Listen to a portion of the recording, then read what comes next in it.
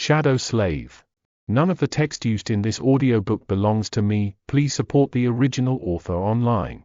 This is a fan-made project and I make no money from it. If you want to support me indirectly, then donate me on PayPal. Join the Discord for a lot of more audiobooks too. Chapter 1: Nightmare Begins. A frail-looking young man with pale skin and dark circles under his eyes was sitting on a rusty bench across from the police station. He was cradling a cup of coffee in his hands, not the cheap synthetic type slum rats like him had access to, but the real deal. This cup of plant-based coffee, usually available only to higher-rank citizens, had cost most of his savings. But on this particular day, Sonny decided to pamper himself. After all, his life was coming to an end. Enjoying the warmth of the luxurious drink, he raised the cup and savored the aroma. Then, tentatively, he took a small sip and immediately grimaced. Ah! So bitter. Giving the cup of coffee an intense look, Sonny sighed and forced himself to drink some more. Bitter or not, he was determined to get his money's worth. Taste buds be damned. I should have bought a piece of real meat instead. Who knew actual coffee is so disgusting? Well, it's going to keep me awake, at least. He stared into the distance, dozing off, and then slapped himself in the face to wake up. Ugh! What a rip-off. Shaking his head and cursing, Sonny finished the coffee and stood up. Rich people living in this part of the city were rushing past the small park on their way to work, staring at him with strange expressions. Looking haggard in his cheap clothes and from the lack of sleep, unhealthily thin and pale, Sonny was indeed out of his place here. Also, everyone seemed so tall. Watching them with a bit of envy, he tossed the cup into a garbage bin. I guess that's what 3 full meals a day would do to you. The cup missed the bin by a wide margin and fell on the ground. Sonny rolled his eyes in exasperation, walked over and picked it up before carefully putting it in the trash. Then, with a slight grin, he crossed the street and entered the police station. Inside, a tired-looking officer gave him a quick glance and frowned with obvious distaste. Are you lost, boy? Sonny looked around with curiosity, noting reinforced armor plates on the walls and poorly hidden turret nests in the ceiling. The officer, too, looked scruffy and mean. At least police stations remained the same wherever you go. Hey! I'm talking to you. Sonny cleared his throat. No. Then he scratched the back of his head and added, as demanded by the 3rd Special Directive, I am here to surrender myself as a carrier of the nightmare spell. The officer's expression instantly changed from irritated to wary. He looked the young man over once again, this time with piercing intensity. Are you sure you are infected? When did you start showing symptoms? Sonny shrugged. A week ago. The officer became visibly paler. Shit. Then, with a hurried motion, he pressed a button on his terminal and bellowed. Attention! Code black in the lobby. I repeat. Code black. *****. The nightmare spell first appeared in the world a few decades ago. Back then, the planet was just starting to recover from a series of devastating natural disasters and subsequent resource wars. At first, the emergence of a new disease that caused millions of people to complain about constant fatigue and sleepiness did not attract a lot of attention. But when they started to fall into an unnatural slumber, with no sign of waking up even days later, governments finally panicked. Of course, by then it was already too late, not that an early response could have made any difference. When the infected started dying in their sleep, their dead bodies turning into monsters, no one was ready. Nightmare creatures quickly overwhelmed national militaries, plunging the world into complete chaos. No one knew what the spell was, what powers it possessed, and how to fight it. In the end, it was the awakened, those who survived the first trials of the spell and came back alive, who put a stop to its rampage. Armed with miraculous abilities earned in their nightmares, they restored peace and created a semblance of a new order. Of course, it was only the first of the catastrophes brought upon by the spell. But as far as Sonny was concerned, none of it had anything to do with him, not until a few days ago, that is, when he first started having trouble with staying awake. For an average person, being chosen by the spell was as much of a risk as an opportunity. Kids learned survival skills and fighting techniques in school, on the off chance of being infected. Well-to-do families hired private tutors to train their children in all sorts of martial arts.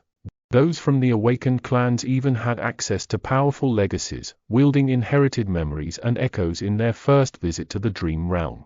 The richer your family was, the better your chances of surviving and becoming an awakened were. But for Sonny, who had no family to speak of and spent most of his time scrounging for food instead of going to school, being chosen by the spell presented no opportunity at all.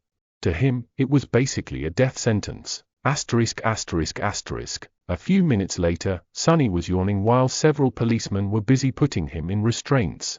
Soon he was fastened into a bulky chair that looked like a weird mix between a hospital bed and a torture device. The room they were in was situated in the basement of the police station, with thick armored walls and a formidable-looking vault door. Other officers were standing near the walls, with automatic rifles in their hands and grim expressions on their faces. Sonny did not particularly care about them. The only thing he could think about was how much he wanted to sleep. Finally, the vault door opened, and a gray-haired policeman walked in.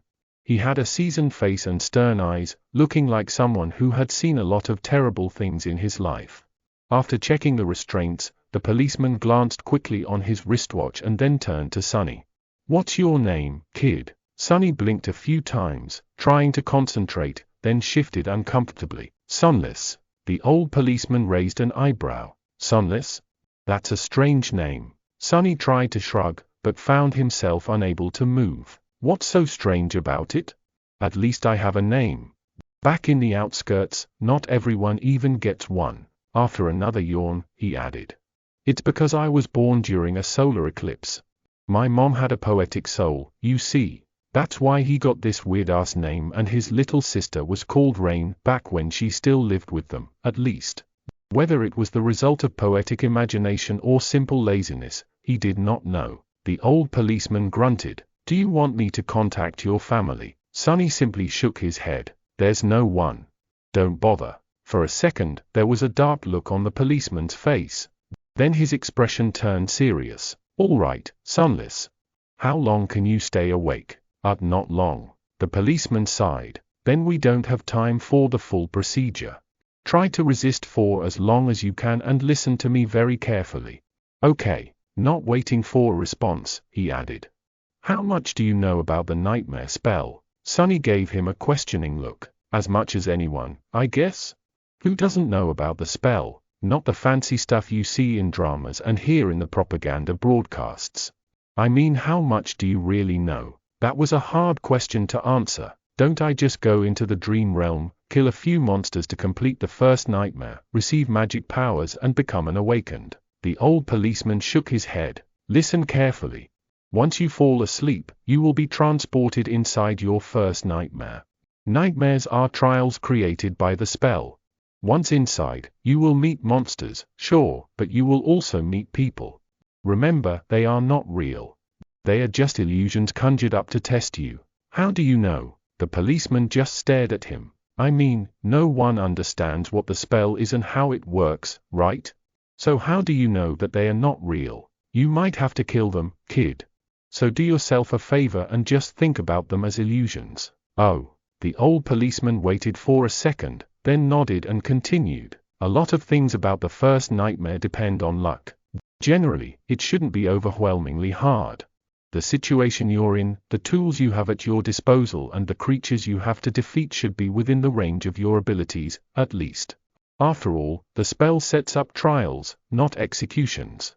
You're a bit disadvantaged due to, well, your circumstances. But kids from the outskirts are tough. Don't give up on yourself just yet." Sonny was getting more and more sleepy. It was becoming hard to follow the conversation. "About those magic powers you mentioned, you will indeed receive them if you survive until the end of the nightmare. What those powers will be, exactly, depends on your natural affinity as well what you do during the trial. But some of it will be at your disposal right from the start." The voice of the old policeman sounded more and more distant. Sonny's eyelids were so heavy that he was struggling to keep his eyes open. "Remember, the first thing you must do once inside the nightmare is to check your attributes and your aspect. If you get a combat-oriented aspect, something like a swordsman or an archer, things will be easier. If it is reinforced by a physical attribute, then that's even better. Combat aspects are the most common, so the probability of receiving one is high." The armored room was growing dimmer. "If you're unlucky and your aspect has nothing to do with combat, don't despair. Sorcery and utility aspects are useful in their own ways, you'll just have to be smart about it. There are really no useless aspects. Well, almost. So just do anything in your power to survive. If you survive, you will be halfway to becoming an awakened. But if you die, you'll open a gate for a nightmare creature to appear in the real world. Which means that my colleagues and I will have to deal with it. So please don't die, Sunless. Already half asleep, Sunny felt a bit touched by the policeman's words. Or, at least, try to not die right away. The nearest awakened won't be able to get here for a few hours, so we would really appreciate it if you don't make us fight that thing ourselves. What? With that last thought, Sunny finally slipped into a deep slumber. Everything became black. And then, in the darkness, a faintly familiar voice rang. Aspirant. Welcome to the nightmare spell. Prepare for your first trial. Chapter 2, Slave Caravan. Sunny dreamt of a mountain. Jagged and lonesome, it dwarfed other peaks of the mountain chain, cutting the night sky with its sharp edges. A radiant moon bathed its slopes in the ghostly, pale light. On one of the slopes, the remnants of an old road stubbornly clung to the rocks. Here and there, weathered paved stones could be seen through the snow. To the right side of the road, a sheer cliff face rose as an impregnable wall. To the left, a silent black sea of nothingness indicated an endless fall. Strong winds crashed into the mountain over and over again, screaming in powerless rage. Suddenly, the moon fell over the horizon. The sun rose from the west, streaked across the sky and disappeared in the east. Snowflakes jumped from the ground and returned into the embrace of clouds. Sunny realized that he was seeing the flow of time in reverse. In an instant, hundreds of years flew by. The snow retreated, bearing the old road. Cold shivers ran down Sunny's back as he noticed human bones littering the ground.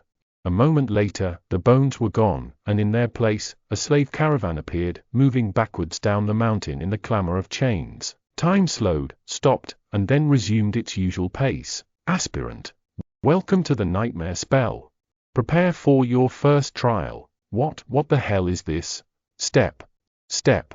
Another step. A dull ache was radiating through Sunny's bleeding feet as he was shivering from cold.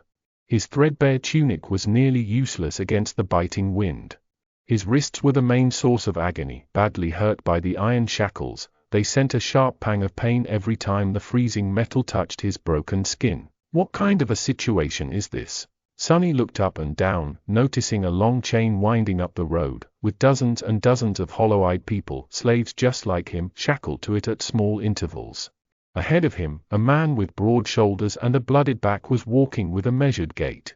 Behind him, a shifty-looking guy with quick, desperate eyes was quietly cursing under his breath in a language that Sunny did not know, but somehow still understood.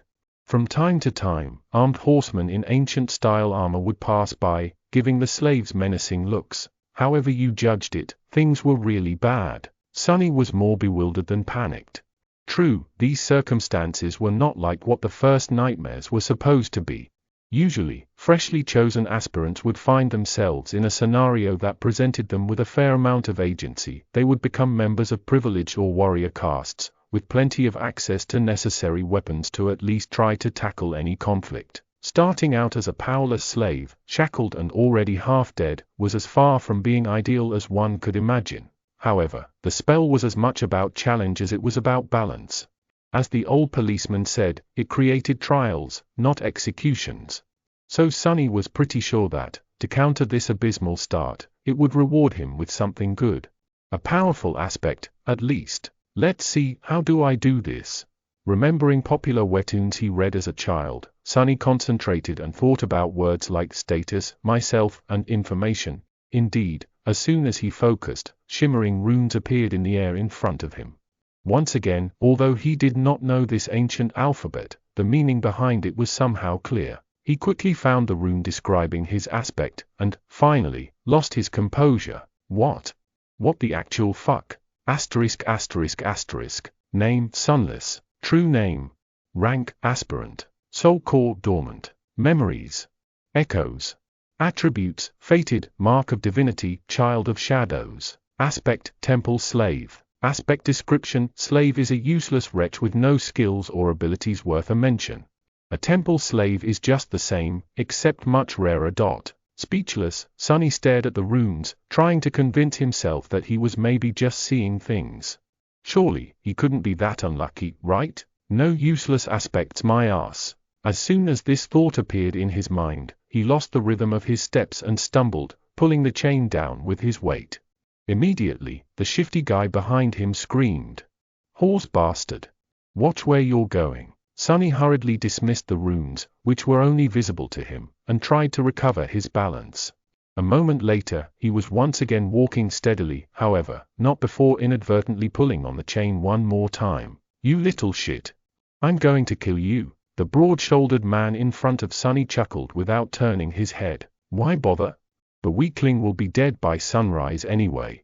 The mountain will kill him." A few seconds later, he added, "It'll kill you and me, too. Just a bit later. I really don't know what the Imperials are thinking, forcing us into this cold." The shifty guy gasped. "Speak for yourself, fool. I'm planning to survive." Sonny silently shook his head and concentrated on not falling again. What a charming pair. Suddenly, a third voice joined the conversation from somewhere further back. This one sounded gentle and intelligent. "This mountain pass is usually much warmer this time of year. We just had really bad luck. Also, I would advise you against harming this boy." "Why is that?" Sonny turned his head slightly, listening. "Haven't you seen the markings on his skin? He is not like us, who fell into slavery due to debts, crimes or misfortune. He was born a slave. A temple slave, to be precise. Not long ago, the Imperials destroyed the last temple of the Shadow God. I suspect that this is how the boy ended up here." The broad-shouldered man cast a look back. "So what? Why should we be afraid of a half-forgotten, weakling god? He couldn't even save his own temples. The Empire is protected by the mighty war god. Of course they are not afraid to burn down a few temples. But we here are not protected by anything or anyone. Do you really want to risk angering a god?" The broad-shouldered man grunted, not willing to answer. Their conversation was stopped by a young soldier riding a beautiful, white horse. Clad in a simple leather cuirass, armed with a spear and a short sword, he looked dignified and noble. To Sonny's irritation, the asshole was really pretty, too. If this was a historical drama, the soldier would definitely be a male lead. "What is going on here?" There was no particular menace in his voice, even something resembling concern. When everyone hesitated, the gentle-voiced slave answered, "It's nothing, sir. We are just all tired and cold. Especially our young friend over there. This journey is truly too hard for someone that young." The soldier looked at Sonny with pity. "What are you looking at? You're not much older than me." Sonny thought. Of course, he didn't say anything out loud. The soldier sighed and took a flask from his belt before extending it to Sonny. "Bear with it a little more, child. We will stop for the night soon. For now, here, drink some water." Child? Due to his thin body and small stature, both caused by malnourishment, Sonny was often mistaken for someone younger. Usually, he didn't hesitate to use it to his advantage, but now, for some reason, being called a child really irked him. Still, he was really thirsty. He was just about to take the flask when a whip cracked in the air, and suddenly Sonny was in a world of pain. He stumbled, once again pulling on the chain and causing the shifty slave behind him to curse. Another soldier, this one older and angrier, stopped his horse a few steps back. The whip that sliced the back of Sonny's tunic open and drew blood belonged to him. Without even glancing at the slaves, the older soldier pierced his younger colleague with a disdainful glare. "What do you think you're doing?" The young soldier's face darkened. "I was just giving this boy some water. He'll receive water with the rest of them once we camp. But, shut your mouth. These slaves are not your friends. Understood? They are not even people. Treat them like people and they'll begin imagining things." The young soldier looked at Sonny, then lowered his head and put the flask back on his belt. "Don't let me catch you making friends with slaves again, newbie. Or next time it will be your back tasting my whip." As if to illustrate his intention, the older soldier cracked his whip in the air and rode past them, radiating threat and anger. Sonny watched him go with well-concealed malice. "I don't know how, but I will watch you die first." Then he turned his head and glanced in the direction of the younger soldier, who was falling behind with his head still lowered. "And you, second. Chapter 3: The Strings of Fate. For a few minutes after that, Sonny was in a dark mood. But then he pulled himself out of it and inhaled deeply, trying to enjoy the fresh air. Indeed, air like that was hard to come by in the real world. Microdust and other pollutants made it rough and unpleasant, not to mention the general stench of the outskirts. In the better parts of the city, sophisticated filtration systems worked diligently. However, filtrated air tasted sterile and stagnant.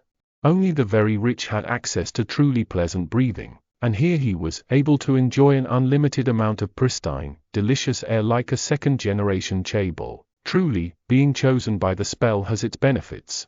If only there was no dreadful cold, his feet did not ache, and his wrists and back were not in agony. The slave caravan slowly dragged itself up the mountain, with more and more slaves stumbling and periodically falling to the ground. A couple of times, those who could not walk anymore were taken off the chain and unceremoniously tossed off the road, down into the abyss that loomed to the left of it. Sonny watched them fall with a bit of compassion. Poor fellows!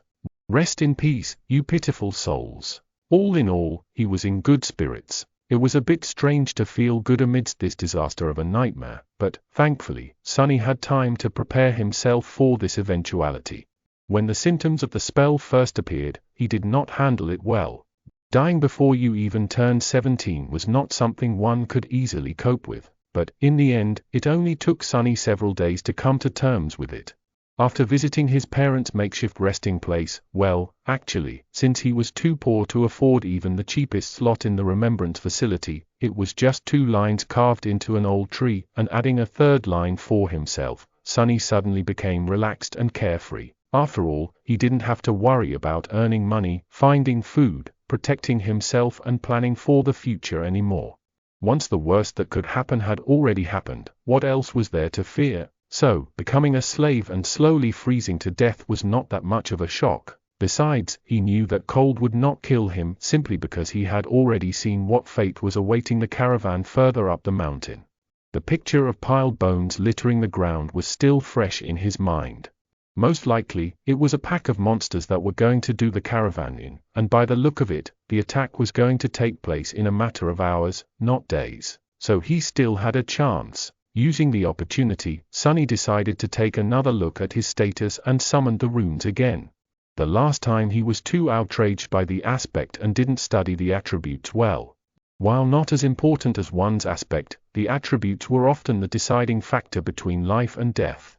They represented one's natural traits and affinities, sometimes even providing passive abilities and effects. Fated attribute description: the strings of fate wrap tightly around you.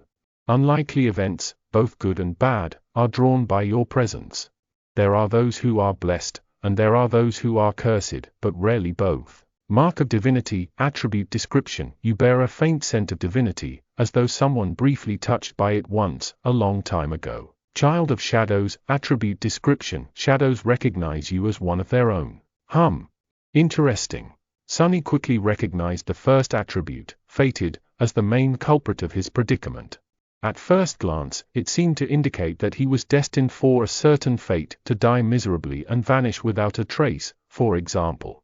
But after reading the description, he realized that being fated actually just meant that improbable things had a higher chance of occurring when he was around. I guess this is how I managed to receive one of the super rare useless aspects, and a weird variant of it, at that. If fated was his innate attribute, then the other 2 came from the temple slave aspect. Mark of divinity was more or less straightforward. It was supposed to allow passage into certain sacred places inside the dream realm and enhance several types of sorcery. Since there were no sacred places in sight and Sonny's aspect had nothing to do with sorcery, it was useless. 2. Child of shadows was a stranger one. He had never heard of it and had no idea what it was supposed to do, at least not until the sun hid behind the mountain and the sky began to darken.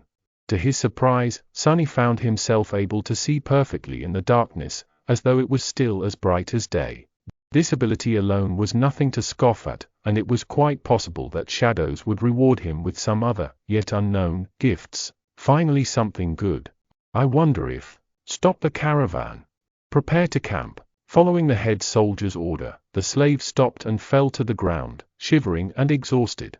The small clearing where the road widened was somewhat protected from the wind by a protruding mass of rock, but it was still too cold to rest with ease. The soldiers got busy herding the slaves into a tight circle, forcing them to share warmth, and lighting up a large bonfire in the center of the camp, although not before tending to their horses.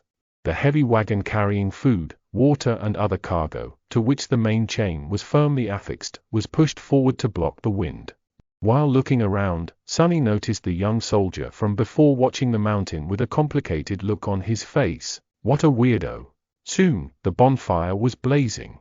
The stronger slaves tried to find their way closer to the fire, while the weaker ones, like Sonny, were forced to sit at the outer end of the circle, with their backs freezing in the cold. Of course, any movement was encumbered by the fact that they were still shackled to the chain. That's why the familiar broad-shouldered slave ended up just where he started despite all of his efforts to get closer to the flame. Damn Imperials! He hissed, clearly irritated. The soldiers walked among the slaves, giving them water and food.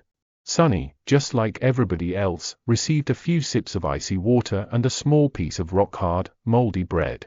Despite its unappetizing look, he forced himself to eat the whole thing, just to be left as hungry as he was before. By the looks of it, he wasn't the only one. The shifty slave that had been walking behind him looked around in anguish. By all the gods, they used to feed me better even in the dungeons. He spat on the ground, desperate, and most of us innocent men in the dungeon were there waiting to visit the gallows, too. A few steps away from them, where the paved road ended and sharp rocks began, a scattering of bright red berries were growing from the snow. Sonny had noticed them before, clustering here and there along the road, and even noted how pretty those resilient things looked contrasted against the white.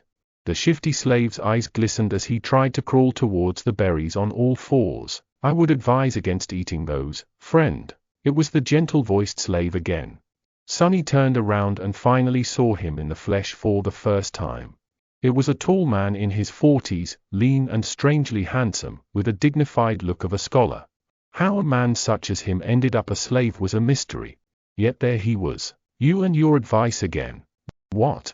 Why? The scholar smiled apologetically. These berries are called bloodbane. They grow in the places where human blood was spilled. That's why there's always a lot of them along the slave trade routes. So what? The older man sighed. Bloodbane is poisonous. A few berries might be enough to kill an adult man. Curses. The shifty slave flinched back and glared at the scholar. Sonny did not pay them a lot of attention, because, while looking around, he finally recognized the site of the camp as the place where, in his vision at the start of the nightmare, the bones of the slaves were buried under the snow. And he was willing to bet that whatever it was that killed them all was going to happen soon. As if to answer his thoughts, a thundering noise rang from above, and in the next second, something massive came crashing from the sky. Chapter 4: Mountain King. Turning in the direction of the thundering noise, many slaves rose their heads, only to see rocks and heavy shards of ice raining on them from above. They instantly panicked, lurching away in a cacophony of screams. Shadows happily danced on black stones as, entangled by the thick chain, those slaves fell to the ground and pulled others with them. Sonny was one of the few that remained upright, mostly because he was ready for something like this to happen. Calm and collected, he gazed at the night sky, his attribute-enhanced eyes piercing the darkness, and took one measured step back. In the next second, a piece of ice the size of a man's torso hit the ground right in front of him and exploded, showering everything around with sharp shards. Others weren't that quick. As ice and stones continued to rain, many were wounded, and a few even lost their lives. Agonizing wails filled the air. On your feet, fools! Get to the wall. The veteran soldier, the one who had whipped Sonny a few hours before, was shouting angrily, trying to get the slaves to move towards the relative safety of the mountain slope. However, before anyone could heed his command, something massive came crashing down, sending a tremor through the stones beneath their feet. It fell right between the caravan and the mountain wall, plunging everything into silence for a few seconds. At first, it looked like a lump of dirty snow, roughly round in shape and as tall as a mounted horseman. However, once the creature unfurled its long limbs and rose, it towered over the stone platform like a nightmarish omen of death. That thing must be at least 4 meters tall, Sonny thought, a bit stunned. The creature had 2 stumpy legs, an emaciated, hunched torso and disproportionately long, multi-jointed hands, 2 of them, each ending with a set of horrifying bone claws, and another 2, these ones shorter, ending with almost human-like fingers.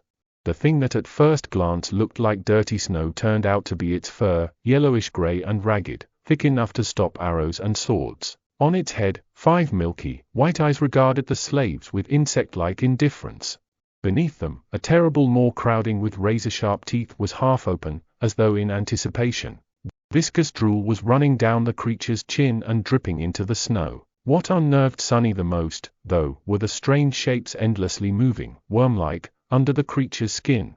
He could see them clearly because, unfortunately, he was one of those unlucky souls closest to the monstrosity, getting a nauseating first-row view. Well, that is just too much, he thought, stupefied. As soon as Sonny finished that thought, all hell broke loose. The creature moved, slashing its claws in his general direction. But Sonny was one step ahead. Without wasting a single moment, he jumped sideways, as far as the chain allowed, conveniently placing the broad-shouldered slave between himself and the monster. His quick reaction saved his life, as those sharp claws, each as long as a sword, sliced through the broad-shouldered man a fraction of a second later and sent streams of blood flying through the air. Drenched in the hot liquid, Sonny hit the ground, and his fellow slave, now simply a corpse, fell on him from above. Damn! Why are you so heavy? Temporarily blinded, Sonny heard a chilling howl and felt an enormous shadow passing over him. Immediately after, a deafening chorus of screams filled the night. Not paying it any attention, he tried to roll the corpse to the side, but was stopped by a forceful lurch of the chain that twisted his wrists and filled his mind with white-hot pain. Disoriented, he felt himself being dragged a few steps, but then the chain suddenly slackened, and he was able to control his hands again. See, things could have been worse. Putting his palms against the dead man's chest, he pushed with all the strength he had. The heavy corpse stubbornly resisted all his attempts, but then finally fell sideways, setting Sonny free. However, he didn't get to celebrate this newly found freedom, as his blood suddenly turned to ice. Because at that moment, with his palms still pressed against the broad-shouldered slave's bleeding body, he clearly felt something wriggling under the dead man's skin. You just had to think about how things could get worse, right, you idiot, he thought, and then flinched back. Pushing the corpse with his legs, Sonny crawled as far away from it as he could, which was about 1.5 meters, thanks to the ever-present chain. He quickly glanced around, noticing a mass of dancing shadows and the silhouette of the monster rampaging amidst the screaming slaves on the opposite end of the stone platform. Then he concentrated on the dead body, which was starting to convulse with growing violence. On the opposite side of the corpse, the shifty slave was looking at it with slackened jaw and a horrified expression on his face. Sonny waved to get his attention. What are you staring at? Move away from it. The shifty slave tried, but immediately fell down. The chain was twisted between the 3 of them, pinned down under by the broad-shouldered man's weight. Sonny clenched his teeth. Right under his eyes, the corpse was going through a nightmare-inducing metamorphose. Strange bone growths pierced its skin, extending like spikes. The muscles bulged and wriggled, as though trying to change shape. The fingernails were turning into sharp claws, the face cracked and split, bearing open a twisted mouth with one too many rows of blooded, needle-like fangs. This is not right. Sonny twitched, feeling a strong urge to empty his stomach. The chain. The scholarly slave was just a few steps behind the shifty one, pointing at his shackles with a face as pale as a ghost. That remark was far from helpful, but given the circumstances, his shock was understandable. Being shackled was bad enough, but being shackled to such horror was truly unfair. But Sonny's conclusion that things weren't right did not come from self-pity. He just meant that this whole situation was literally not right. The spell, mysterious as it was, had its own set of rules. There were rules for what type of creatures could appear in any given nightmare. 2. Nightmare creatures had their own hierarchy, from mindless beasts to monsters, followed by demons, devils, tyrants, terrors and, finally, mythical titans, also known as calamities. The first nightmare was almost always populated by beasts and monsters, rarely with a demon mixed in. And Sonny had never, ever heard about anything stronger than a single devil appearing in it. However, the creature had clearly just created a lesser version of itself, an ability that belonged exclusively to tyrants, the sovereigns of the nightmare spell, and those above them. What was this tyrant even doing in a first nightmare? How powerful was that damn, fated, attribute? But there was no time to ponder. Unfair or not, there was only one person now who could save Sonny, himself. The broad-shouldered man, what was left of him, slowly rose, his mouth producing strange clicking noises. Without giving him time to fully come to his senses, Sonny cursed and jumped forward, grabbing onto the length of the slackened chain. One arm of the monster, now fully equipped with 5 jagged claws, shot forward to meet him, but Sonny sidestepped it with one calculated movement. What saved his skin this time was not quick reaction, but simple presence of mind. Sonny might not have learned any fancy combat techniques, since his childhood was spent on the streets instead of a school. But the streets, too, were a kind of teacher. He had spent his whole life fighting for survival, quite often literally. That experience allowed him to keep a cool head on his shoulders in the midst of any conflict. So instead of freezing or being consumed by fear and doubt, Sonny just acted. Stepping close, he threw the chain around the monster's shoulders and pulled, pinning its hands to its body. Before the creature, still slow and groggy from its transformation, could properly react, Sonny wrapped the chain around it several times, barely saving his face from being bitten off by the creature's terrifying maw. The good thing was, the monster couldn't move its hands now. The bad thing was, the length of the chain he used to immobilize it was gone, leaving almost no distance between them. "You too!" Sonny screamed, addressing his 2 fellow slaves. "Pull on that chain as though your lives depend on it," because they were. The shifty slave and the scholar gaped at him and then, understanding what he was thinking, started to move. Grabbing the chain from the opposite directions, they pulled as hard as they could, tightening its grip on the monster and not letting it shake loose. Great! Sonny thought. The monster bulged its muscles, trying to break free. The chain creaked, caught on the bone spikes, as though slowly breaking apart. Not so great. Without wasting any more time, he threw his hands in the air and caught the creature's neck with the short, thinner chain connecting his shackles together. Then he circled the monster with a quick step and pulled, ending up back to back with it, as far away from its maw as he could. Sonny knew that he wasn't strong enough to strangle a man with his bare hands, let alone a weird, terrifying mutant like the one trying to eat him. But now, using his own back as a lever and the weight of his whole body to pull the shackles down, he at least stood a chance. He pulled down with all his might, feeling the monster's body pressing against him, bone spikes brushing against his skin.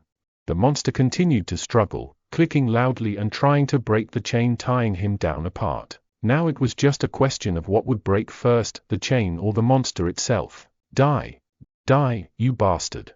Sweat and blood were rolling down Sonny's face as he was pulling, and pulling, and pulling down with as much force as he could muster. Every second felt like an eternity.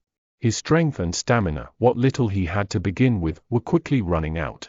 His wounded back, wrists, and muscles pierced by the bone spikes were in agony. And then, finally, Sonny felt the monster's body go limp. A moment later, a faintly familiar voice rang in the air. It was the most beautiful sound he had ever heard. "You have slain a dormant beast, Mountain King's Lava Dot." Chapter 5, Broken Chains. None of the text used in this audiobook belongs to me. Please support the original author online. This is a fan-made project and I make no money from it. If you want to support me indirectly, then donate me on PayPal. Join the Discord for a lot of more audiobooks too. You have slain a dormant beast, Mountain King's Lava Dot. Sonny fell to his knees, breathless. His whole body felt as though it just went through a meat grinder. Even large amounts of adrenaline could not wash away all the pain and exhaustion. And yet, he was exhilarated.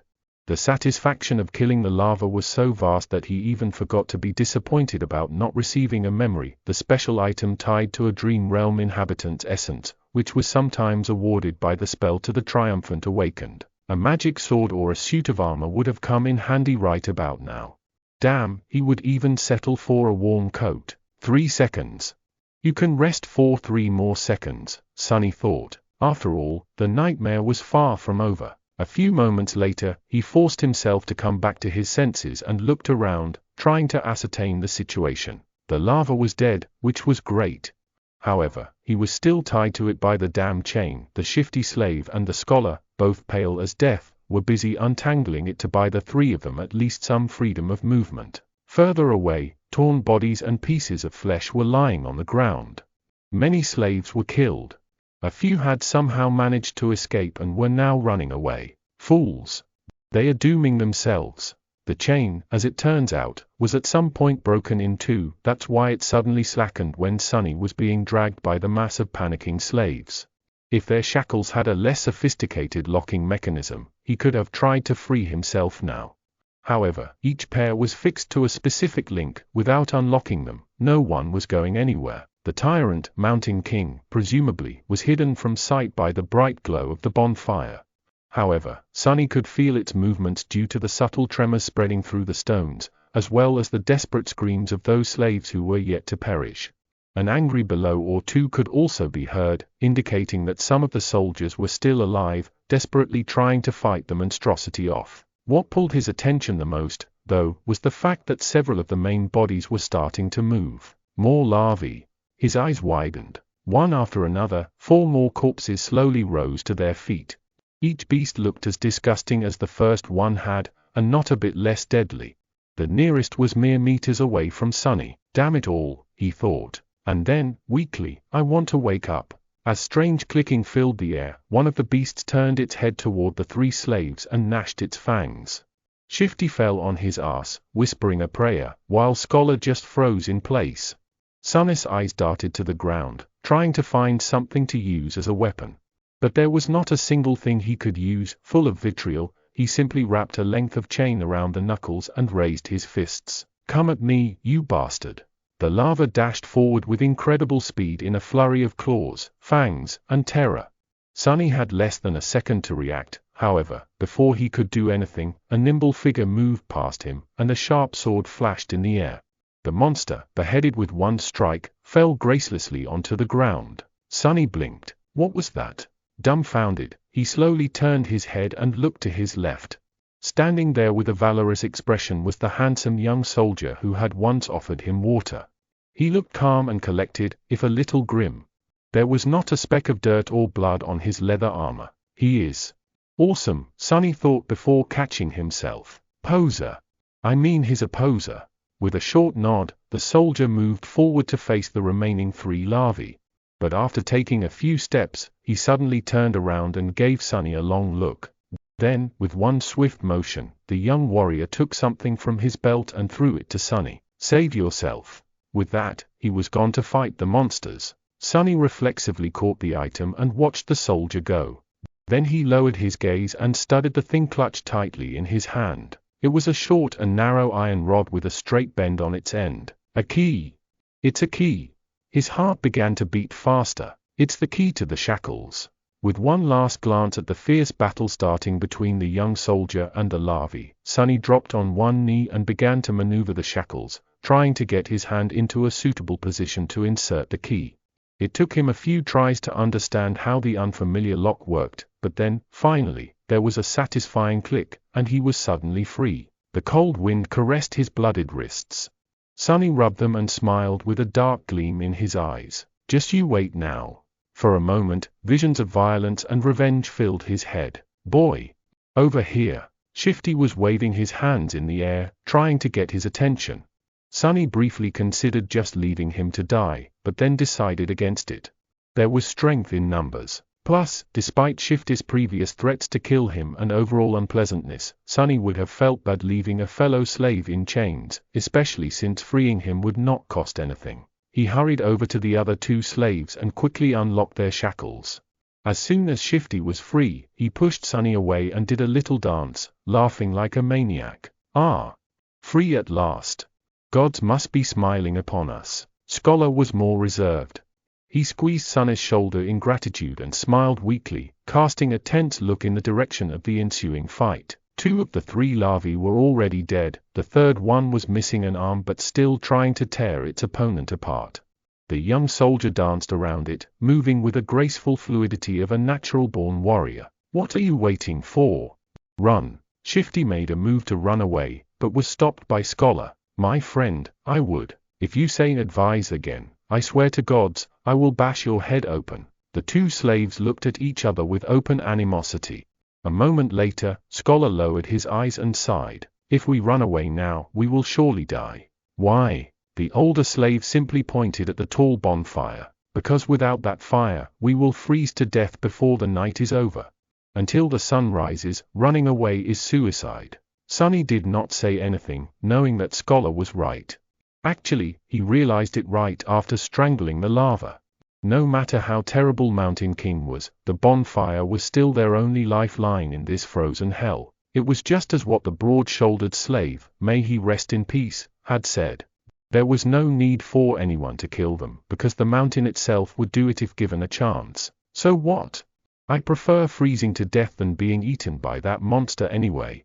Not to mention, turning into one of those things. Shifty was pretending to be brave, but there was no conviction in his voice.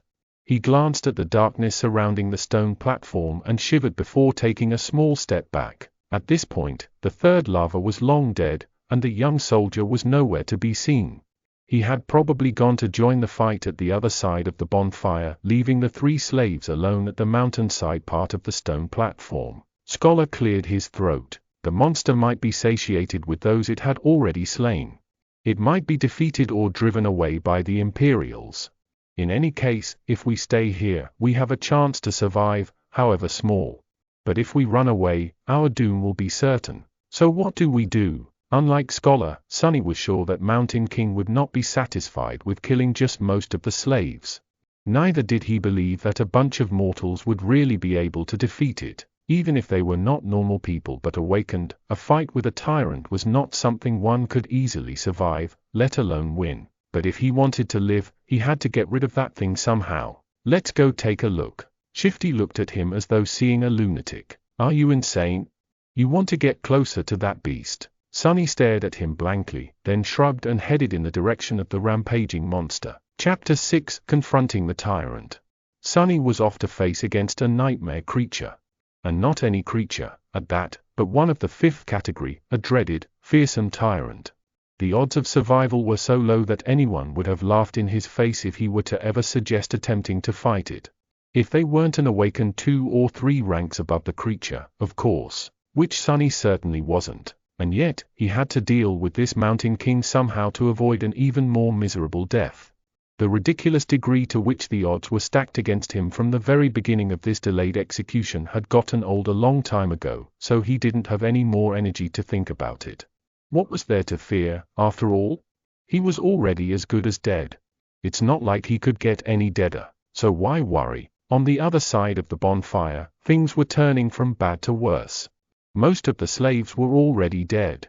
A few soldiers were still desperately trying to fight the monster, but it was clear that they weren't going to last long. Right in front of Sonny's eyes, the tyrant picked up a dead slave, dragging the chain up with him, and opened its terrifying maw wide. With one crushing bite, the slave's body was torn in half, leaving only blooded stumps inside the shackles. Mountain King's 5 indifferent, milky eyes stared into the distance as he chewed, streams of blood flowing down its chin. Seeing that the creature's upper arms were busy, one of the soldiers screamed and lunged forward, brandishing his long spear. Without turning its head, the tyrant extended one of its shorter lower arms, caught the soldier's head in an iron grip and squeezed, crushing the poor man's skull like a soap bubble.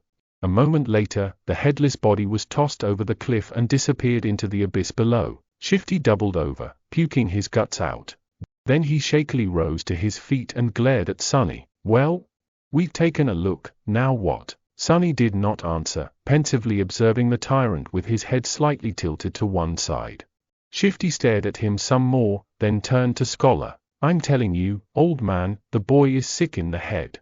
How the hell can he be so calm? Shhhh. Lower your voice, fool. Blood drained from Shifty's face as he slapped himself, covering his mouth with both hands. Then he cast a fearful look in the direction of the tyrant. Luckily, the abomination was too busy feasting on the slaves, lucky ones who were already dead and unlucky ones who were still alive, to pay them any attention. Shifty slowly exhaled. Sonny was preoccupied with thinking, measuring his chances of survival. How do I get rid of that thing? He didn't have any special powers, nor did he have an army ready to bury the tyrant under a mountain of bodies. He didn't even have a weapon to at least scratch the damn bastard. Sonny moved his gaze and looked past the creature, into the endless darkness of the moonless sky. As he was watching the night, a bright flash streaked in the air and collided with one of the tyrant's arms, bursting into a rain of sparks. The young soldier, Sunny's heroic liberator, had just tossed a burning piece of wood at the monster and was now defiantly raising his sword. "Face me, devil, a distraction. Just what I needed." Because there was no way for Sunny to kill the Mountain King with his own 2 hands, he had decided to enlist some help. A human wouldn't be up to the task, so instead, he was planning to use a force of nature. "Since I can't do the bastard in myself, let's make gravity do it for me." He was in the middle of thinking over the details of the plan when the young hero's foolish bravado presented an opportunity.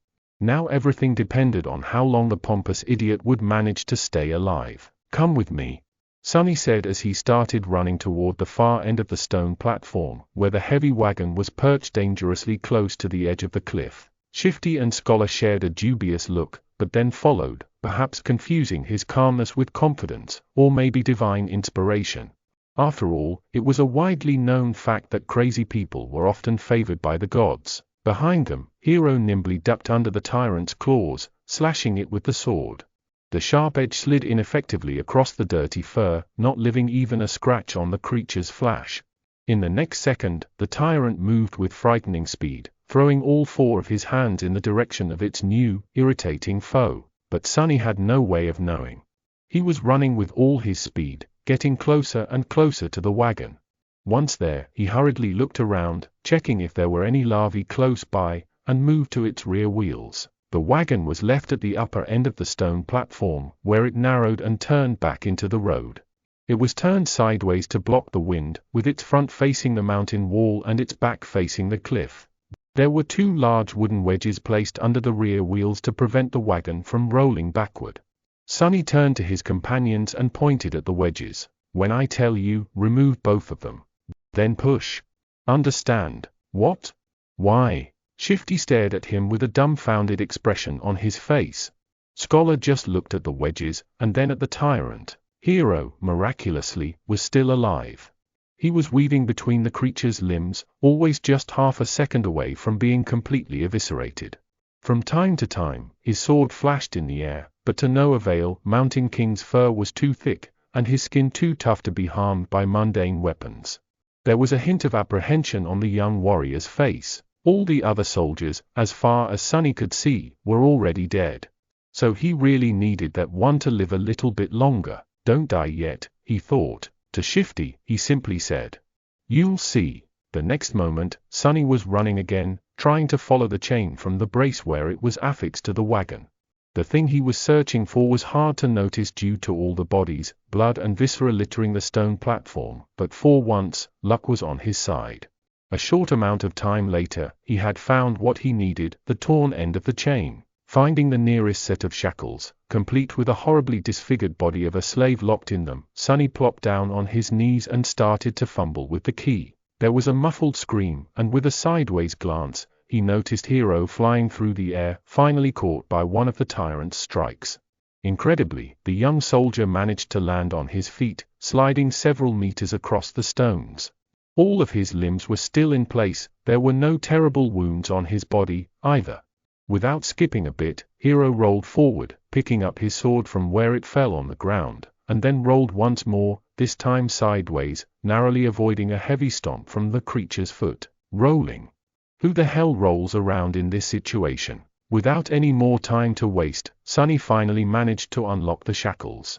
Shaking the dead slave out of them, he then promptly locked them once again, this time around the chain itself, ending up with a makeshift slipknot and a loop. Now everything depended on his resolve, hand-to-eye coordination, and luck. Turning to Shifty and Scholar, who were still waiting by the wagon, he screamed, "Now!" Then, picking up a sizable length of chain, Sunny stood up and faced the tyrant. Hero spared him half a glance.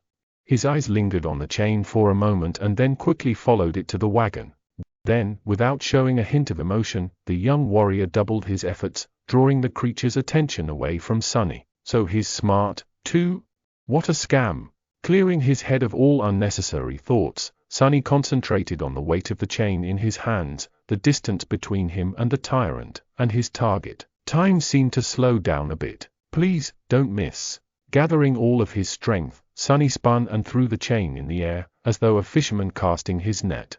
The loop opened as it flew, closing in on the position of the fight between Hero and the tyrant. Sonny's plan was to place the loop on the ground close enough to them that, once one of the tyrant's feet landed in the trap, he could pull on the chain and tighten it around the monster's ankle. But his plan failed spectacularly, which is to say, it was literally a spectacle. In the last moment, Mountain King suddenly flinched back, and instead of falling on the ground, the chain loop landed perfectly around its neck. A second later it tightened, acting as an iron noose. Sonny froze for a moment, not believing his eyes. And then clenched his fists, holding himself back from triumphantly shaking them in the air. Yes, he screamed inwardly. Moments later, the wagon would roll off the cliff, pulling the tyrant down with it. Sonny looked back to make sure, and instantly turned even paler than he usually was. Shifty and Scholar did manage to remove the wedges from under the wagon's wheels and were now desperately pushing it to the edge of the road. However, the wagon was rolling slowly, very slowly. Much slower than Sonny had anticipated. He turned to the tyrant, panicking. The creature, surprised by the sudden weight pressing down on its neck, was already raising its hands to tear the chain apart. Sonny's eyes widened. In the next second, Hero crashed into one of the tyrant's legs, throwing it off balance and buying them some time. Sonny was already running to the wagon, cursing loudly in his mind. Reaching it, he threw himself onto the damp wood alongside Shifty and Scholar, pushing with all the strength left in his rather small, but terribly beaten and enormously exhausted body. Roll! Roll, you creaky piece of shit! The wagon sped up a little, but was still rather slow in reaching the cliff's edge. At the same time, the tyrant finally managed to get a hold of the chain tied around its neck, ready to free itself. Now whether they lived or not was just a question of which thing would happen first. Chapter 7, 3 Slaves and a Hero. Roll, you creaky piece of shit. Sonny pressed himself against the wagon, pushing with all he had. 4 powerful oxen that used to pull it were now dead, and instead of them, 3 tired slaves were trying to do the job. Even with the slope of the road helping them, the speed of the wagon was agonizingly slow. The tyrant, in comparison, was moving much faster. Pushing Hero back with a deadly swipe of his lower arms, he raised the other 2 to its neck and tried to grab the chain that was wrapped around it like a noose. However, this time Mountain King's fearsome physique turned into a disadvantage. Its long, terrifying bone claws were perfect for tearing flesh apart, but they weren't the best tool for precise manipulations. It took the tyrant some time to get a hold of the chain without slicing its own neck open. By then, the wagon was nearly at the edge of the cliff. Come on! Just a little bit more. What followed happened very quickly. The wagon's rear wheels finally slid from the road, hanging over the dark, seemingly bottomless pit beneath. The creature turned, staring expressionlessly at the 3 slaves with its 5 milky, dead eyes. The wagon careened, throwing Shifty and Scholar off their feet, and then froze, balanced precariously on its middle axis. Sonny was the only one left standing. He cast a last glance at the towering monster, and then slammed his shoulder into the front of the wagon, putting all of his weight behind it. The wagon finally lost its balance and rolled over the edge, scraping its underside deafeningly against the jagged rocks. Sonny fell forward and landed on his knees, narrowly saving himself from tumbling down the cliff with it.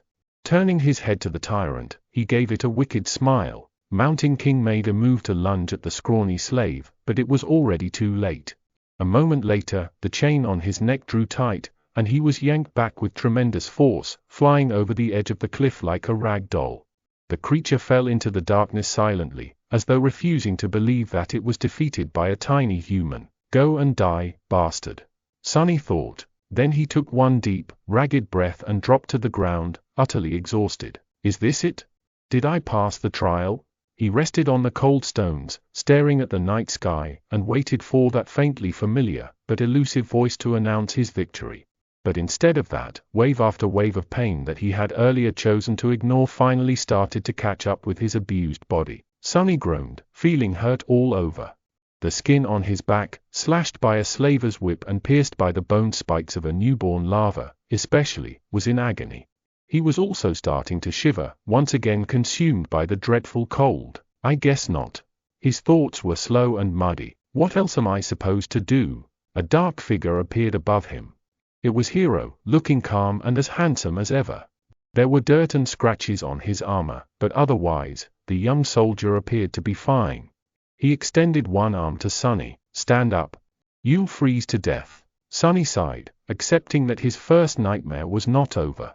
Then he clenched his teeth and slowly rose to his feet, ignoring Hero's helping hand. Around them, there was a scene of utter carnage. Except for the 3 slaves and Hero, every member of the caravan was dead. Their bodies were littering the ground, horribly maimed or torn into pieces. Here and there, a repulsive carcass of a larva could be seen. Shadows cast by the bonfire were dancing happily across the stone platform, seemingly unperturbed by this morbid view. Sonny was also too tired to care. Shifty and Scholar were already up, looking at Hero with weary apprehension. With or without shackles, they were still slaves, and he was still a slave driver. Noticing their tense gazes, the soldier sighed. "Come closer to the fire, all of you. We need to warm ourselves and discuss what to do next." Without waiting for their response, Hero turned around and walked away. After hesitating for a few moments, the slaves followed. A bit of time later, the 4 of them were seated around the bonfire, soaking up pleasant heat. Shifty and Scholar were close to each other, maintaining a safe distance from Hero. Sonny sat apart from everyone, not because he had a specific reason to distrust one more than the others, but simply because he didn't like people in general. Growing up, Sonny was always a misfit. It's not that he had never tried to become close with someone, it's just that he seemed to lack the ability. Like there was an invisible wall between him and other people. If he had to put it in words, Sonny would say that he was born without a small, but important gear in his brain that everyone else seemed to possess. As a result, he was often baffled and stumped by human behavior, and his attempts to imitate it, however diligent, inevitably fell flat. This strangeness made others uncomfortable. In short, he was a bit different, and if there was one thing people hated, it was those different from them. Over time, Sonny simply learned to avoid getting too close to anyone and settled comfortably into his outcast role. This habit served him well, since it not only made him self-reliant, but also saved him from being stabbed in the back by shady characters on multiple occasions. That's why he was not thrilled to share the rest of this nightmare with 3 strangers.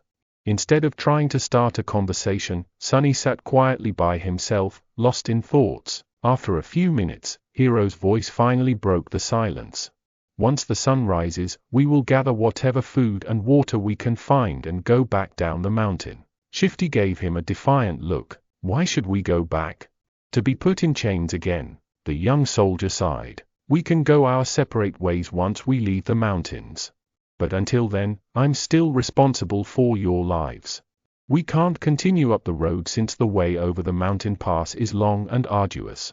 Without the supplies that were stored on the wagon, your chances of making it are not high.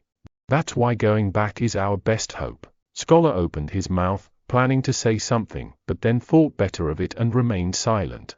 Shifty cursed, seemingly convinced by Hero's rational words. "We can't go down." All 3 of them turned to Sonny, surprised to hear his voice. Shifty barked a laugh and glanced at the soldier. "Don't listen to him, your lordship. This boy is, touched by the gods. He's crazy, is what I'm trying to say." Hero frowned, looking at the slaves. "The 2 of you are only alive thanks to this child's bravery. Aren't you ashamed to badmouth him so?" Shifty shrugged, showing that he wasn't ashamed at all. The young soldier shook his head. "I for one would like to hear his reasoning. Tell me, why can't we go down?" Sonny shifted, uncomfortable in the center of everyone's attention. "Because the monster isn't dead." Chapter 8, Nothing at all. Because the monster isn't dead. These ominous words hung in the silence. 3 pairs of eyes widened, staring right at Sonny. "Why do you say that?" After thinking about it, Sonny came to the conclusion that the tyrant was, indeed, still alive. His reasoning was pretty straightforward. He did not hear the spell congratulating him on slaying the creature after it fell off the cliff, which meant that it was not slain. But he couldn't explain that to his companions. He pointed up. The monster jumped from an incredible height to land on this platform. Yet it wasn't harmed at all. Why would it be killed by falling off the platform? Neither Hero nor the slaves could find a flaw in his argument. Sonny continued. "Which means that it's still alive, somewhere down the mountain. So by going back, we will be delivering ourselves into its maw." Shifty cursed loudly and crawled closer to the bonfire, staring into the darkness with terror in his eyes. Scholar rubbed his temples, mumbling, "Of course. Why didn't I realize myself?" Hero was the most stoic of the three. After thinking it over, he nodded. "Then we go up and over the mountain pass. But that's not all." He glanced in the direction where the tyrant had fallen. "If the monster is still alive, there is a high possibility that it will return here, and then pursue us. Which means that time is of the essence. We will need to move as soon as the sun rises." He gestured to the torn bodies littering the platform. "We can't allow ourselves to rest the whole night anymore. We need to gather supplies now. If there was a chance, I would have liked to give these people at least a humble burial after gathering all that we can from them, but alas, fate has decided otherwise." Hero rose to his feet and brandished a sharp knife. Shifty tensed up and watched the blade carefully, but then relaxed, seeing that the young soldier showed no sign of aggression. "Food, water, warm clothes, firewood. That is what we need to find. Let us split up and accomplish one task each." Then he pointed at himself with the tip of the knife. "I will carve the oxen carcasses to get us some meat." Scholar looked around the stone platform, most of it drowning in deep shadows, and grimaced. "I'll look for firewood." Shifty also glanced left and right, with a strange gleam in his eyes. "Then I'll go find us something warm to wear." Sunny was the last one left. Hero gave him a long look. "Most of our water was stored on the wagon. But each of my fallen brothers was carrying a flagon. Gather as many as you can find. *****. Sometime later, far enough from the bonfire to be hidden in the shadows, Sunny was looking for dead soldiers with half a dozen flagons already weighing him down. Shivering in the cold, he finally stumbled on the last broken body clad in leather armor. The old veteran, the one who had whipped him for trying to accept Hero's flask, was badly injured and dying, but, miraculously, still clinging to life. Horrible wounds were covering his chest and stomach, and he was clearly in a lot of pain. His time was running out. Sunny knelt beside the dying soldier and looked him over, searching for the man's flagon. What irony, he thought. The older man tried to focus his eyes on Sunny and weakly moved his hand, reaching for something. Sunny looked down and noticed a shattered sword lying on the ground not far from them. Curious, he picked it up. "Are you looking for this? Why? Are you guys like Vikings, longing to die with a weapon in your hands?" The dying soldier didn't answer, watching the young slave with some unknown, intense emotion in his eyes. Sunny sighed. "Well, it might as well do. After all, I promised to watch you die." With that, he leaned forward and slit the old man's throat with the sharp edge of his broken blade, then threw it away. The soldier twitched, drowning in his own blood. The expression in his eyes changed. Was it gratitude? Or hatred? Sunny did not know. Illusion or not, it was his first time killing a human. Sunny expected to feel guilt or fear, but actually, there was nothing at all. It seemed that, for better or worse, his cruel upbringing in the real world had prepared him for this moment well. He sat quietly near the old man, keeping him company on this last journey. After a while, the spell's voice came whispering into his ear. "You have slain a dormant human, name unknown. Sunny flinched. "Oh, right. Killing people is also an achievement, as far as the spell is concerned. They don't usually show this in webtoons and dramas." He registered that fact and put it away. But, as it turned out, the spell wasn't done speaking. "You have received a memory." Sunny froze, opening his eyes wide. "Yes. Come on, give me something good." Memories could be anything, from weapons to enchanted items. One received from a dormant rank enemy wouldn't be too powerful, but it was still a boon, weightless and undetectable, able to be summoned from nothingness with a simple thought. A memory was incredibly useful. What's more, unlike corporeal things, he would be able to bring it back with him to the real world. The advantage of having something like that back in the outskirts was hard to overestimate. A weapon. "Give me a sword." Received a memory, silver bell. Sunny sighed, disappointed. Well, with my luck, what was I expecting? Still, this thing was worth investigating.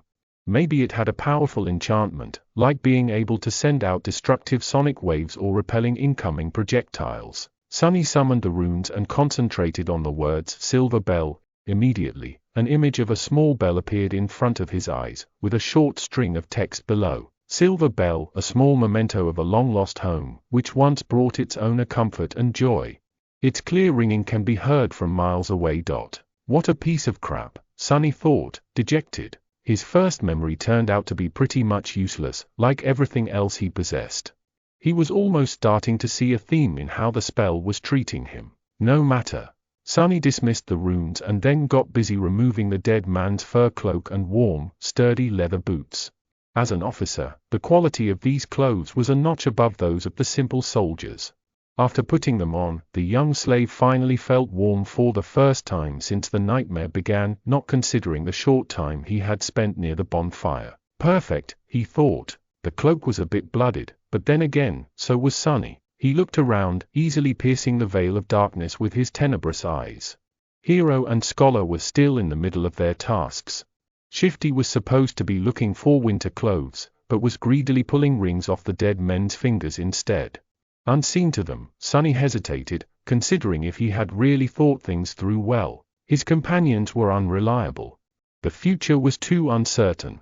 Even the requirements of passing the nightmare remained a mystery.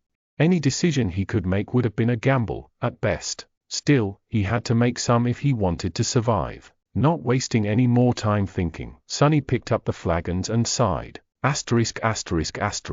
They spent the rest of the night seating with their backs against the bonfire, staring fearfully into the night. Despite the exhaustion, no one could sleep.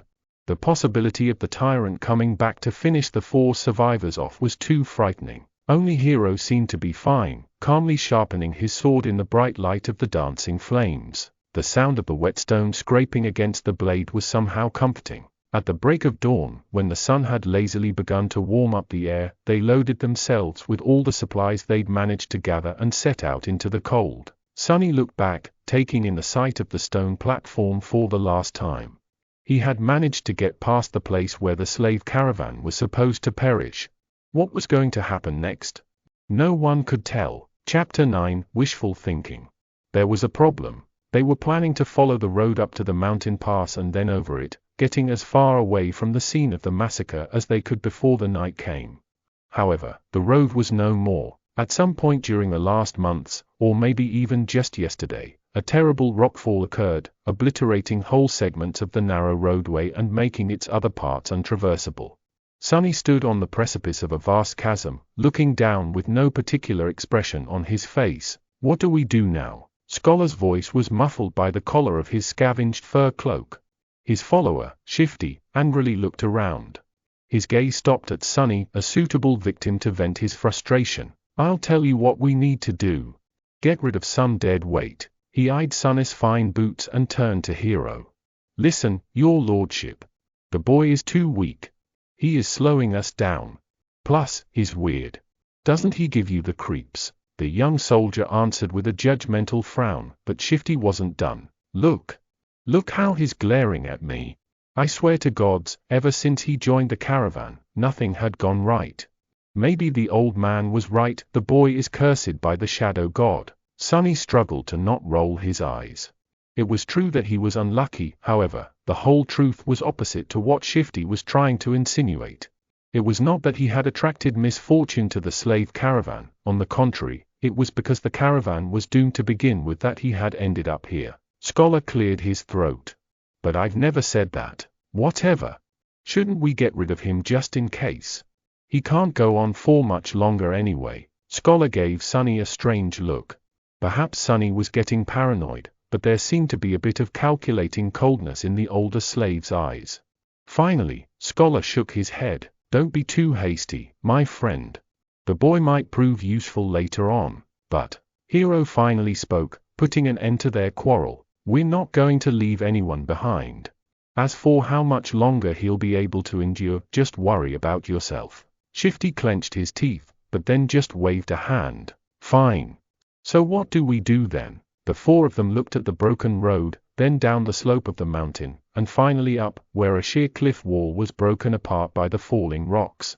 After a bit of silence, Scholar finally spoke. Actually, in the old days, there used to be a path leading to the peak of the mountain. It was sometimes used by pilgrims. Later, the Empire had widened parts of the path and built a proper road on top of it, now leading to the mountain pass instead of the peak, of course. He looked up. The remnants of the original path should still be somewhere above us. If we reach it, we should be able to find our way back to the undamaged section of the road. Everyone followed his gaze, shifting uncomfortably at the prospect of climbing the treacherous slope. Except for Hero, of course, who remained as calm as a saint. Due to the rock fall, the slope wasn't an almost vertical wall anymore, but still, the incline was quite sharp. Shifty was the first one to speak. "Climb that? Are you insane?" Scholar helplessly shrugged. "Do you have a better idea?" No one did. After a bit of preparation, they began the ascent.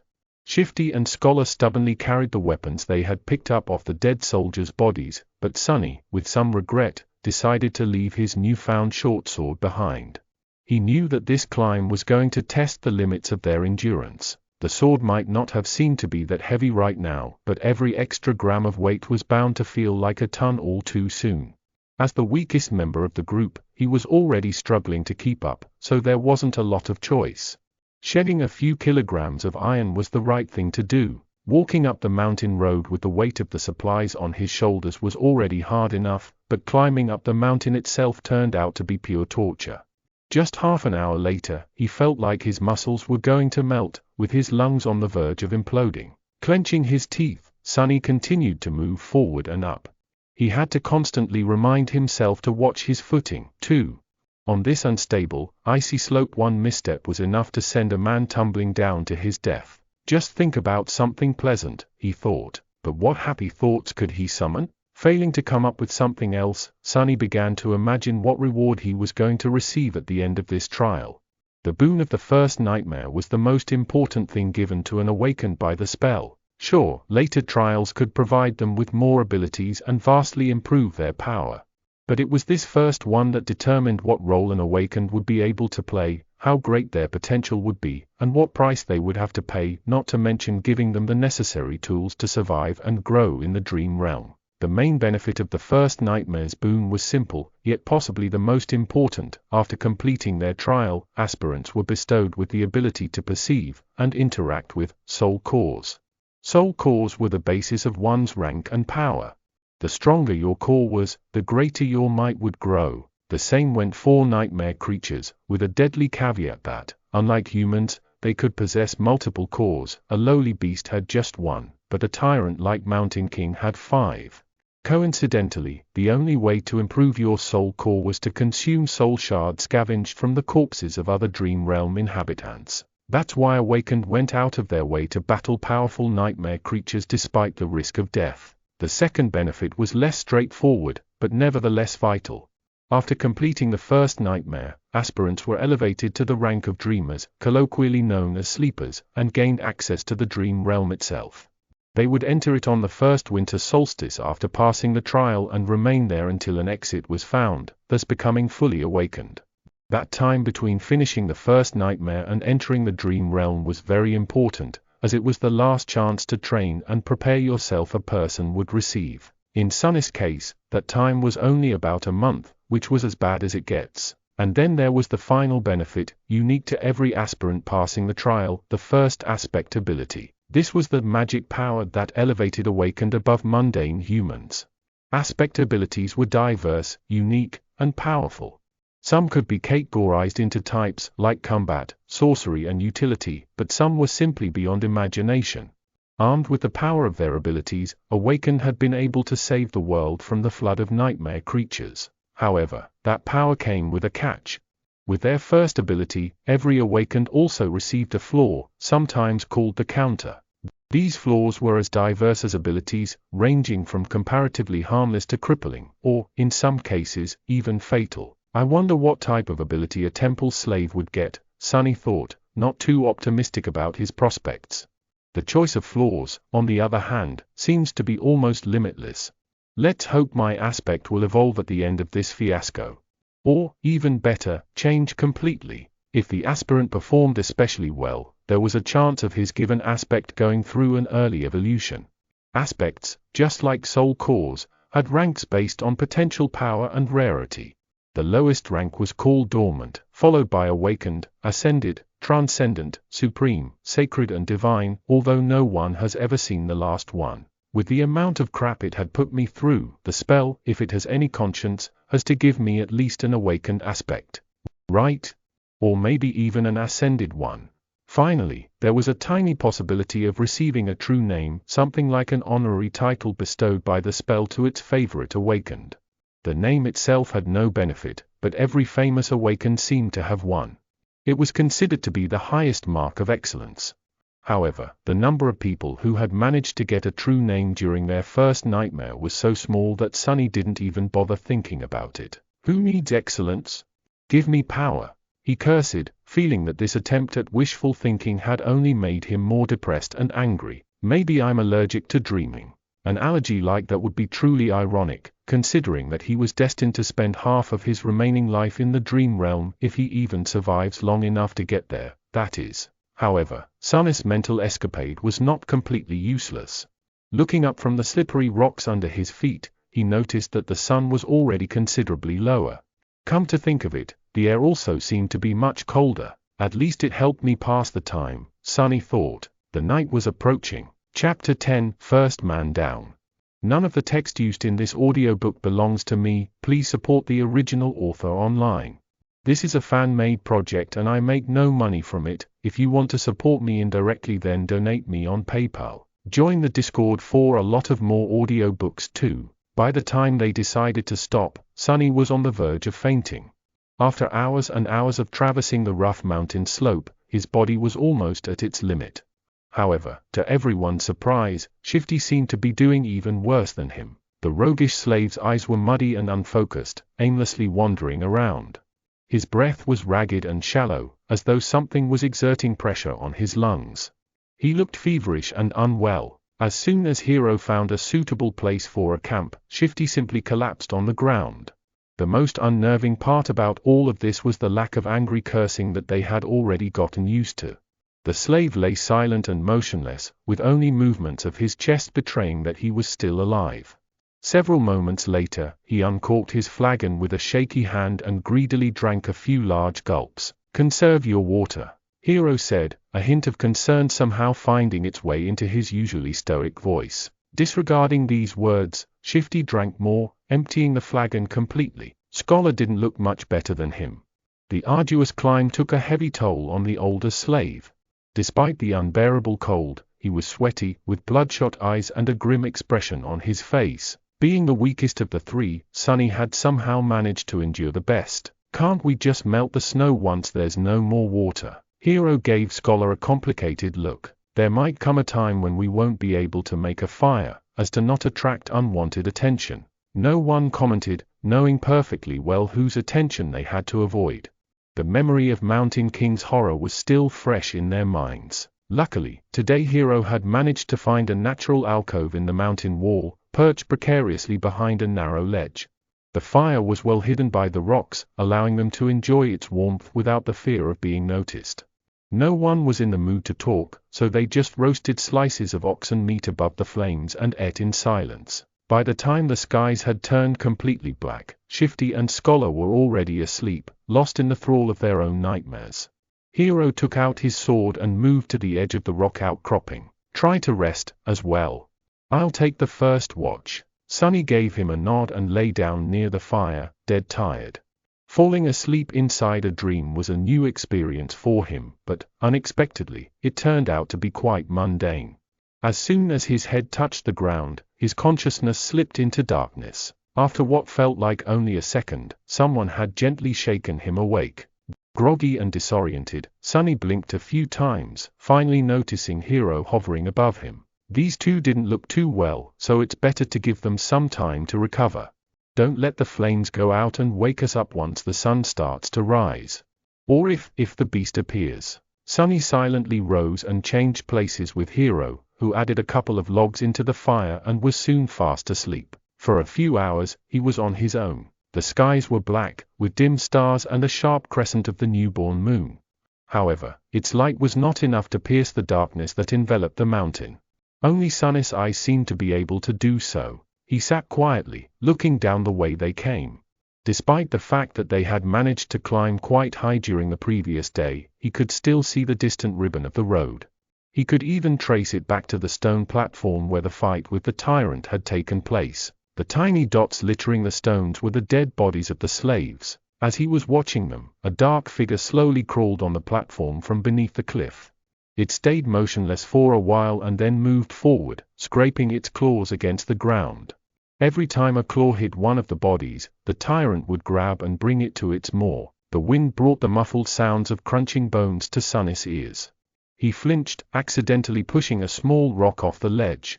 It fell, hit the slope and then rolled down, causing a few more to follow. The noise of these falling rocks sounded like thunder in the silent night. Far below, the tyrant suddenly turned its head, looking directly at Sonny. Sonny froze, petrified.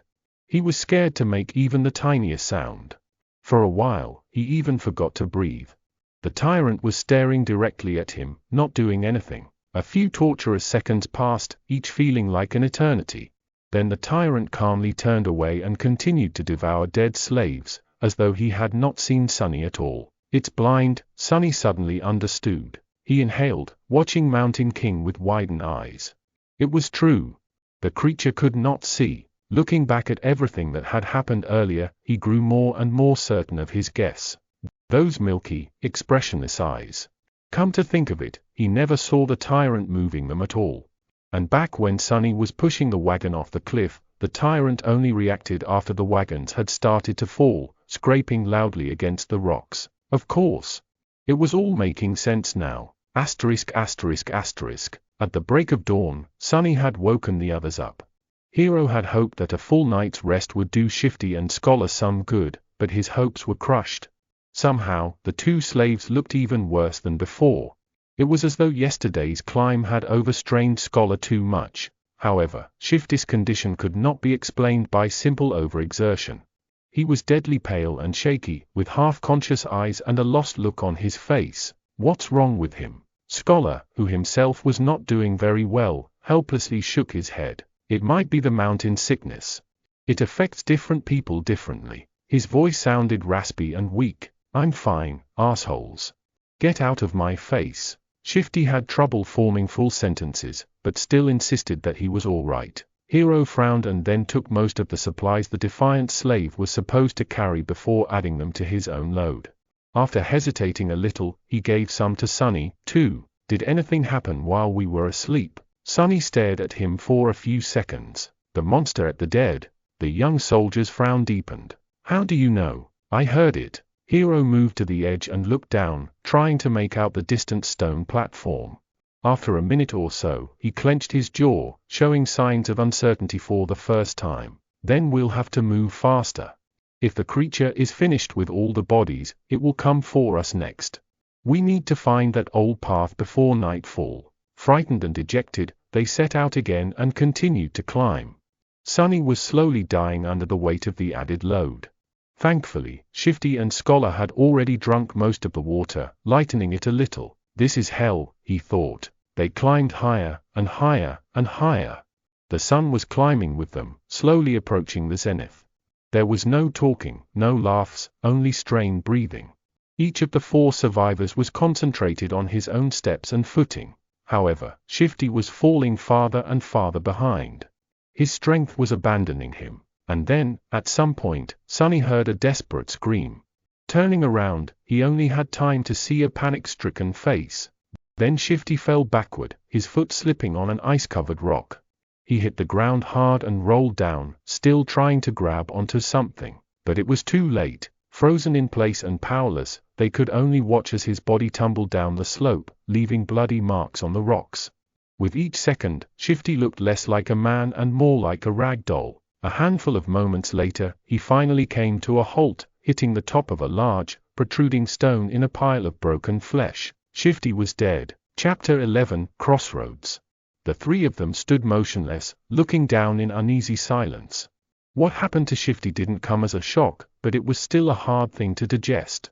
An ominous feeling settled in their hearts, seeing the broken body of their companion. It was too easy to imagine one of them sharing the same fate. No one knew what to say. After a minute or so, Scholar finally sighed. It's a good thing that you took most of the supplies he had been carrying. A bit heartless, but not wrong, Sonny thought, giving the older slave a careful look. Scholar frowned, realizing that his mask of a kind-hearted gentleman had slipped for a second, and hurriedly added in a somber tone, "May you rest in peace, my friend." Wow! What a performance! Actually, Sonny had not believed in his benevolent act for a second. Every kid from the outskirts knew that people who acted kind for no reason were the ones to be most wary of. They were either fools or monsters. Scholar didn't seem like a fool, so Sonny became cautious of him from the moment they met. He got this far by being a mistrustful cynic, and there was no reason to change now. "We have to go," Hero said, casting one last look down. His voice was even, but Sonny could feel a well of emotion behind it. He just couldn't tell what that emotion was. Scholar sighed and turned away, too. Sonny stared at the blooded rocks for a few more seconds. Why do I feel so guilty, he thought, bewildered by this unexpected reaction. He got what he deserved. A little unsettled, Sonny turned around and followed his two remaining companions. Just like that, they left Shifty behind and continued to climb. At this altitude, traversing the mountain was getting harder and harder. The wind was slamming into them with enough force to throw a person off balance if they were not careful, making every step seem like a gamble. The air was becoming too thin to breathe. Due to the lack of oxygen, Sonny was starting to feel dizzy and nauseated. It was as though they were all slowly suffocating. Altitude sickness was not something one could overcome with effort. It was subtle and overbearing at the same time, affecting the strong and the weak with no regard to their fitness and endurance. If his luck was bad, an elite athlete could succumb to it faster than a random passerby. It was just a question of your body's innate aptitude and adaptability. Lucky ones were able to get over it after experiencing mild symptoms. The others were sometimes crippled for days or weeks, suffering from all kinds of torturous side effects. Some even died. As though all that wasn't bad enough, it was getting colder, too. The warm clothes and fur weren't enough to keep the chill at bay anymore. Sonny felt simultaneously feverish and freezing, cursing every decision he had made in his life to end up here, on the endless icy slope. This mountain was not a place for humans, and yet they had to go on. A few hours passed. Despite everything, the three survivors continued to struggle forward, slowly moving higher and higher. Wherever that old path Scholar had talked about was, by now, it couldn't have been far.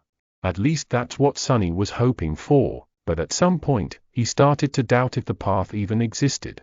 Maybe the older slave lied. Maybe the path was long ago destroyed by ravages of time. Maybe they had already missed it without even noticing. Just as he was about to fall into despair, they finally found it. It was weathered and narrow, barely enough for two people to walk side by side. The path wasn't paved, but rather cut from the black rock by some unknown tool or magic, winding its way up the mountain like a tail of a sleeping dragon. Here and there, it was hidden beneath the snow. But most importantly, it was flat. Sonny had never been that happy to see something flat in his life. Without saying a word, Scholar dropped his rucksack and sat down. He was deathly pale, gasping for air like a fish out of water. Despite that, there was a slight grin on his face. "Told you." Hero gave him a nod and looked around. A few seconds later, he turned back to the triumphant slave. "Stand up. It's not time to rest yet." Scholar blinked a few times, then glanced at him with pleading eyes. Just give me a few minutes." The young soldier was going to retort, but Sonny suddenly put a hand on his shoulder. Hero turned to face him. "What is it?" "It's gone." "What is gone?" Sonny gestured down, back the way they came. "Shifty's body. It's gone." Hero stared at him for a few moments, clearly failing to understand what Sonny was trying to say. "Oh, right. They don't know that Shifty's name is Shifty." Awkward. He wanted to explain, but both Scholar and Hero seemed to have grasped his meaning. Simultaneously, they moved to the edge of the stone path and looked down, trying to spot the place where Shifty had met his end. Indeed, the splattering of blood could still be seen on the jagged rocks, but the corpse itself was nowhere to be found. Scholar flinched back and crawled as far away from the edge as he could. The young soldier also backed away, instinctively grabbing the handle of his sword. The three of them exchanged tense looks, clearly understanding the implication of Shifty's disappearance. It's the monster, Scholar said, even paler than before. It's following us. Hero gritted his teeth. You are right. And if it is that close, we will inevitably be forced to fight it soon. The idea of fighting the tyrant was as frightening as it was preposterous. He might as well have said that they will all be dead soon. The truth of it was painfully clear to both Sonny and Scholar, but the older slave, surprisingly, did not look panicked. Instead, he lowered his gaze and quietly said, "Not necessarily." Hero and Sonny turned to him, all ears. The young soldier raised an eyebrow. "Explain." "Here it comes." Scholar sighed. "The beast had traced us this far in just a day. That means that there are two most probable possibilities. Either it is smart enough to realize where we are going, or it is following the scent of blood." After a bit of thinking, Hero nodded, agreeing with this logic. The older slave smiled slightly and continued, "Whether it is one or another, we can throw him off our trail and buy some time." "How do we do that?" Despite the urgency in Hero's voice, Scholar hesitated and remained silent. "Why are you not answering? Speak." The older slave sighed again and slowly, as though against his will, answered. "Sonny was waiting for this moment for a while now. We'll just have to make the boy bleed. Drag him down the path, then leave him there as bait and go up instead. His sacrifice will save our lives." Right on time. If Sonny wasn't mad and scared witless, of course, he would have smiled. His judgment, it seems, was eerily on point. Affirmation was always nice, but not in the situation where being right also meant potentially being used as monster bait. He remembered the words Scholar had spoken back when Shifty was campaigning to have Sonny killed. "Don't be too hasty, my friend. The boy might prove useful later on." These words, which had sounded benevolent then, now turned out to hide a much more sinister meaning. What a bastard. Now it all depended on whether or not Hero would decide to follow through with Scholar's plan. The young soldier blinked, astonished. "What do you mean, make him bleed?" Scholar shook his head. "It's simple, really.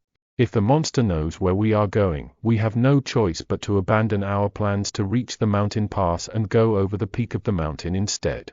If the monster is following the scent of blood, we have to use one of us as bait to mislead it." He paused. "Only by leaving a bleeding man further down the path can we reliably avoid the pursuit no matter how it is tracking us." Hero stood motionless, his eyes jumping between Scholar and Sonny.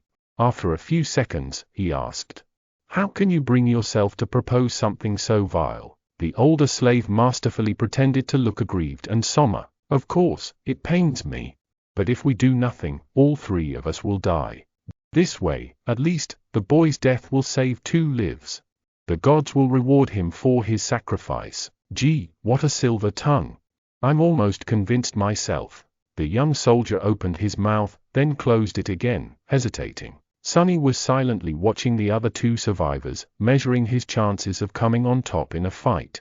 Scholar was already halfway to being a corpse, so overpowering him would not be a problem.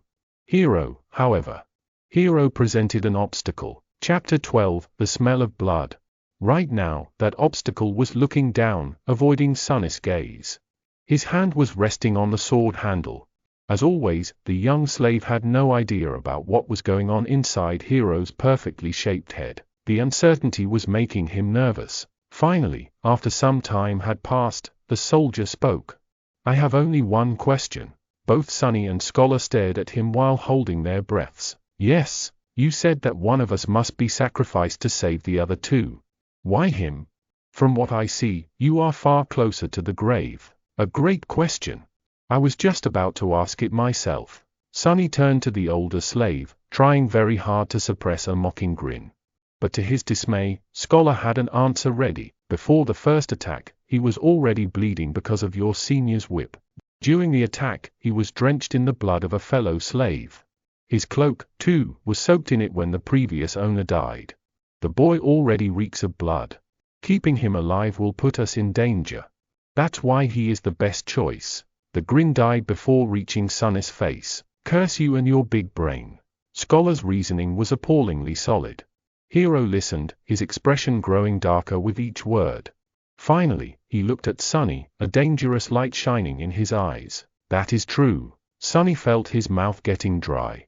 Cold sweat was running down his spine. He tensed, ready to act, but at that moment, Hero smiled. "Your logic is almost unassailable," he said, unsheathing the sword. "However, you failed to account for one thing." Scholar raised an eyebrow, trying to hide his own nervousness. "What might that be?" The young soldier turned to face him, the smile disappearing from his face. Now, he was radiating thick, practically palpable killing intent. "It's that I know who you are, Your Grace. I also know what you've done, and how you ended up a Sarv. Just one of the revolting crimes you have committed would be enough to make me want to kill you. So if there is someone among us who deserves to be sacrificed, it's you." Scholar's eyes widened. But the smell of blood, don't worry about it. I'll make you bleed enough to overpower whatever residual scent the boy carries." It all happened so fast that Sonny barely had time to react. Hero lunged forward with a speed that seemed almost inhuman. A moment later, Scholar was shrieking on the ground, his leg broken with one strike from the flat side of the young soldier's sword. Not giving him an opportunity to recover, Hero stomped on his other leg, and a sickening sound of shattering bones could be clearly heard. The shriek turned into a sobbing howl. Just like that, Scholar was done for. The brutality of Hero's actions was in such stark contrast with his usually graceful demeanor that Sonny felt blood turning to ice in his veins. This was scary. The soldier gave him a calm look and said in a placid tone, "Wait for me here." Then he grabbed the older slave and dragged him down the path, soon disappearing behind a rock outcropping. After a few minutes, terrible screams could be heard echoing through the wind. Sonny was left alone, trembling. Crap. This is too much. He still couldn't believe how sudden Scholar's demise came to be. And how ruthless it was. Some time later, Hero was back, acting as though nothing had happened. But it was exactly that normalcy that unnerved Sonny the most. After sorting through the contents of Scholar's rucksack and throwing most of the firewood out, the young soldier put it over his shoulder and nonchalantly turned to the young slave. "Let's go. We need to hurry." Not knowing what to say, Sonny gave him a nod and headed forward. Now there were only two of them left. It was sort of stupid, but Sonny suddenly felt lonesome. Walking on the stone path was much easier than scaling the mountain wall. He even had time for unnecessary thoughts. A strange feeling of melancholy descended on Sonny. Somehow, he began to feel that the end of this nightmare, whatever it might be, was not far off now. They walked in silence for some time before Hero spoke. "Don't feel guilty about what happened. It's not your fault.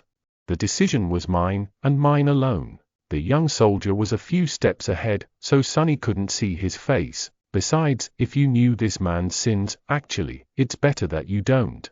Just trust me when I say that killing him was an act of justice. I wonder which one of us feels guilty. These people, always trying to rationalize their actions, always desperate to maintain an illusion of righteousness even while doing most foul things." Sonny hated the hypocrisy. Not getting an answer, Hero chuckled. "You don't like to talk, do you? Well, fair enough. Silence is gold." They didn't speak again after that, each preoccupied with their own thoughts. The sun was setting, painting the world into a million shades of crimson. This high up, the air was clean and crisp, pierced by streams of scarlet light. Below them, a sea of maroon clouds was slowly rolling past the mountain. The stars and the moon had begun to reveal themselves in the vermilion sky. It was quite beautiful. However, Sonny could only think about how cold it was going to be once the sun fully disappears. Before that happened, Hero had found them a shelter. Not far from the path, hidden behind some tall rocks, was a narrow crevice that extended into the slope of the mountain. Happy to be safe from the piercing wind, they explored the crevice and ended up in a small, well-concealed cave. Sonny made a move to unbundle some firewood, but Hero stopped him with a shake of his head. "Today we will camp without making a fire. The beast is too close." Camping without the warm flames to keep them company was not going to be pleasant, but at least they weren't going to freeze to death inside the cave. In any case, the alternative was too frightening. Sonny sat down, putting his back against the cave's wall. Hero settled opposite of him, looking downcast and thoughtful. He was obviously in a strange mood. If nothing else, it was apparent from the fact that today, for the first time, the young soldier had failed to care for his sword after making camp. Soon, the sun was gone, and their small cave became completely dark. Sonny, of course, could still see perfectly well. Hero, on the other hand, was now completely blind. In the darkness, his handsome face looked noble and, for some reason, sorrowful. Sunny studied it, not willing to fall asleep. After a while, Hero suddenly spoke in a quiet voice. You know, it's strange. Usually, I can feel someone's presence even in absolute darkness. But with you, there's nothing. It's like you are just one of the shadows. With only silence to answer him, he smiled. Are you asleep? The question echoed in the darkness. Sunny, who had never spoken with Hero unless there was an urgent need to, and even then only using a few words at best, felt like there was a strange intimacy between them now. That's why he decided to talk. Maybe the darkness gave him courage. Besides, there was an occasion. Why? Are you waiting for me to fall asleep before you kill me? Or will you do it in the morning? Chapter 13, Moment of Truth. The smile froze on Hero's face. He lowered his head, as though in shame. After a minute or so passed, shrouded in heavy silence, he finally answered, Yes. I thought that if I do it when you sleep, you won't have to suffer. Unseen to him, a bitter grin appeared on Sunny's face. A long sigh escaped from the young soldier's lips. He rested his back against the cave's wall, still not looking up. I don't expect you to forgive me. This sin, too, will be mine to bear. But, please, if you can find it in your heart to understand. If things were different, I would have gladly faced that monster to let you escape. But my life does not belong to me alone. There is an unencompassable duty I am sworn to fulfill. Until it's done, I cannot allow myself to die. Sunny laughed. You people. Look at you. Planning to kill me and still insisting on having a good excuse. How very convenient. I really hate hypocrites like you the most. Why don't you be honest for once? Don't give me that crap. Just say it. I'm going to kill you because it's easy. I'm going to kill you because I want to survive. Hero closed his eyes, his face full of sadness. I'm sorry. I knew you wouldn't be able to understand. What's there to understand? Sunny leaned forward, anger coursing through his veins. Tell me. Why do I have to die? The young soldier finally looked up. Even though he couldn't see in the dark, he turned his face in the direction of Sunny's voice. That man was a villain, but he was also right. The scent of blood is too heavy on you. It will attract the beast. You can just let me go, you know. We'll part ways. After that, whether or not the monster finds me won't be your problem. Hero shook his head. Dying in that creature's maw is too cruel a fate. It's better if I do it myself. You are my responsibility, after all. How noble of you. Sunny leaned back, dejected. After a short while, he quietly said, You know, when I just came here, I was ready to die. After all, in this whole world, 2 worlds, actually, there's not a single soul who cares whether I live or die. When I'm gone, no one will be sad. No one will even remember that I existed. There was a forlorn look on his face. A moment later, however, it was gone, replaced by mirth. But then I changed my mind. Somewhere along the way, I decided to survive. I must survive, no matter what. Hero gave him a thoughtful look. To live a life worth remembering. Sunny grinned. A dark gleam appeared in his eyes. No. To spite you all. The young soldier was silent for a few moments, then nodded, accepting this answer. He rose to his feet. Don't worry. I'll make it quick. Aren't you overly confident? What makes you think you'll be able to kill me? Maybe I'll kill you instead. Hero shook his head. I doubt that. But in the next second, he staggered and fell on one knee. The young man's face turned deathly pale, and with a pained groan, he suddenly vomited blood. A satisfied smile appeared on Sunny's face. Finally, finally, Hero was standing on his knees, the lower part of his face covered in blood. Astonished, he was staring at his hands, trying to understand what had happened to him. What magic is this? With wide eyes and a pale face, he turned to Sunny. Was that thief right? Did you put the curse of the shadow god on us? Sunny sighed. I wish that I had the ability to throw divine curses around, but no. To tell you the truth, I don't have any abilities at all. Then, how? The young slave shrugged. That's why I poisoned you all. Hero flinched, trying to comprehend his words. What? After the tyrant first attacked, you sent me to search for water. While gathering flagons from the dead soldiers, I squeezed bloodbane juice into each one, except my own, of course. Not enough to taste it, but enough to slowly kill anyone who would drink from them. The soldier gritted his teeth, struggling through pain. A sudden realization appeared on his face. So that's why the other two were in such bad shape. Sonny nodded. Shifty drank the most, so his condition worsened the fastest. Scholar was also not long for this world, but you finished him off before the poison could. Yourself, however, it was as though bloodbane had no effect on you at all. I was really starting to get worried. Hero's face darkened. I see. I understand. He thought about something, then looked at Sonny with surprise. But back then you didn't know that we will turn on you. Sonny just laughed. Oh, please. It was obvious. Shifty was the kind of man who would kill for a pair of boots. Scholar was like a wolf in sheep's clothing. People are selfish and cruel in the best of situations. Was I supposed to believe that those two weren't going to do something terrible to me when faced with certain death? Hero spat more blood. Then, what about me? You. A disdainful expression appeared on Sonny's face. You are the worst of them. Why? Sonny looked at him and leaned forward. I might have not learned much in my short life, but I do know one thing, he said, all traces of humor gone from his voice. Now there was only cold, callous contempt. Sonny's face hardened as he spat. There is nothing more pathetic than a slave who begins to trust his slaver. Hearing these words, Hero lowered his head. I see. Then, suddenly, he laughed. You are a wicked little shit, aren't you? Sonny rolled his eyes. There's no need to be rude. But Hero wasn't listening to him. Good. This is good. My conscience will be clearer. The young slave sighed in irritation. What are you mumbling about? Just die already. Hero chuckled and suddenly pierced him with a stare. Somehow, he didn't look so sick anymore. You see, that plan would have worked if I was a normal human. But, alas, my soul core has awakened long ago. I've slain countless enemies and absorbed their power. Bloodbane poison, unpleasant as it might be, can never kill me. Crap. Sonny turned around and tried to run away, but it was already too late.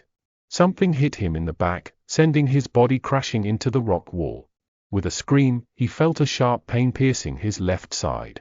Rolling out of the cave, Sonny clutched his chest, scrambled back onto his feet and ran, trying to escape the narrow crevice. He managed to reach the old path, finally being able to see the stars and the pale moon shining brightly in the night sky. But it was as far as he was able to get. Stop. As the cold voice sounded behind him, Sonny froze. If Hero really had an awakened soul core, he had no chances of getting away from him. In a fight, he had no chances at all. Turn around. The young slave obediently turned, holding his hands up. He looked at Hero, who was wiping the blood off his face with a displeased look in his eyes. The two of them stared at each other, shivering in the murderous cold. Was it worth it? No matter. Despite it all, I will be true to my promise. I'll make it quick. The soldier unsheathed his sword. Do you have any last words? Sonny did not answer. However, a small silver bell suddenly appeared in his hand. Hero frowned. Where were you hiding that thing? Sonny shook the bell. A beautiful, clear ringing sound flowed over the mountain, filling the night with an enchanting melody. What are you doing? Stop. The young slave dutifully stopped. What was? Right under Hero's bewildered eyes, the silver bell disappeared into thin air. He looked at Sonny, stumped and suspicious. Tell me. What did you just do? But Sonny didn't answer. In fact, he hadn't said a single word ever since escaping the cave. Right now, he wasn't even breathing. Hero, on the other hand, continued to speak. Tell me right now or you will regret it. He scowled. Why are you not saying anything? The shivering boy just stared at him, completely silent. No, he was staring into the darkness behind him. Hero's eyes widened. What? Chapter 14, Child of Shadows. Sonny had no choice but to resort to one last, desperate gamble. He had no chance against the enemy in a direct confrontation, at least not without an advantage. Bloodbane poison was supposed to be his hidden card, but turned out to be nearly useless. Being able to see in the dark did not help that much, too. Somehow, Hero was able to perceive their surroundings even without any light. Whether he was using his sense of hearing or some magical ability, Sonny did not know, not that it mattered now that they had left the cave and were standing under the moonlit sky. Now he had only one advantage left. The fact that he knew that the tyrant was blind, and Hero did not.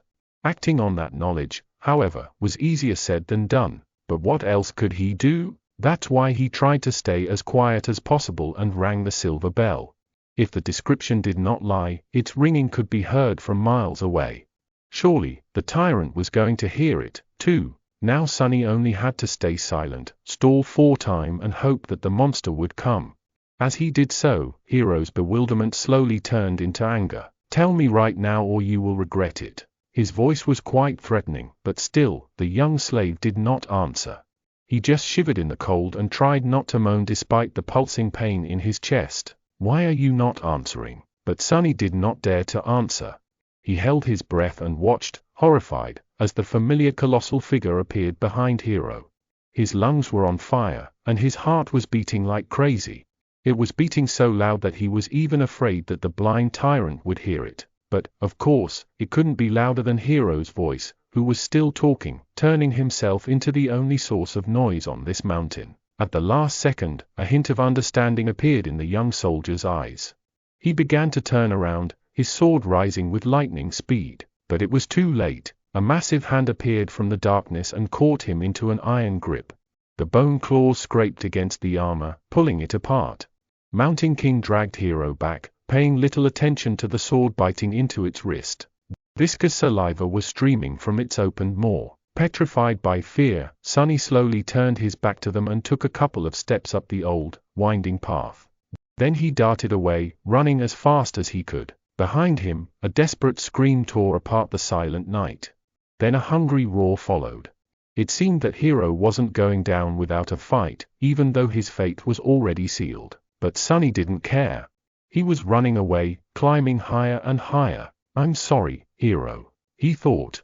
"I did say that I will watch you die, but, as you know, I am a liar. So go and die on your own." *******. A lonesome dark mountain stood tall against the raging winds. Jagged and proud, it dwarfed other peaks of the mountain chain, cutting the night sky with its sharp edges. A radiant moon bathed its slopes in the ghostly light. Under that light, a young man with pale skin and black hair reached the peak of the mountain. However, his looks didn't match the magnificence of the scene. Wounded and staggering, he looked pathetic and weak. The young man looked like a walking corpse. His coarse tunic and cloak were torn and smeared with blood. His sunken eyes were cloudy and lifeless. His body was bruised, beaten and cut. There were specks of bloody foam on his lips. He was hunched over, cradling the left side of his chest. Each step caused him to moan, ragged breath barely escaping through gritted teeth. Sonny was hurting all over. But most of all, he was cold. So cold. He just wanted to lie down in the snow and fall asleep. But instead, he continued walking. Because he believed that the nightmare will be over once he reaches the peak. Step. Step.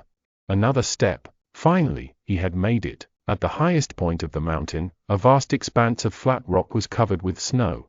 In the center of it, illuminated by moonlight, stood a magnificent temple. Its colossal columns and walls were cut from black marble, with exquisite reliefs decorating the Stygian pediment and broad frieze. Beautiful and awesome, it looked like a palace of a dark god. At least it did once. Now, the temple was in ruins. Fractures and cracks marred the black stones. Parts of the roof had collapsed, letting in ice and snow. Its tall gates were broken, as if smashed into pieces by a hand of a giant. Still, Sonny was satisfied. "Found you," he said in a hoarse voice. Gathering the last of his strength, the young slave slowly limped in the direction of the ruined temple. His thoughts were muddled and confused. "See this, Hero," he thought, forgetting for a second that Hero was already dead. "I've made it. You were strong and ruthless, and I was weak and timid. Yet now you are a corpse, and I am still alive. Isn't it funny?" He stumbled and groaned, feeling the edges of his broken ribs cutting deeper into his lungs. Blood was dripping from his mouth. Dead or not, Hero had gotten him good with that single strike. Actually, it's not. What do any of you even know about being ruthless? Poor fools. In the world where I come from, people had thousands of years to turn cruelty into an art. And as someone on the receiving end of all that cruelty, don't you think I would know more about being vicious than you ever could? He was getting closer to the temple. Truth be told, you never stood a chance. Wait. What was I thinking about? A moment later, he had already forgotten. There was only pain, the dark temple, and the overpowering desire to sleep. Don't fall for it. It's just hypothermia. If you fall asleep, you'll die. Finally, Sonny reached the steps of the Black Temple. He started to climb them, not noticing thousands of bones that were scattered around. These bones once belonged to humans and monsters both. All of them were killed by the invisible guardian still lingering around the temple. As Sonny was climbing the steps, one of the shapeless guardians approached him. It was ready to snuff out the spark of life that was burning weakly in the defiler's chest, but then stopped, sensing a faint, strangely familiar scent coming from his soul. The scent of divinity. Sorrowful and lonesome, the guardian moved aside, letting Sonny pass. Oblivious, he entered the temple. Sonny found himself in a grandiose hall. Cascades of moonlight were falling through the holes in the partially collapsed roof. Deep shadows were surrounding these circles of silver light, not daring to touch them. The floor was covered in snow and ice. At the far end of the hall, a large altar was cut from a single piece of black marble. It was the only thing inside the temple untouched by snow. Forgetting why he came here, Sonny headed for the altar. He just wanted to sleep. The altar was dry, clean, and as wide as a bed. Sonny climbed on it and lay down. It seemed like he was going to die. He was okay with it. Sonny tried to close his eyes, but was stopped by a sudden noise coming from the direction of the temple's entrance. He turned his head to look, not even a little bit curious. What he saw would have sent chills running down his spine if he wasn't so cold, tired and indifferent. Mountain King was standing there, looking at him with its 5 blind eyes. He was still massive, terrifying and revolting. Worm-like shapes were still moving frantically under its skin. It was sniffing the air, salivating. Then it opened its maw and moved forward, slowly approaching the altar. What an ugly bastard, Sonny thought, and suddenly clutched his chest, convulsing in a fit of torturous coughing. Bloody foam flew from his mouth and fell on the altar. However, the black marble soon absorbed it. A second later, it was as pristine as it was before. The tyrant was just about to reach Sonny. It was already stretching its hands to grab him. I guess this is the end, he thought, resigned to his fate. But at the last second, suddenly, the voice of the spell resounded in the dark temple. You have offered yourself as a sacrifice to the gods. The gods are dead, and cannot hear you. Your soul bears the mark of divinity. You are a temple slave. Shadow God stirs in his eternal slumber. He sends a blessing from beyond the grave. Child of shadows, receive your blessing. Under Sonny's astonished eyes, the shadows crowding the great hall suddenly moved, as though coming alive. Tentacles of darkness surged forward, entangling Mountain King's arms and legs. The mighty tyrant struggled, trying to get free, but how could it resist the power of a god? The shadows dragged Mountain King back, pulling in different directions. The tyrant opened its maw, and a furious howl escaped it. The next second, its body ruptured, torn apart into pieces. Blood, viscera and severed limbs fell on the floor in a crimson torrent. Just like that, the horrible creature was dead. Sonny blinked. Once again, he was alone in the ruined temple. The great hall was dark and silent, and then the spell whispered. You have slain an awakened tyrant, Mountain King. Wake up, Sunless. Your nightmare is over. Prepare for appraisal. Chapter 15, Shadow Slave. None of the text used in this audiobook belongs to me. Please support the original author online. This is a fan-made project and I make no money from it. If you want to support me indirectly, then donate me on PayPal. Join the Discord for a lot of more audiobooks too. Prepare for appraisal. Sonny found himself in a space between dream and reality. It was an endless black void illuminated by a myriad of stars. Between those stars, countless strings of silver light were woven into a beautiful and inconceivably complex net, forming various nexuses and constellations. It was truly breathtaking. Somehow, Sonny understood that he was seeing the inner workings of the nightmare spell. He also couldn't help but think that it looked a lot like the celestial equivalent of a neural network. If so, was the spell alive? This was a question that countless people had been asking themselves for the past few decades. The best answer they had come up with was that there was no way to know. The spell was neither alive nor dead, neither sentient nor mindless. It was more of a function than a creature, but Sonny was in no mood to ponder philosophical questions. He was eagerly awaiting his boon. The spell was still appraising his performance. However, the first reward had nothing to do with it. You have received a memory, Puppeteer's Shroud. Yes. Sonny felt incredibly elated. He was almost ready to do a happy dance. That memory belonged to Mountain King, who was an awakened tyrant, which meant that the memory itself was of the awakened rank. Getting it was a stroke of incredible luck. There were 7 ranks to everything in the spell. These ranks were, in order of growing power, dormant, awakened, ascended, transcendent, supreme, sacred and divine, with the exclusion of nightmare creatures, who were ranked as dormant, awakened, fallen, corrupted, great, cursed and unholy. From the spell's point of view, Sonny was a dormant human. Having a memory of a higher rank than his own soul core would be of great help once he enters the dream realm. The power gap between different ranks simply could not be overestimated. He wanted to take a look at the Puppeteer's Shroud, but there was no more time. The spell was done with its appraisal. Here in the void, its voice didn't sound subtle and familiar anymore. Rather, it seemed like the universe itself was speaking. Sonny held his breath, listening. Aspirant. Your trial is over. A nameless slave ascended the Black Mountain. Both heroes and monsters fell by his hand. Unbroken, he entered the ruined temple of a long-forgotten god and spilled his blood on the sacred altar. The gods were dead, and yet they listened. You have defeated a dormant beast, Mountain King's lava. You have defeated 3 dormant humans, names unknown. You have defeated an awakened human, a row of the 9. You have defeated an awakened tyrant, Mountain King. You have received the Shadow God's blessing. You have achieved the impossible. Final appraisal, glorious. Your treachery truly knows no bounds. That final part was not really necessary, as far as Sonny was concerned, but he was still pretty satisfied with the praise from the spell. He felt like his chances of evolving his aspect to an awakened, or even ascended one were pretty high. His overall power was still dependent on the rank of his soul core, which would remain dormant until much later, but the rank of the aspect itself would do wonders for his overall potential. Dreamer Sunless, receive your boon. He was an aspirant no more. Sonny grinned. You have been bestowed a true name, lost from light. His jaw dropped. A true name. He had received a true name. Never in his wildest dreams did Sonny dream of becoming one of the chosen few to accomplish such feat, and in his very first nightmare to boot. Not even all of the saints could boast of having one. He was an elite now, a bona fide cream of the crop. He was going to be rich, but the rewards kept coming. Your aspect is ready to evolve.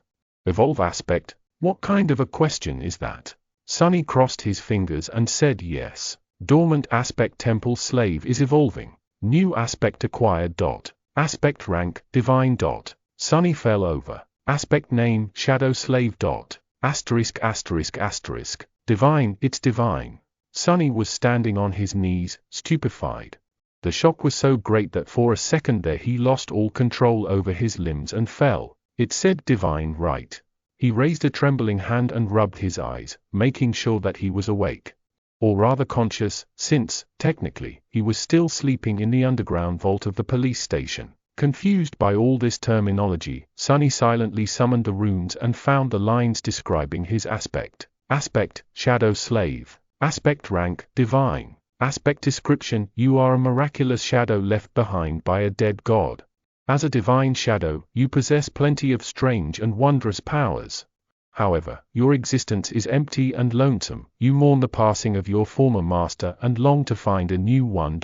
Innate ability, shadow bond. Ability description, find a worthy master and let them know your true name.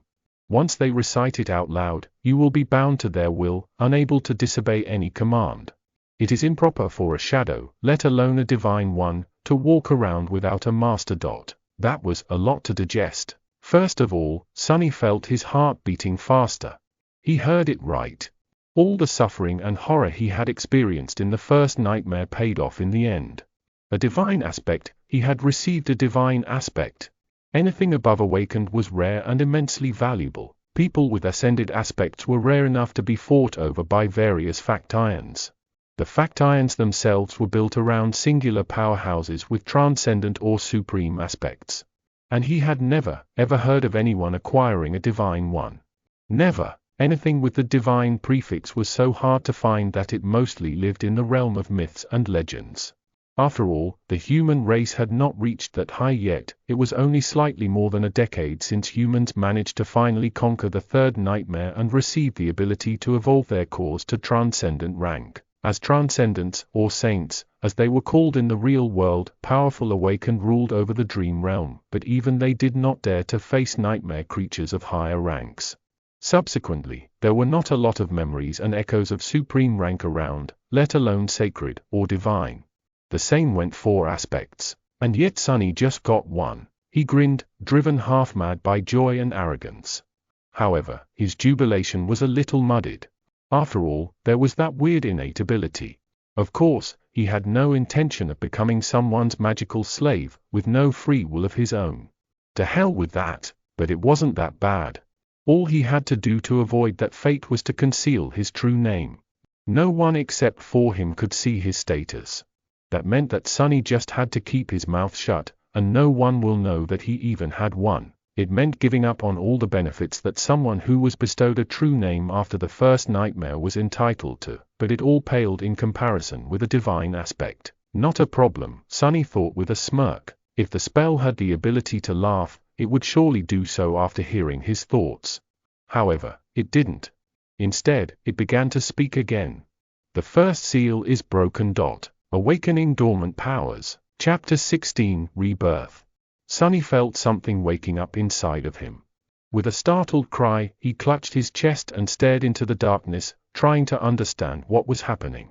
The feeling was not painful or unpleasant, yet it was like nothing he had ever experienced. It was as though his soul was being shaken awake, infused with strange new energy. However, that energy did not come from some outside source. Rather, it was coming from within, as though it had always been there, sleeping. The energy filled every fiber of his being. Sonny felt his emotions becoming clearer and sharper. Then, his body began to change, too.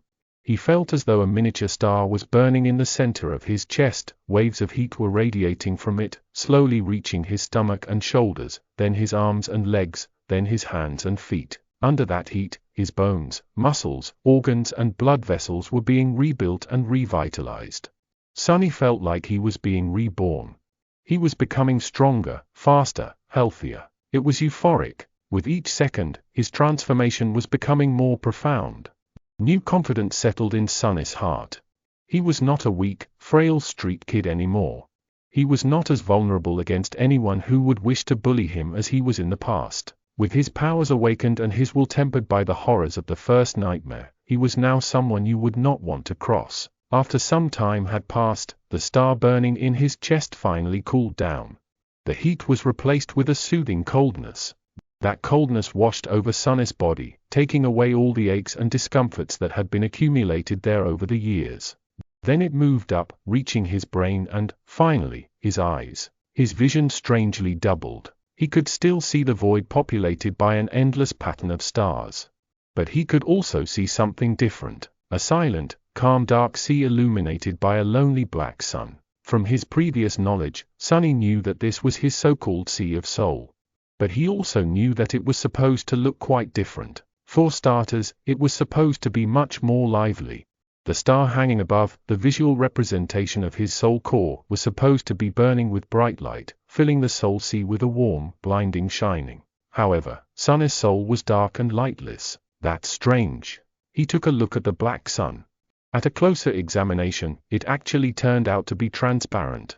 It's just that with no other major source of light around, the star had appeared to be as dark as its surroundings. Also, no one was supposed to be here except for him. It was his soul, after all. But Sonny had a nagging feeling that somewhere just beyond the periphery of his vision, hidden in the darkness, shapeless forms were constantly moving. No matter how he turned his head, he couldn't catch a clear glimpse of them. And yet the feeling would not go away. Not wishing to waste any more time on this right now, Sonny turned back to the black sun and finally spotted two spheres of light orbiting around it, as though caught in the soul core's gravity well. A subtle smile appeared on his face. These were his memories, Silver Bell and Pipetta's shroud. Later, there would be dozens of such spheres here. If he was lucky, he would even acquire an echo or two. The spell's voice suddenly pulled him out of the sea of soul. Awakening aspect ability. This is it. The moment of truth, Sonny thought. Divine aspect or not, his immediate future still depended on the first aspect ability he would receive. His role in the dream realm would be based on its characteristics. If it was a combat ability, he would be most useful on the front lines of the bloody battles against the nightmare creatures. If it was tied to sorcery, he would likely become a powerful, but fragile ranged fighter. If it was something having to do with utility, he would be a vitally important part of the behind-the-scenes workings of the dream realm. Utility abilities were also extremely valued in the real world, where Awaken performed many tasks that kept it going. If he was lucky, he could even become a healer. Healers were very rare, and as such, sought-after specialists. Aspect ability acquired. Aspect ability name, Shadow Control. Sonny hurriedly summoned the runes. He wanted to go to the description of his new ability right away, but then decided to give his overall information a look first. Name, Sunless. True name, Lost from Light. Rank, Dreamer. Shadow Core, Dormant. Shadow Fragments, 12/1000. What? What is that? Where the rank of his soul core was supposed to be written, a mysterious shadow core appeared instead. Sonny looked at it, blinking. He had never heard of anyone having a different kind of core before. Was he that unique? This enigmatic shadow core would certainly explain why his sea of soul looked so strange. And also, he moved his eyes down, noticing the shadow fragments counter. Usually, there was supposed to be an indicator of the number of soul shards consumed. However, it was nowhere to be seen. Do I actually have a completely different progression path than all awakened? The idea was as exciting as it was frightening. Not having to fight for resources with anybody else was an incredible advantage. Most of the human society in the dream realm was built around the acquisition of soul shards. If he had no need to gather them to evolve, not only would he be able to become more powerful with incredible speed, he would also be completely self-sufficient. On the other hand, he had no idea how to acquire these shadow fragments. However, he had gotten 12 of them somehow already, so whatever it was that he had to do, he had already done it in the first nightmare. I'll have to explore this carefully. Satisfied with this decision, Sonny continued to study the runes. Memories, Silver Bell, Puppeteer's Shroud. Echoes.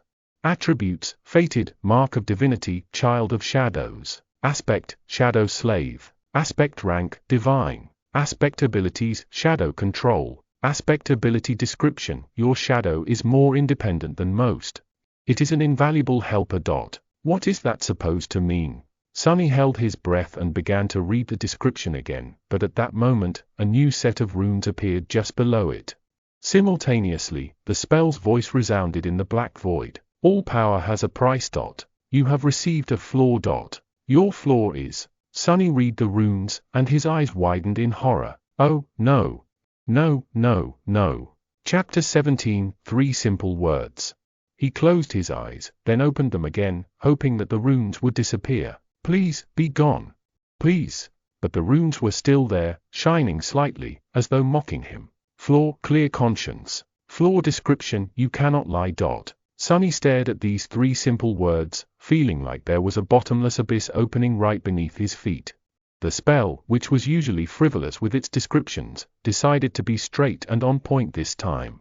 There were only 3 words. They left him no room to maneuver. Can't lie.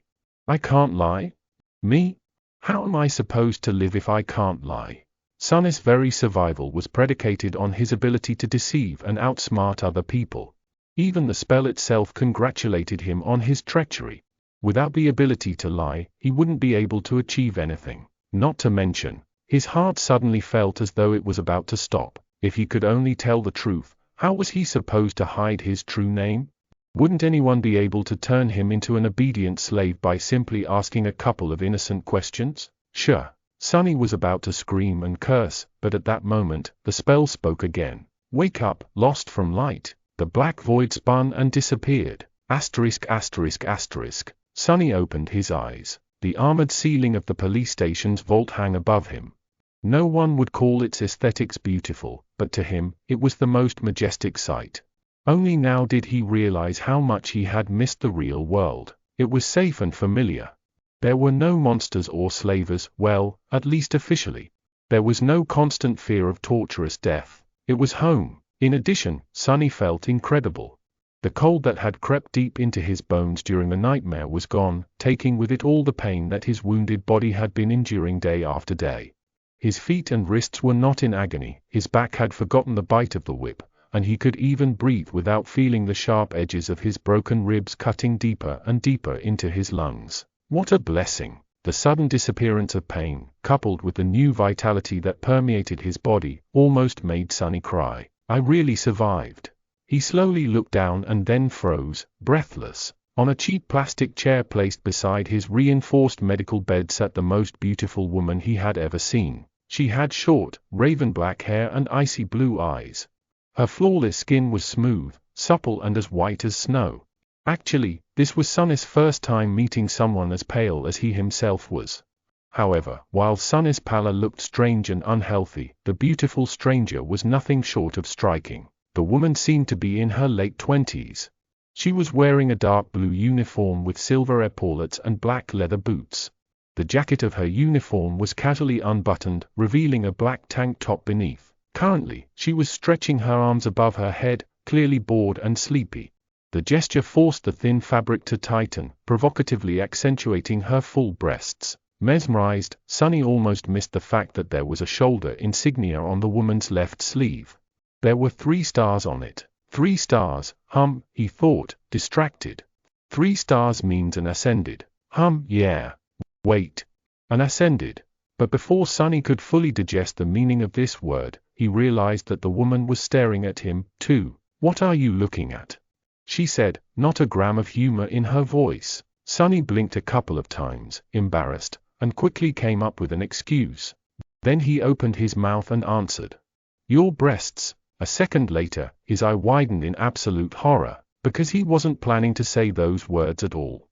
His mouth moved on its own. A wave of terror suddenly drowned his mind. The woman slowly smiled with a dangerous gleam in her eyes. Then, without any warning, she moved her hand and slapped Sonny across the face. Sonny's whole body was turned around. If it wasn't for the restraints holding him in place, he would have probably flown off the bed. For a moment, he even saw stars. But it could still be considered getting off lightly. An ascended, the woman was an ascended. She could have torn his head clean off with a flick of a finger. Why did he have to offend someone so powerful, of all people? Meanwhile, the woman cleared her throat and crossed her arms. Are you awake now? Sonny held his numb cheek and carefully nodded. Good. Let me give you a piece of advice, don't just say anything that comes to your mind. Especially to girls. It's not like you haven't seen a girl before, right? Say thank you. I definitely will not. Sonny thought, but instead, his mouth moved on its own, and he said, I've seen plenty, but no one as beautiful as you. Then he flinched back, his face as red as a lobster. The woman stared at him for a few seconds and then burst into laughter. I see you haven't met a lot of awakened then. By awakened standards, I'm below average. Sonny glanced at her with doubt. The woman shook her head. As your soul core develops, the body gets rid of all its imperfect ions. So it's hard to find an unattractive awakened, especially among the stronger ones. Live long enough, and you might just become a flower boy yourself. Then she gave him a thorough look and added, well, maybe. In any case, since you're awake, welcome back to the land of the living. Congratulations on surviving your first nightmare, Sleeper Sunless. *****. Sleeper Sunless. That was how people would address him now, at least in the short span of days until the winter solstice. After that, he would either return from the dream realm as an awakened or not return at all. It felt strange to have a title put before his name. In the past, Sonny was rarely even addressed by name. People mostly called him things like boy, punk, brat, or hey, you. But now he even had a title, Sleeper Sunless. Actually, the correct term was dreamer. But humans had their own set of words for those infected by the nightmare spell. Carriers who had just finished their first nightmare were called sleepers because of how they interacted with the spell. Basically, once his spirit enters the spell, his body was going to fall into slumber. That slumber would continue 4 days, weeks, or even months, however long it takes him to escape the dream realm. Hence the term sleeper. Once he escapes and becomes an awakened, he would live his life normally during the day and return to the dream realm every time he falls asleep. The awakened were called the same by the spell and the humans. That word was also sometimes used as a general term for all carriers. Then, if he were to decide to enter a second nightmare and manage to survive, he would become an ascended. People called them masters. Masters could enter and exit the dream realm as they wished. Some even chose to never come back there at all. More than that, they traveled between the worlds physically, not just in spirit. And then, above the masters, there were saints, those who had conquered the third nightmare and earned the right to call themselves transcendent.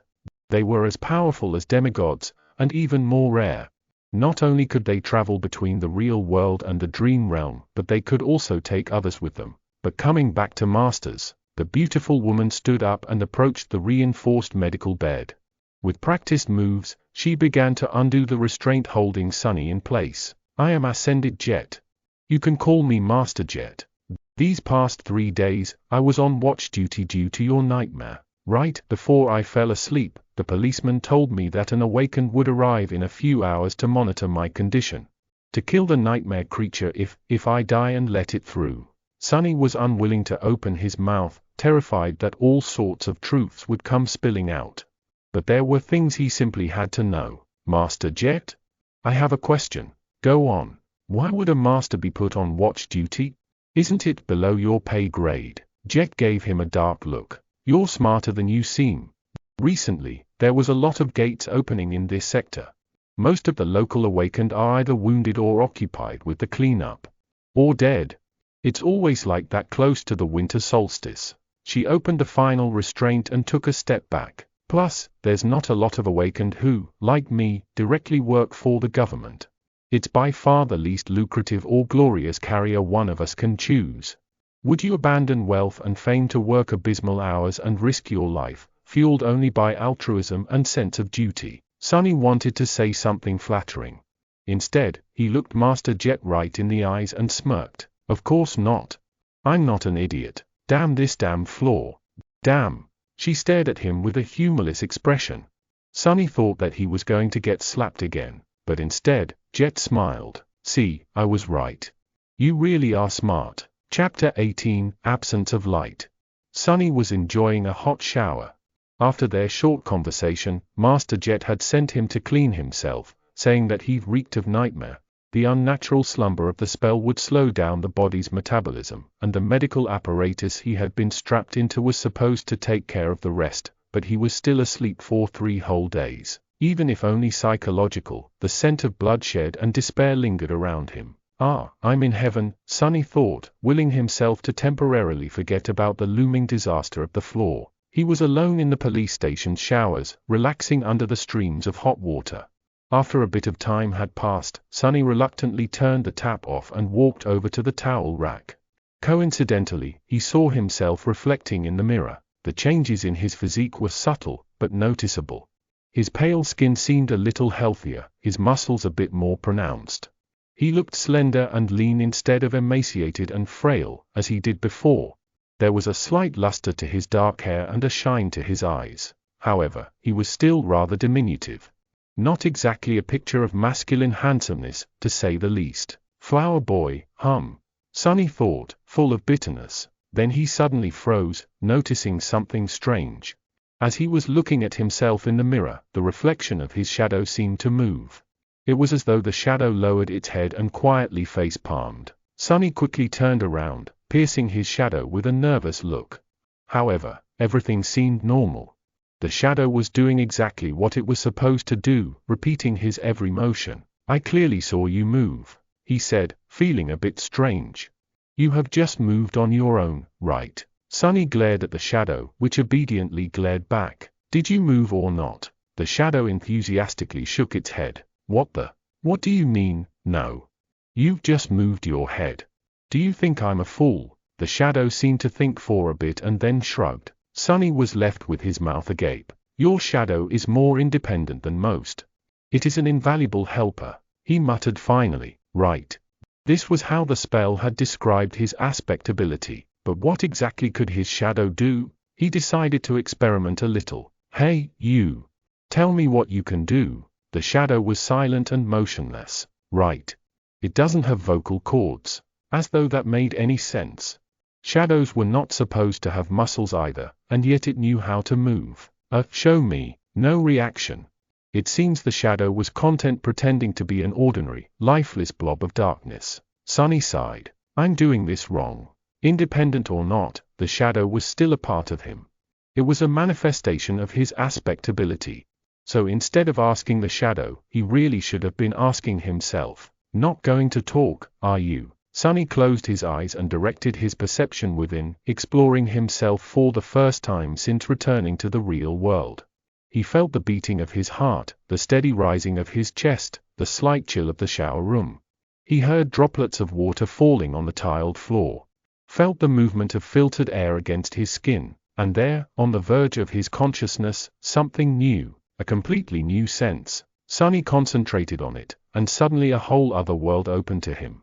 It was hard to describe with words, just like one would have trouble explaining how hearing or touch feels. It was as though he could communicate with vast forms that crowded around him and receive an understanding of both their own shape and the surrounding space, guided by the different degrees of pressure they exerted on his mind and each other. That understanding came naturally and instantaneously, like an instinct. These forms were shadows.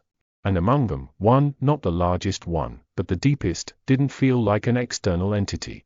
It was like a part of his soul. Once Sunny grasped the feeling of it, he could sense the shadow just like he sensed his limbs.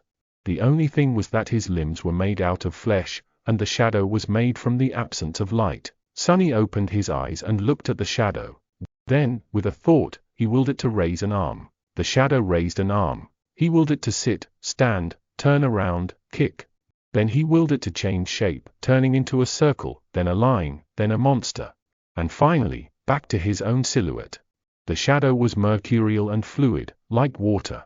The only constant was its size. How about that? The shadow pouted, then reluctantly raised its thumbs. "But how are you useful?" He willed the shadow to strike the towel rack. It obediently moved and delivered a powerful kick. Of course, since it was just a shadow, its leg passed over the towels harmlessly, not even causing them to sway a little. "Is that all you can do?" In his mind, the image of shadow tentacles tearing the mighty tyrant into little pieces cracked and shattered mercilessly. It seemed he would not be competing with Shadow God any time soon. How regretful. The shadow looked at him with disdain. Then it shrugged and stopped moving altogether, clearly offended. Sunny sighed and took a towel off the rack. "All right. I will explore it later." A few minutes after that, he was wearing a clean police-issued tracksuit and heading for the cafeteria. Master Jet was waiting for him at one of the tables, with 2 trays full of steaming synthetic food in front of her. "Help yourself." Sunny glanced at the cheap gruel, which was not so different from the stuff he used to consume in the outskirts, and sighed.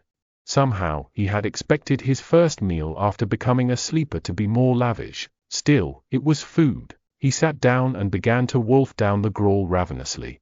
He was very, very hungry. In the process, his thoughts began to wander.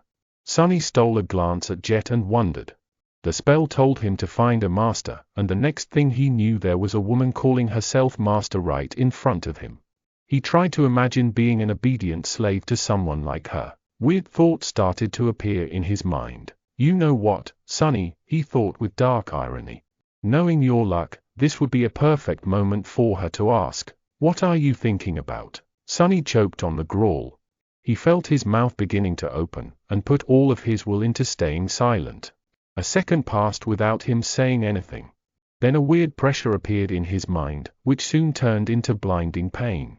He endured it for a couple more seconds before giving up. "I was thinking that it would be a perfect moment for you to ask me about what I am thinking," he finally said. Jet gave him a weird look. "All right.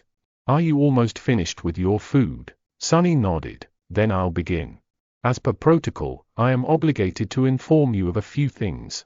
It is mostly a formality. First of all, concerning your nightmare." She glanced at him and sighed. "You are entitled to receive free psychological counseling." No matter what traumatic experience you have encountered, there is no shame in asking for help.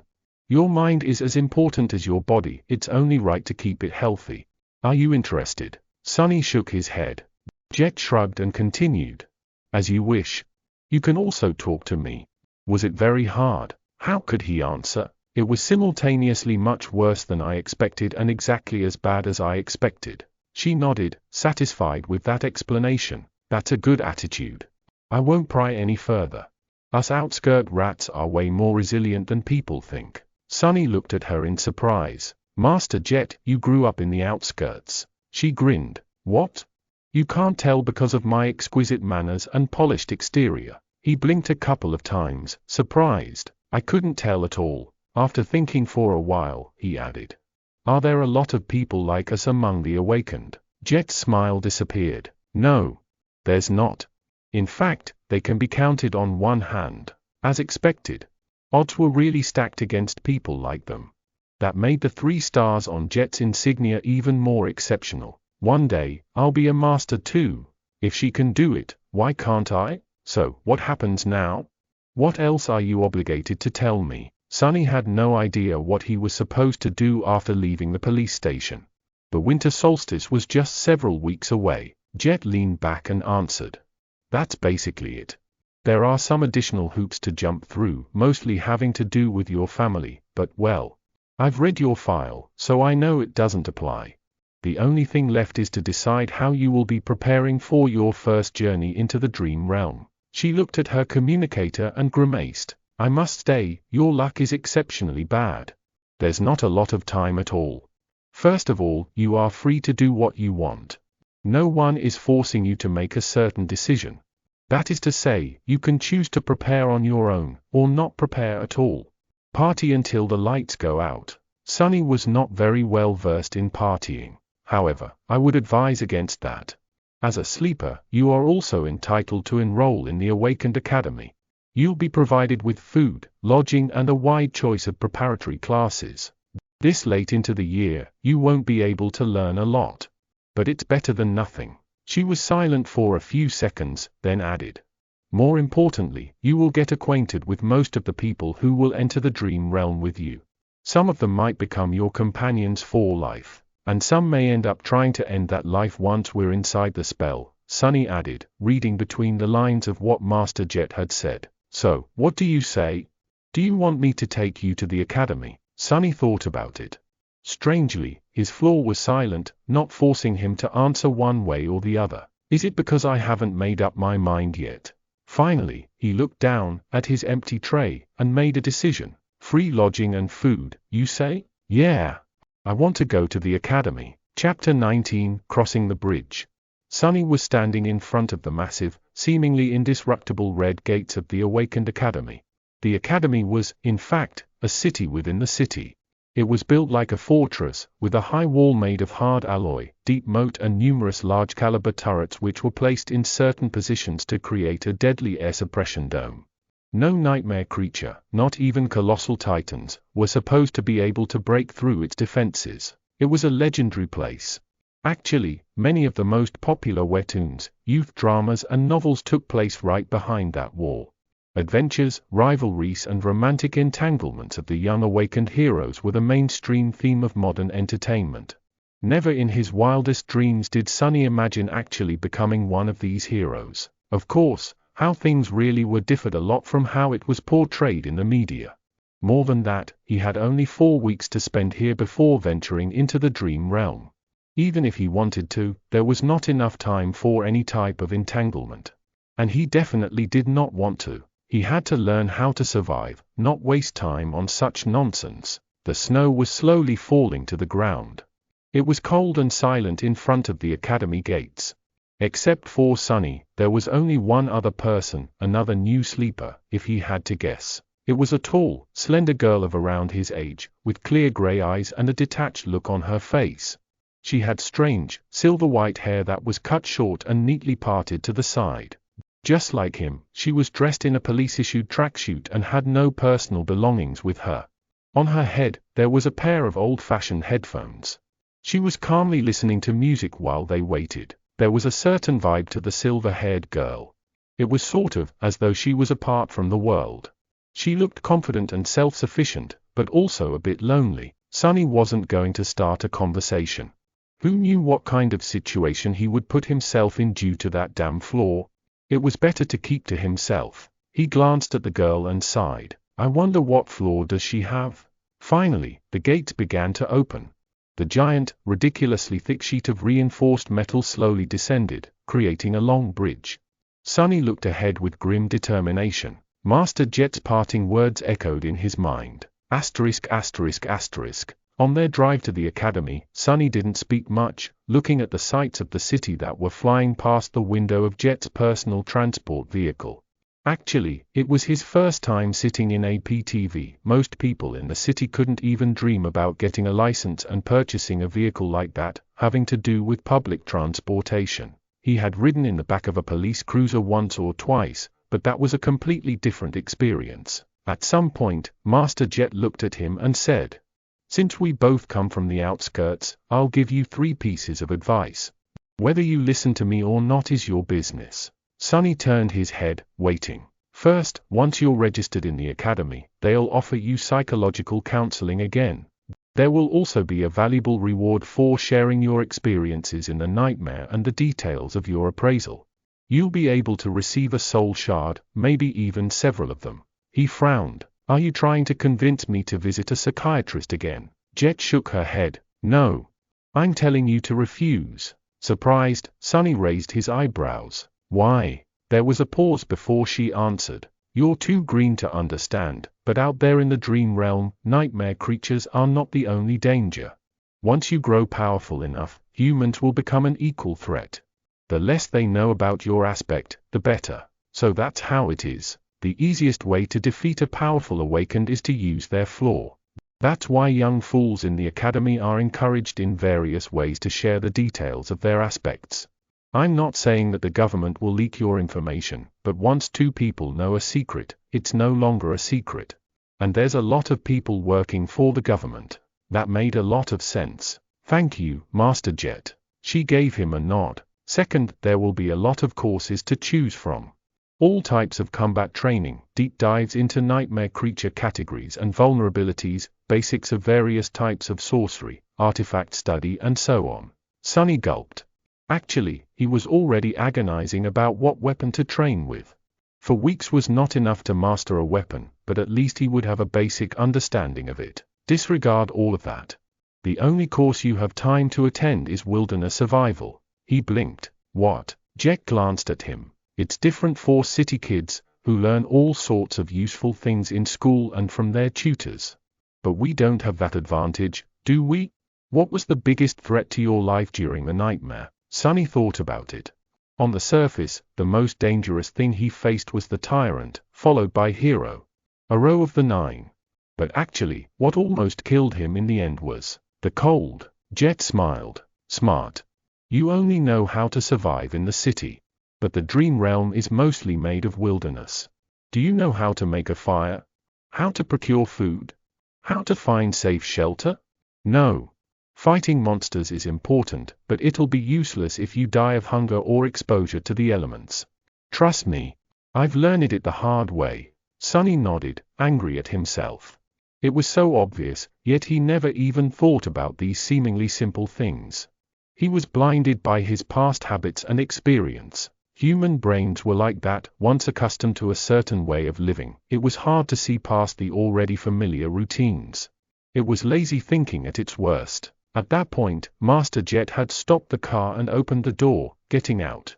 Sonny followed her and was momentarily stunned, staring at the colossal metal gates in front of them. This was the famous Awakened Academy. After a few seconds, he shook off his amazement and turned to his senior. This is as far as I go, she said, looking cheerlessly at the walls of the academy. I've already notified them. Someone will come fetch you in a while. There was something dark in the depths of her icy blue eyes. Sonny suddenly felt a cold feeling spreading through his body. What's the third advice? Master Jet glanced at him, then sighed. Remember, no one can survive in the dream realm alone.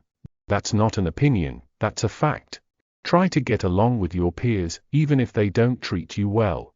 It might save your life. Then she suddenly smiled and patted him on the shoulder. "You've done well to survive until now. Make sure to keep yourself alive in the future, too." Then she got back into her PTV and drove off. Just like that, she was gone. The end of the metal bridge hit the special grooves in the ground and stopped moving after a set of loud clicks. Sonny looked ahead, wondering what kind of life he was going to be living in the next 4 weeks. Keep your flaw and aspect secret, learn to survive in the wilderness, be nice to other sleepers. It didn't sound too hard, but, for some reason, he was sure that these weeks were going to be as challenging as his first nightmare. Or maybe even worse. Seemingly free of such concerns, the silver-haired girl walked forward and stepped on the bridge. Sonny sighed and reluctantly followed. Chapter 20 Outcast Once Again. None of the text used in this audiobook belongs to me. Please support the original author online. This is a fan-made project and I make no money from it. If you want to support me indirectly, then donate me on PayPal. Join the Discord for a lot of more audiobooks too. The sleeper part of the compound was relatively small and situated in the southern part of the academy, surrounded on all sides by training fields and parks. It was a low, modern building constructed with reinforced materials. Like the majority of buildings in the academy, most of it was hidden below the ground, leaving only a couple of floors above it. With its white, pristine alloy walls and wide windows, it must have looked beautiful in the summer, contrasted against all the greenery around. Inside, the building was spacious and well-lit. Sonny and the silver-haired girl were taken to a large hall where 100 or so of young men and women, sleepers of the same unfortunate timing as the two of them, were already waiting for the beginning of the induction ceremony. Most of them were nervous, tense and excited. Logistics of the academy were a constant headache for the administrators since the rate at which the spell infected people was always chaotic. There was no way to orderly structure 4 batches of sleepers to undergo any type of standardized education on a shared schedule. Some of them had a full year to prepare for the dream realm, some only months, some even mere days. That's why these induction ceremonies were held each month at the beginning of the year and then every week once the winter solstice began to loom near. Some of the sleepers in the hall had to wait days to be inducted, while Sonny had lucked out and was delivered to the academy just hours before the scheduled event. Once inside the hall, he understood 2 things. Firstly, everyone was well dressed and in possession of a suitcase, a duffel bag, or at least a backpack carrying their personal belongings. They were obviously coming prepared, most likely from home, sent off by their families. So Sonny and the silver-haired girl, who came empty-handed and wearing simple police-issued clothes, were not a norm like he had assumed, but actually an eye-catching anomaly. Right. That makes sense. Secondly, Master Jet was not being overly humble when she called herself below average by awakened standards. Even though these young people were just starting their paths as awakened, their looks were dazzling. Everyone was handsome, beautiful and radiated health. He swallowed. Still, I feel like none of them compare. She might not be as perfectly shaped, but I don't know, she has a presence. It's like shadows become deeper and the temperature drops by a couple of degrees when she's in a room. Was this the difference between a sleeper and a master? But all of these thoughts were just him trying to postpone the inevitable. Sonny already knew that he was in for a wild ride, because he could not lie, and all of these excited youths, regardless of their clothes, gender and looks, wanted to do one thing: talk. Every one of them wanted to talk with fellow sleepers. They wanted to discuss their nightmares, their future journey into the dream realm, and everything in between. They wanted to ask questions. They wanted to be asked questions. They wanted to discuss something important or just chit-chat about stupid things. Everyone wanted to share. It's a nightmare. Sonny moaned, disturbed and fearful. I'm doomed. Then, with a bit of grim determination, he gritted his teeth and slowly exhaled. Just think about it as a continuation of your trial. You survived the Black Mountain, so you can survive this, too. He had faced heroes, villains, monsters and even gods. Was he going to be afraid of a bunch of teenagers? He might have underestimated how scary teenagers can be. In half an hour, pretty much everyone in the room hated his guts. After a short series of conversations, Sonny had acquired a reputation of an obnoxious, foul-mouthed pervert. This reputation was quickly solidified. He was slapped a few times and even punched once. He also discovered a couple of new things about his true self, namely, that deep down inside he was apparently rude, arrogant, and more than a little bit lustful. The conversations went something like this. Look at all these young people. How many do you think will return from the dream realm? How many will perish?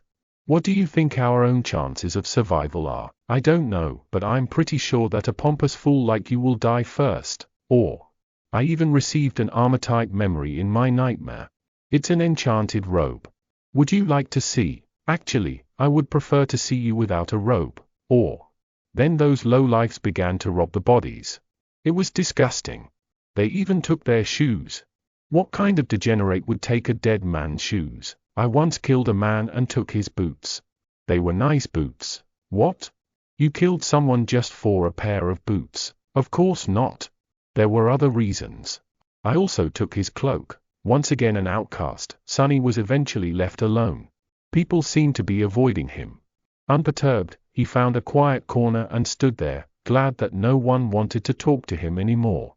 His face hurt, and there was blood dripping from his nose. Being ostracized from a group was nothing new, but it still stung. However, he was smiling, because in the process of turning the whole batch of sleepers against himself, Sonny had discovered something vital. He learned how to control his flaw. Once asked a question, he could not keep quiet. He also couldn't lie. However, after a lot of experimentation, Sonny had found out that with a bit of practice, he could influence the exact way the truth eventually came out. It was like this: after receiving a question, his mind automatically produced a truthful answer. After that, the flaw would force him to say that answer aloud.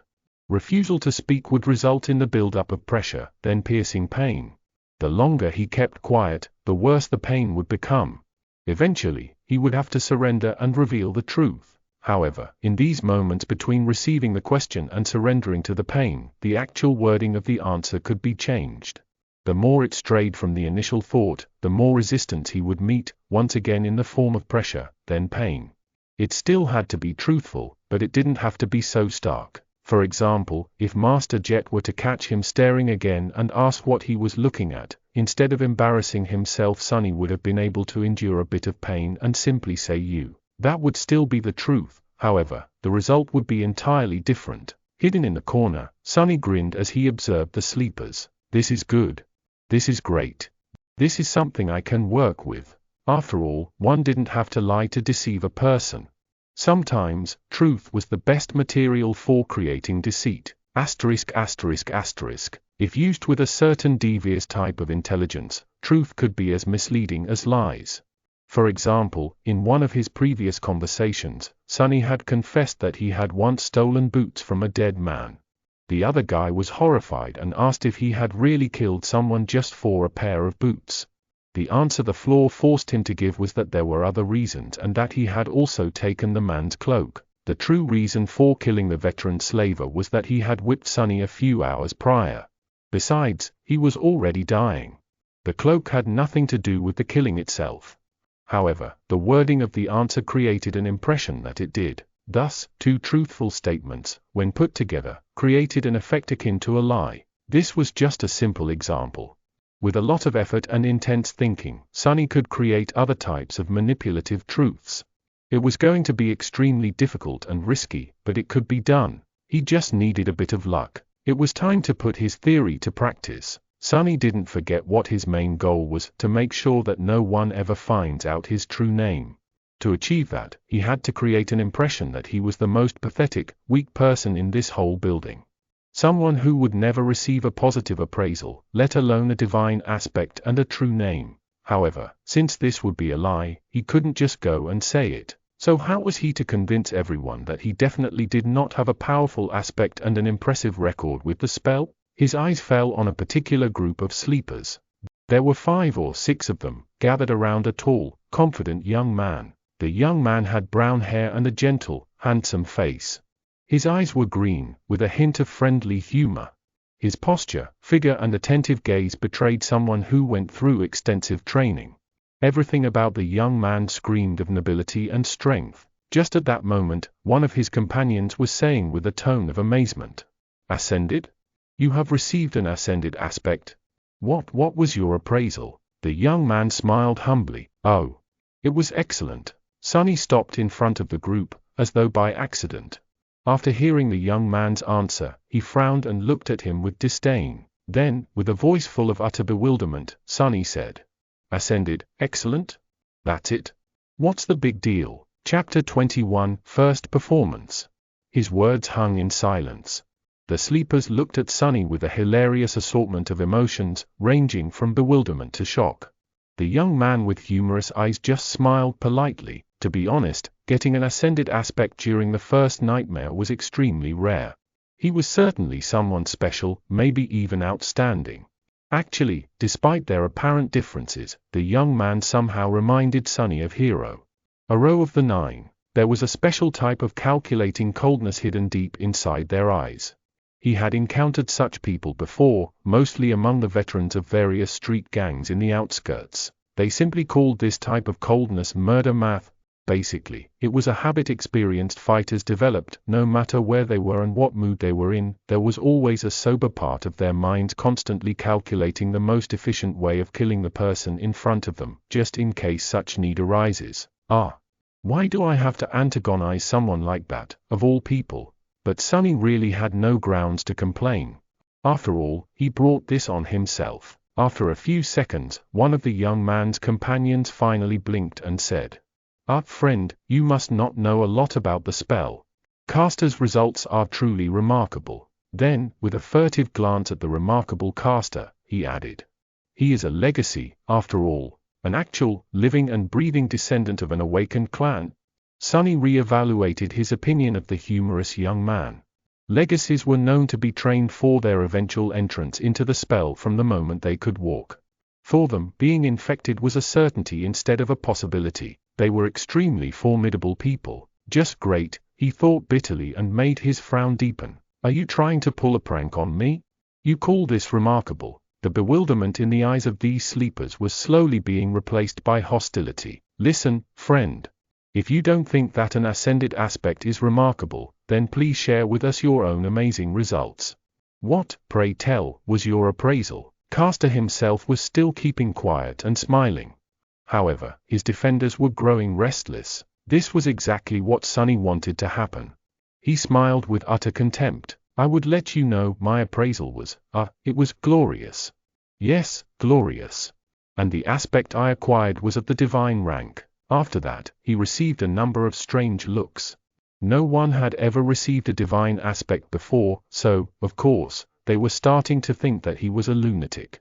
But there was still a sliver of doubt. Maybe that strange guy was a descendant of a powerful clan? A peerless prodigy?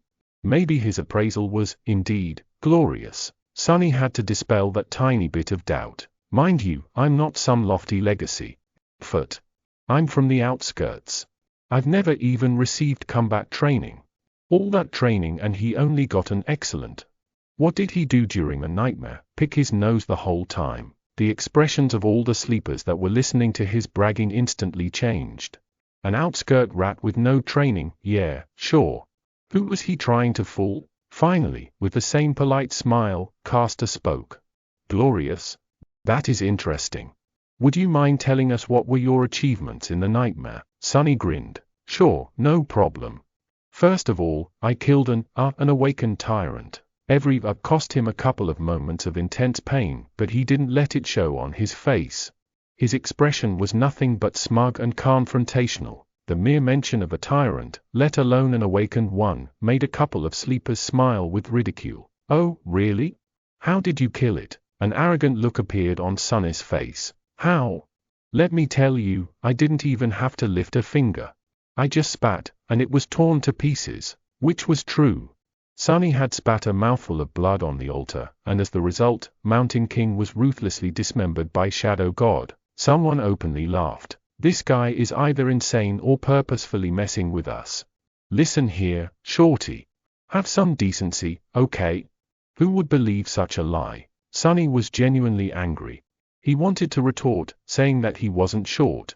But he couldn't, because that would be a lie, damn it. So, instead, he just gritted his teeth and said with a voice full of outrage, "I can't answer that, because it's not a lie. Are you really insisting that you had killed an awakened tyrant, a tyrant, And with a bit of spit no less. Sonny knitted his brows. That's the truth. More laughter followed. Crazy bastard. He actually believes in his own crap. Insane is insane. Unexpectedly, Caster stopped his companions. Guys, after the laughter quieted down, he asked in a friendly manner.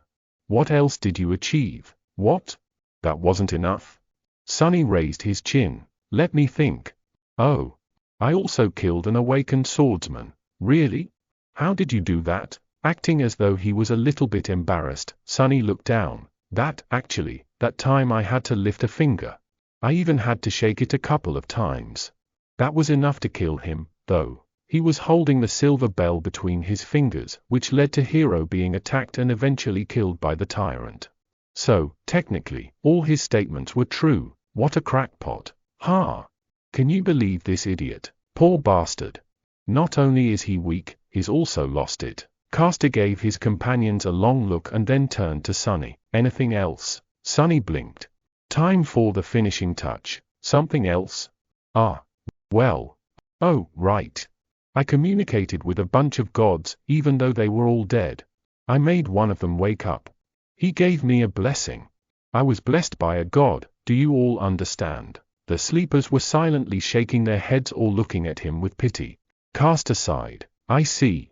Well, in comparison to your achievements, mine do look rather average. Thank you for sharing with us.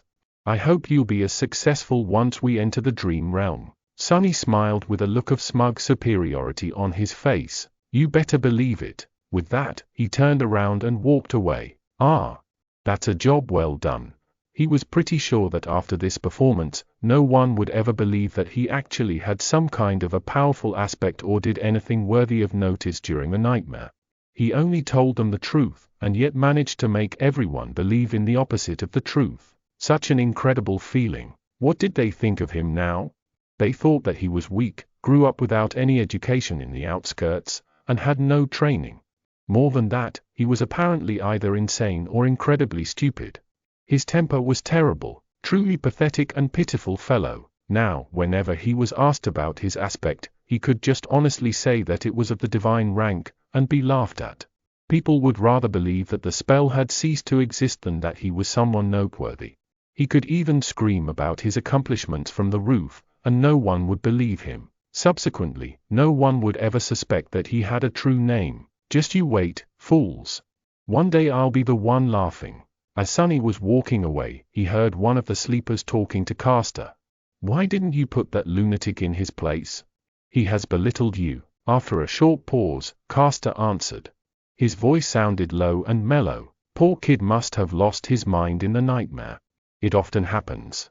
He'll most likely die soon, so being kind is the least I can do. The corner of Sonny's mouth twitched. What a nice guy. He knew that Caster's words were based on a false assumption, but, for some reason, still felt a cold chill running up his spine. Chapter 22 Corpse Corner. Satisfied with his performance, Sonny walked back to the deserted corner of the hall. He felt people looking at him with mockery, contempt and pity. No one seemed to be willing to stay close to him. It was just as well, he didn't want to be bothered anyway. Still, weren't their reactions a bit exaggerated? It's not like he was carrying an infectious disease. Well, except for the spell. But it wasn't really a disease, which everyone here should have known already. Finally, he extricated himself from the crowd and reached the corner. For some reason, sleepers were unwilling to approach it. Currently, there was only one girl sitting quietly on the bench. Sonny gave her a look. The quiet girl was delicate, demure and very pretty. Her clothes were tidy and neat. They weren't very expensive, but still rather tasteful. With her pale blonde hair, big blue eyes and exquisite face, she looked like a beautiful porcelain doll. She was subtly breathtaking. However, there was something wrong with her. Sonny frowned, trying to understand what exactly about the girl made him uncomfortable. After a while, he realized that her empty, expressionless stare was reminding him of Mountain King. Startled, Sonny understood that the girl was blind. It took him a couple of seconds to compose himself. What a shame. A bit disheartened, he carefully sat on the opposite end of the bench. The girl wouldn't have survived the first nightmare if she had been blind prior to entering the spell. Which meant that she lost her sight as the result of the appraisal. It was her flaw. Suddenly, Sonny felt very apprehensive. A cold sensation spread through his chest, and I thought my floor was bad. No matter what aspect ability the blind girl had received in exchange for her sight, it was effectively a death sentence. A blind person had no chances of surviving in the dream realm, at least not with a dormant core. In some sense, the girl was already dead. She was effectively a walking corpse. Feeling extremely disturbed, Sonny turned away and studied the crowd of sleepers. Now he understood why people were trying to avoid this corner. The girl was surrounded by an invisible, but almost palpable aura of death. Sleepers usually weren't very superstitious, but anyone would feel uncomfortable in her company. Armed with this knowledge, Sonny suddenly saw a pattern in how the young people in the hall were grouped. Instinctively, they all tried to stand close to those of their own circumstance. At the far end of the hall, closest to the stage, were one or two small groups. People in these groups were distinct from the rest of sleepers. They were all confident, calm, and had an air of readiness. These were the legacies. They were trained for the spell since birth and had the highest chances of survival. Castor especially stood out from the rest. Next to them was a larger number of expensively dressed young people. They were lively and excited, and only a little nervous. They were the scions of rich and high-ranking citizens. Their training was pretty good since such families had ample funds to hire private tutors, even awakened ones. Their chances of survival weren't bad. Then there was the largest part of the crowd, which consisted of kids from middle-class families. They might not have had the privilege of training under awakened tutors, but their education wasn't bad. The government spent a lot of effort to put all the necessary knowledge and skills into the school curriculum, preparing potential sleepers in advance. Some of them might have received additional training in private. To survive, these sleepers would need to put in a valiant effort, and also have a bit of luck. But it wasn't improbable. Consequently, they were tense and nervous. And lastly, there was Sonny and the blind girl. The corpses. From the point of view of other sleepers in the hall, their chances of survival were close to zero. How charming. This was how the young sleepers had subconsciously divided themselves. The only exception from this rule was the silver-haired girl, who stood alone and apart from everyone, seemingly indifferent to tension and nervousness that permeated the air. She was leaning against a wall with her eyes closed, still listening to music. But regardless of their group and level of training, everyone was already tired of waiting. When will the damn induction ceremony start? Sonny thought, irritated. As though answering his thoughts, a tall man in a dark blue uniform appeared on the stage. Not only was he tall, he was actually almost a giant. Sonny even wondered if the man's mother had sinned with a bear. Of course, it was impossible. Bears had gone extinct long before the spell even appeared. But he once saw pictures in a book, and they looked sort of similar. A bear-like nightmare creature. Then, the giant man had wide shoulders, an athletic build, and a gorgeous brown beard. His eyes were calm and serious. After reaching the center of the stage, he gave sleepers a long look. When his gaze reached the deserted corner, Sonny suddenly felt nervous. I sure hope he doesn't have a telepathic ability. Otherwise, he might separate me from a limb or two on behalf of his mother. The man didn't pay Sonny a lot of attention and returned his gaze to the front rows of the crowd. Finally, he said in a deep, reverberating voice, "I am awakened rock. Sleepers, welcome to the academy." Everyone listened without making a sound. In less than a month, you will be summoned to the dream realm. Some of you might think that you are well prepared. You're wrong. The spell is merciless and cunning. The moment awakened begin to think too much of themselves, they die. I've seen countless sleepers like you lose their lives. I've also seen experienced masters lose theirs. Even saints are not assured to survive. Thanks for the encouragement, Sonny thought sarcastically. In the following 4 weeks, we will do everything in our power to increase your chances of survival. You will receive training from the best instructors in the world. However, don't be misled by their fame. In the end, whether you return from the dream realm alive depends only on one person, you. The responsibility to survive is yours, and yours alone. Except for the legacies, sleepers were looking at each other with growing fear in their eyes. Awakened Rock continued. You are not children anymore. It's a shame, because you ought to be. But the spell has decided otherwise. You have been to the first nightmare, so you already know what it's like. Your parents, your teachers and your friends can't help you anymore. Haven't had any of those in a long time. While listening to Rock's speech, Sonny couldn't help but feel a little excluded. It was all old news to him. However, he understood the instructor's purpose. He had to make young sleepers afraid, because fear was the only thing that would keep them alive. Finally, the speech got to the important part. Awakened Rock paused, giving kids listening to him a few moments to digest his words. Then, with a short nod, he continued. Now we will talk about the difference between nightmares and the dream realm. Chapter 23, Dreams and Nightmares. That was something Sonny was keenly interested in. Of course, he had a general knowledge of how things were set inside the spell. But the first nightmare had already shown him that reality was different from how it was portrayed in popular culture in a number of small, but infinitely important ways. He needed to separate truth from the myths. And, of course, it was very advantageous to hear it from the mouth of someone who had actually been to the dream realm. So Sonny was all ears. Awakened Rock began to speak. Most people are aware of what nightmares are because they have an impact on the real world and their lives. All of you have been warned before entering the first nightmare that, should you perish there, a nightmare creature would be allowed to cross the threshold and enter reality. Yup, that was the reason why Master Jet had to wait patiently by his side, prepared to deal with the monster if it appears. First nightmares are unique, because each of them is individual. That's why only a single creature can appear. However, starting from the second nightmare, things become much more dangerous. These nightmares are not tied to an infected person. Instead, they are born in the dream realm. While the seed of the nightmare is growing, any number of awakened can attempt to conquer it. Hunting down nightmares was the main responsibility of the awakened. Sonny knew that much. Should they all die or fail to find the seed before it matures, a gate will open in the real world, letting through countless monsters. You all know the consequences. Other awakened will be forced to withstand the onslaught on this side, but then there can be massive destruction or losses among the civilian population. Opening gates was something that every person on the planet feared. It was also the second disaster brought upon by the spell after the initial appearance of the nightmare creatures. The main difference was that, in that initial wave, there were only dormant beasts. However, gates had ranks of their own, and any type of creature could potentially step through. Not long before Sonny was born, a rank 5 gate opening left a whole continent uninhabitable.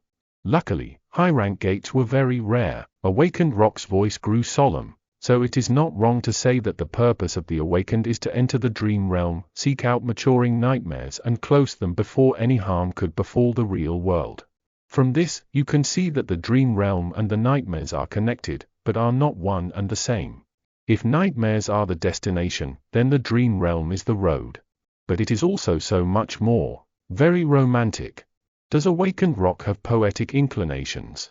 Simply put, the dream realm is a world. It is vast, mysterious and mostly unexplored. It is also dead. There is no life out there except for the nightmare creatures, corrupted ecosystems, and now us. But it wasn't always dead. We can tell that once, a long time ago, the dream realm was home to several primitive civilizations.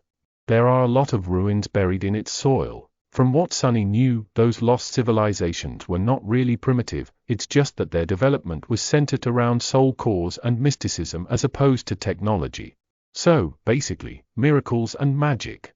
What were their names? How did they fall?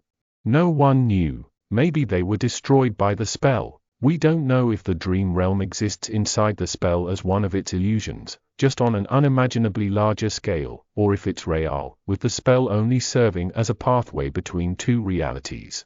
However, we do suspect that the illusions conjured up inside the nightmares are based on its history. They are replicas of past events, somehow reconstructed from the depths of time. So, there might have been a real slave caravan on that Black Mountain once, a long time ago. Sonny remembered how time seemed to move in reverse at the beginning of his nightmare. He thought about how things would have ended up without his involvement. Did the nameless temple slave perish in Mountain King's Moor with the rest of the caravan? Somehow, he felt that the nameless slave was not that simple. Otherwise, why would the spell remember him? And what about Hero? Was he able to escape? I wonder. There are 4 main differences between the dream realm and the nightmares. Firstly, it doesn't have a story. There is no predetermined conflict you are forced to resolve. You can move freely and explore, provided that you have the strength to stay alive in the wilderness. Most people tend to stay close to one of the human citadels. That's good to know, Sunny thought, unconvinced. Sure, there were no predetermined conflicts in the dream realm. But with his fated attribute, he was pretty certain to end up in some kind of trouble. So that freedom Awakened Rock had mentioned was relative in his case. Meanwhile, the instructor continued. Secondly, as I have already mentioned, there are no people in the dream realm except for those who came from the real world. There are only monsters. Some of them can mimic human appearance, though, so be mindful of that. Sunny felt cold sweat running down his back. Nightmare creatures mimicking humans? So creepy. Since when was that a thing? Why hasn't he ever heard about it? He stole a glance at the legacies standing in the first row and noticed that they did not show any sign of surprise. So, they knew. Thirdly, unlike the first nightmare, no nightmare creatures will appear in the real world if you die in the dream realm. It may sound cruel, but that's a good thing. Awakened forces are already spread thin.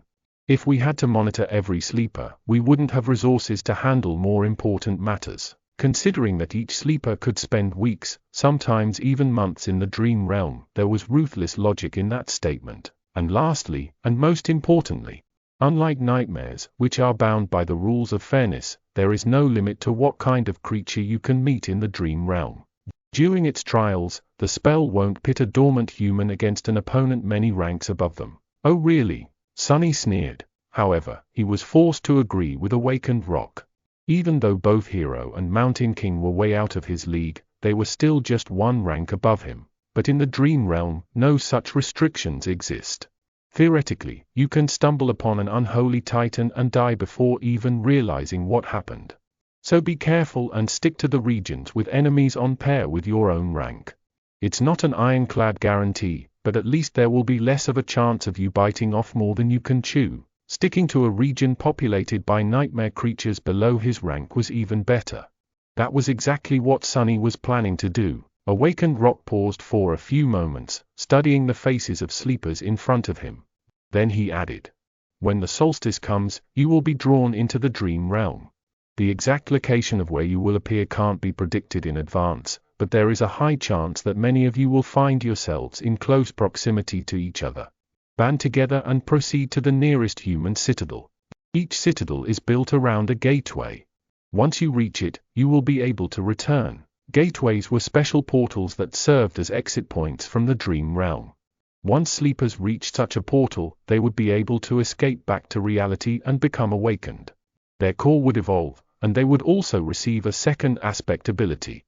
After that, they would return to the dream realm each time they fall asleep. If you can't locate or are unable to reach the nearest human citadel, search for an unclaimed gateway.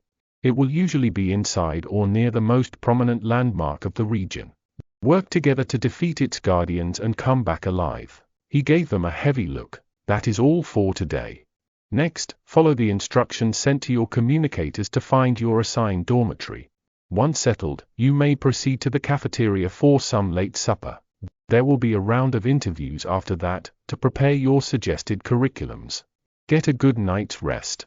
Your training starts tomorrow. With that, he gave them a short nod and left. Sunny sighed. Can't be predicted in advance, With his luck, he would either drop right in the middle of a prosperous human citadel and immediately roll into a gateway, or appear in some region of the dream realm so remote and deadly that no one had ever heard about it or returned from it alive. Let's hope for the former. Since he couldn't do anything about it, Sunny wasn't very worried. There was something much more important on his mind. What, exactly, do they serve here for supper? Chapter 24, Moving Up in the World. Everything having to do with sleepers was situated in the same building. Sunny followed the instructions sent to his communicator and quickly found the dormitories, which were situated on one of the lowest levels. To his surprise, he actually got a whole room to himself. It had a bed with a soft mattress, a table, a dresser, and even a separate bathroom.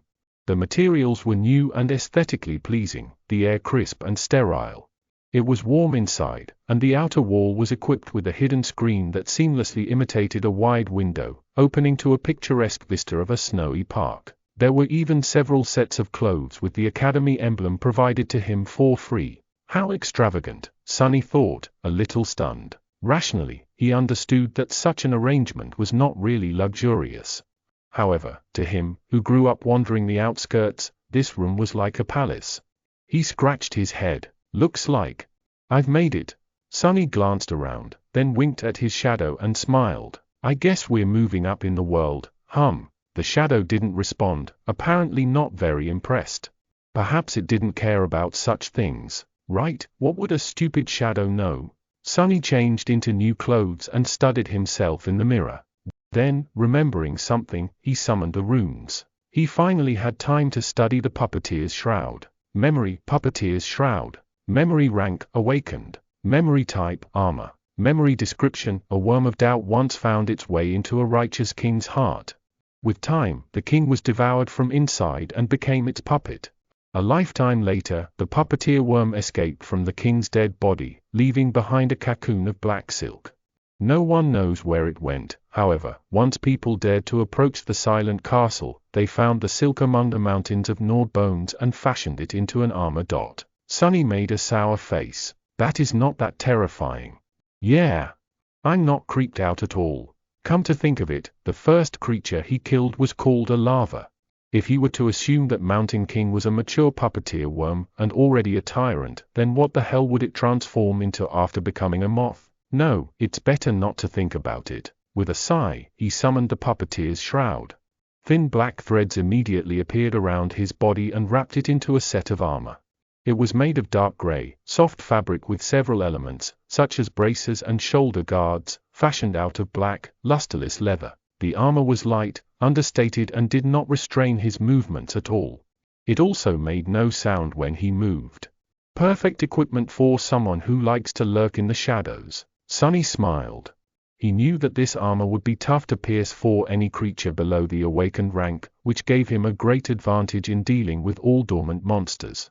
He also felt a sort of strange, faint calmness while wearing it. A worm of doubt, does it have enhanced protection against mental attacks? Somehow, he was sure of it. A great trophy. He wouldn't expect anything less from the memory of a powerful tyrant. The only problem was that the puppeteer's shroud was obviously not meant to be worn on top of a full set of clothes. Quite satisfied, Sonny dismissed it and left his room, heading for the cafeteria. Not bad, he thought, recalling all the rewards he had received during and after the first nightmare. The supper turned out to be as lavish as the dormitory. Sonny's wish to taste real meat finally came true. Not only was it freely available to sleepers, there wasn't even a limit to the amount each of them could eat.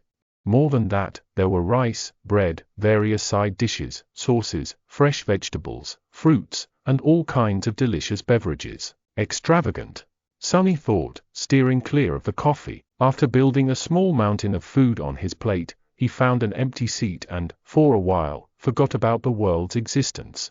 As juicy, texture, perfectly seasoned meat filled his mouth, Sonny's vision suddenly was full of stars. He had to hold back an exhilarated moan. And to think, he could have lived like that for a whole year. Damn spell, why didn't you infect me a few months ago? He concentrated on the food, decimating the whole plate in no time. Satiated and more than a little gorged, Sonny longingly looked back and thought about getting another serving. But it was already time for his appointment with the academy personnel. Full of regret, he stood up and left the cafeteria. Soon, he found himself in a small office, sitting across from an administrative worker.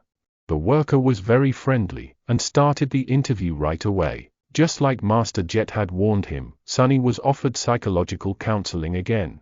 Remembering her advice, he refused, and the interview smoothly switched to questions about his aspect. He didn't want to give up information about his abilities, but also knew that he had to tell the worker something. Luckily, the questions were worded in a way to put sleepers at ease.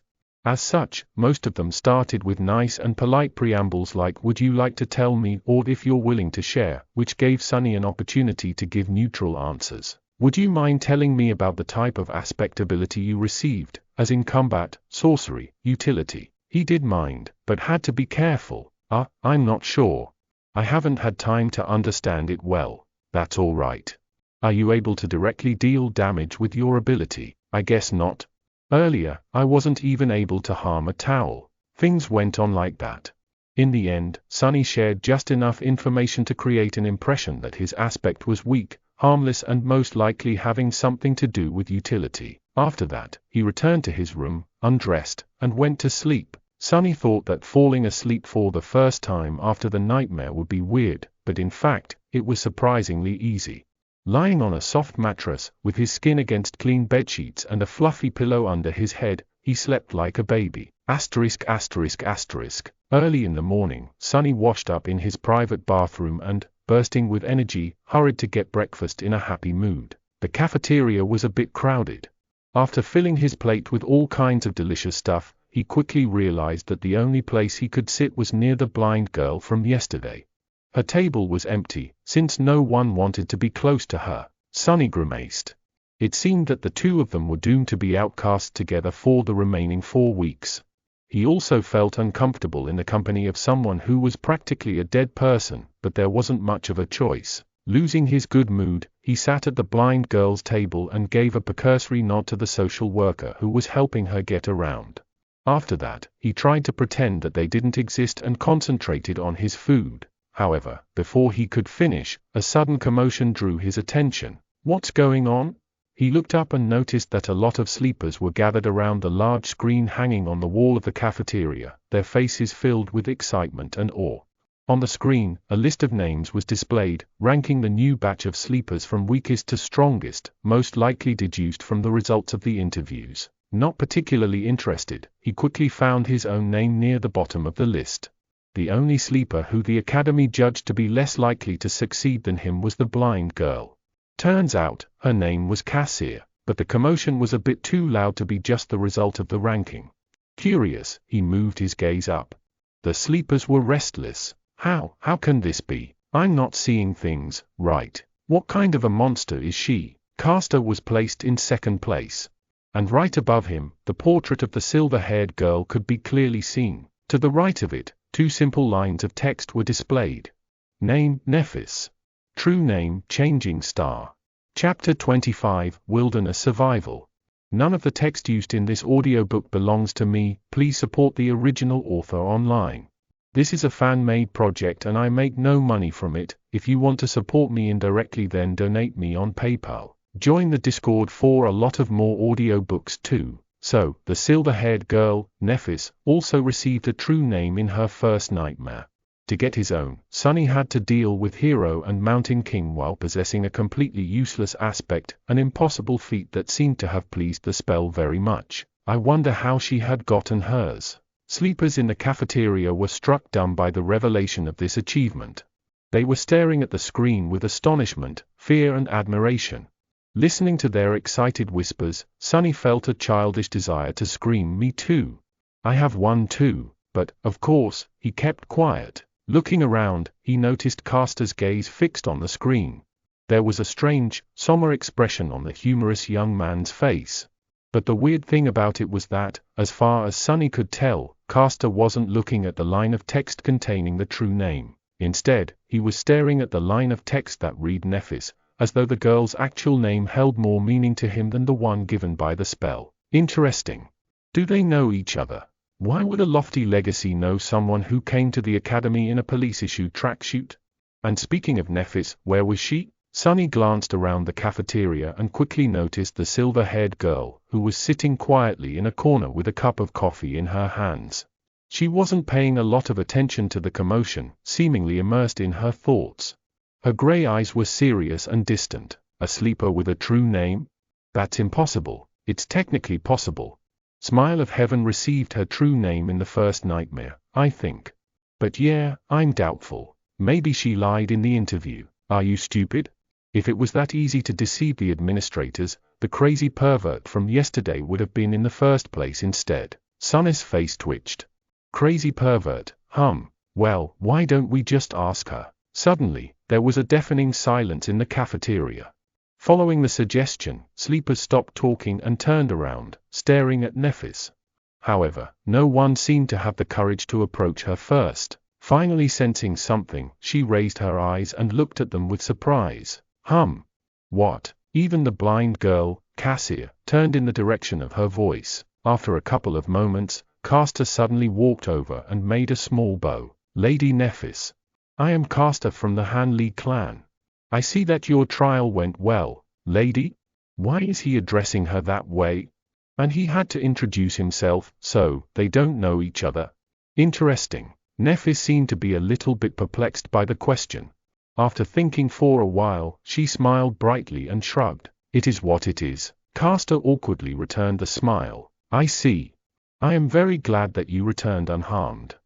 Not that I doubted your abilities. Nephis nodded. Thank you. After that, she returned to her coffee, indicating that the conversation was over or simply oblivious to everyone's attention. Sunny sighed. How mysterious. There were a lot of thoughts on his mind. However, none of them could distract him from the most important thing, breakfast. A few seconds later, he had forgotten all about the awkward dynamic between Castor and Nephis and was happily shoveling down his food. The wilderness survival classroom was spacious, tastefully decorated, and completely empty. Sunny even thought that he was mistaken, but then spotted a gloomy instructor sitting behind a wide wooden desk.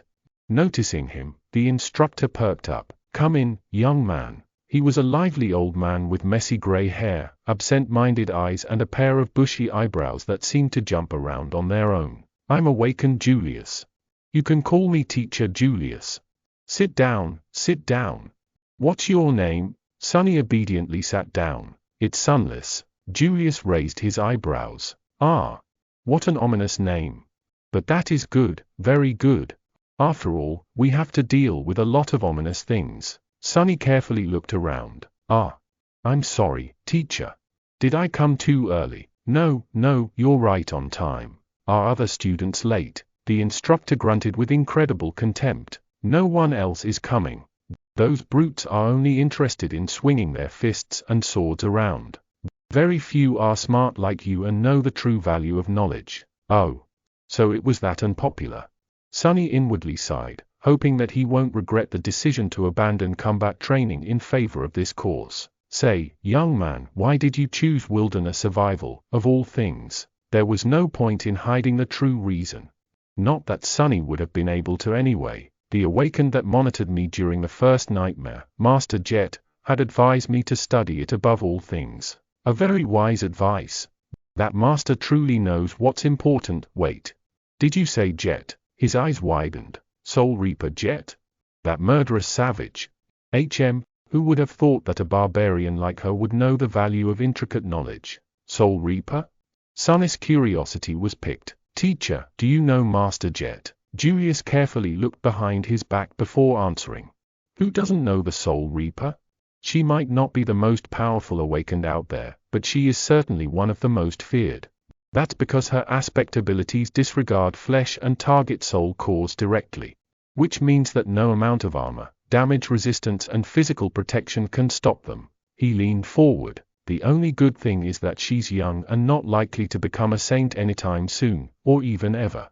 Yes, luckily, there's a very low probability that she'll ever advance. Sunny blinked. Why? Julius looked at him as though trying to comprehend how someone could be so ignorant. Because of her problematic personality, of course.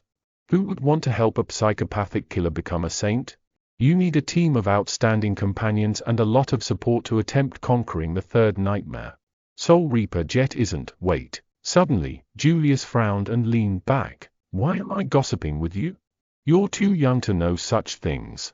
More than that, it's not in my character to badmouth others behind their backs. I would beg to differ, Sunny thought sarcastically, but didn't say anything out loud. He already got a lot of juicy information out of Teacher Julius. Maybe choosing wilderness survival was the right choice after all.